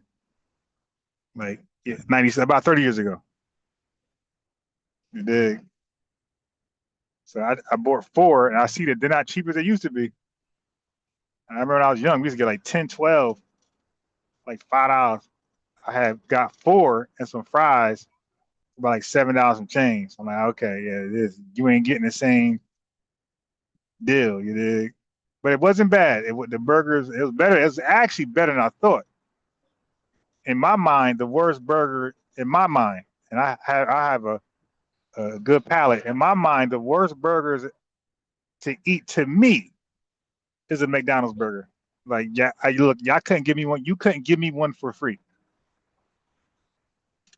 You couldn't give me a McDonald's burger for free. Feel me? I mean, a McDonald's burger is like a bigger low budget White Castle. White Castle burger. The meat the same. You dig? Meat skinny. It's all bread. Like, oh, y'all, and the price is like $1 gazillion. Like, yo, y'all really paying the same price for a Five Guys double cheeseburger for a McDonald's burger? Y'all deserve to be scammed. At that point, y'all deserve to be scammed. You dig? Y'all here trading a McDonald's, paying the same price as a McDonald's burger for a double cheese Five Guys burger. You out your mind. You dig? And I'm not counting down south, because down south got some great burger spots that up north you never heard of. But out of the ones up north, to me, the 2 best burgers you can buy is probably either Smash Burger or Five Guys, to me. And believe it or not, that White Castle burger might be third. I'm gonna be real. And the reason why I won't throw Burger King there, because they don't make it. They're like, when I see what they did, they like kind of like microwave it. Like, oh hell no. Because before I knew they was doing that, because like I remember like Burger King, they used to cook the burger. You know, like even Wendy's. Like I used to work at Wendy's, and like we used to make the burger right there. You order it, we'll make it, we'll put it on the thing and fry it right there. Or we'll already fry it and put it like in the oven and keep it warm. You know what I'm saying? But nowadays, like nobody cooks the burger. Everybody just cook it in the morning, let it sit somewhere, and then microwave it. Or some little heat thing they do to it. You dig? They did some heat thing to it. Yeah, but I just couldn't believe like that they do that now. So I didn't see, like I ordered my White Castle burger. I didn't see what they did with it. Let me know if they do the same thing. I won't eat those no more. Don't do that. Don't go over there. Okay. So yeah, I don't know what they did with it, but I remember they used to cook the White Castle burgers too. But I can't tell you for sure what they did with mine. You dig? I assume they cooked it. I remember when I used to take people to White Castle. I didn't eat it in 30 years, but when I take people to eat their White Castle, they used to have like 6 burgers on the thing cooking. So I don't know if they still do that, but I assume they did. That's why I went there. Yeah, I don't like to order nothing where they don't cook it right there. That's why I did eat Chinese at one point, because for some fact they cooked it right there. You feel me? But I can't rock a Chinese no more. And like this was before the boycott. But the boycott just made me like for sure never go back. You feel me? The boycott just made me for sure never go back. And I'll tell you why, because I was getting sick eating the burger. I mean, I'm saying burger, the Chinese food. All done? Hold on, brother. Yeah. So yeah, I oh yeah, not I'm tripping because I'm trying to talk and walk. The white Chinese food itself was making me sick, and I would order. I mean, like order like, because if you go to like a good Chinese spot that's like good, like some type of quality to it, you dig, in the white area, obviously, it'll never have quality in the black neighborhood, but the ones in the white neighborhood, it'd be pretty good, and it'll cost you a dime. You paying like you weigh, but the problem was I'd be hungry like I never ate. Like I will order 2 large egg foo young with brown rice and some other like some sweet and sour chicken. So keep in mind, I got a large sweet and sour chicken, and I got 2 large egg foo youngs with brown rice. Tell me why everything's going that day. You dig?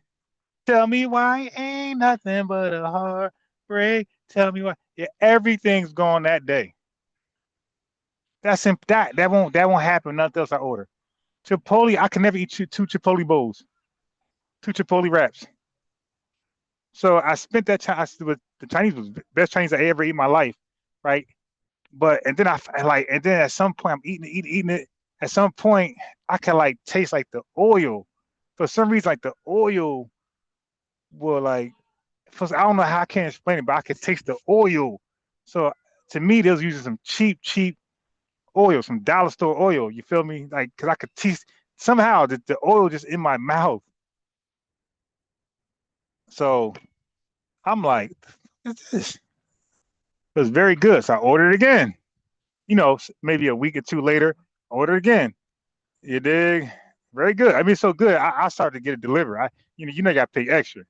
Like I didn't want to get up and drive. I'm like, you know what? It's so good. I'm gonna wait for it. And yeah, man. Then the last time, man, that damn oil. I'm like, yo, what kind of oil they using, yo? And I thought about Chinese people, like, you know what I mean, the ones that make at the restaurants. They not trying to. I give a damn about your health. They're not eating that stuff. So they're gonna get whatever oil they can get. And the oil, like I just feel like the oil was like killing me. Like, you know, so I said I'm good with Chinese. And then so I was already good with it. And then the boycott, the Asian, boycott came, and I was like, that's just confirmation. You feel me?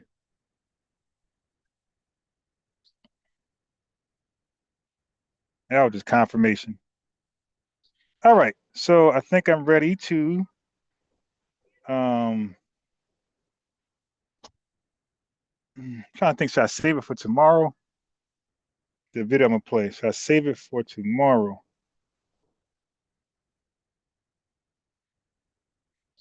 I see my phone's on 22%. Yeah, my man name says Tethers Dookie outside. That name is probably one of the best names. Oh, yeah, so he said the Trail Burger. So like I said, there's some down south or Midwest or West Coast burgers I'm sure taste phenomenal. Because I taste a couple down south, some spots I never heard before. And when I was in Georgia, I rolled past Whataburger, but I never got a chance to stop there because they had other stuff. They had other spots in Georgia that was like really, really good. So I really didn't even like give Whataburger a chance. I was eating this. It was this chicken spot. Oh my God. It's like this. No, I'm sorry. It was a cheesesteak spot. They sell like cheesesteaks, like chicken cheesesteak, whatever, something like that. Oh my God. I just couldn't eat nothing but that. So I never got a chance to eat Whataburger because that spot was right there by it, and I just couldn't stop eating I couldn't stop eating the cheesecake. Anyway, family, I'm gonna close this live out, and tomorrow morning, 5 a.m., I'm going to. Should I do it tomorrow? I'm trying to think. I'm gonna need more time. I want to replay the. Yeah, I'll do it tomorrow morning. I'll do it. So tomorrow morning, I'm gonna replay my discussion with Okay, I joined a TikTok live, and at first it was good. I was trying to cook somebody, but I was able to spit my stuff. Of course, I got nothing but love and respect on TikTok. But then, as I'm listening, they invited Tether on there. He started saying some crazy stuff. They started to like let him just go too much for me. I'm like, why they do that? Why they just let Tether ramble? And like, they didn't really do a good job of debunking him. You did. So I felt like it's time for me to go. But the Tether's allowed to say some crazy stuff on there. Okay, and they said some crazy stuff too, which made me doubt there's even FBA. But I'm gonna play that conversation in the morning. Peace, family.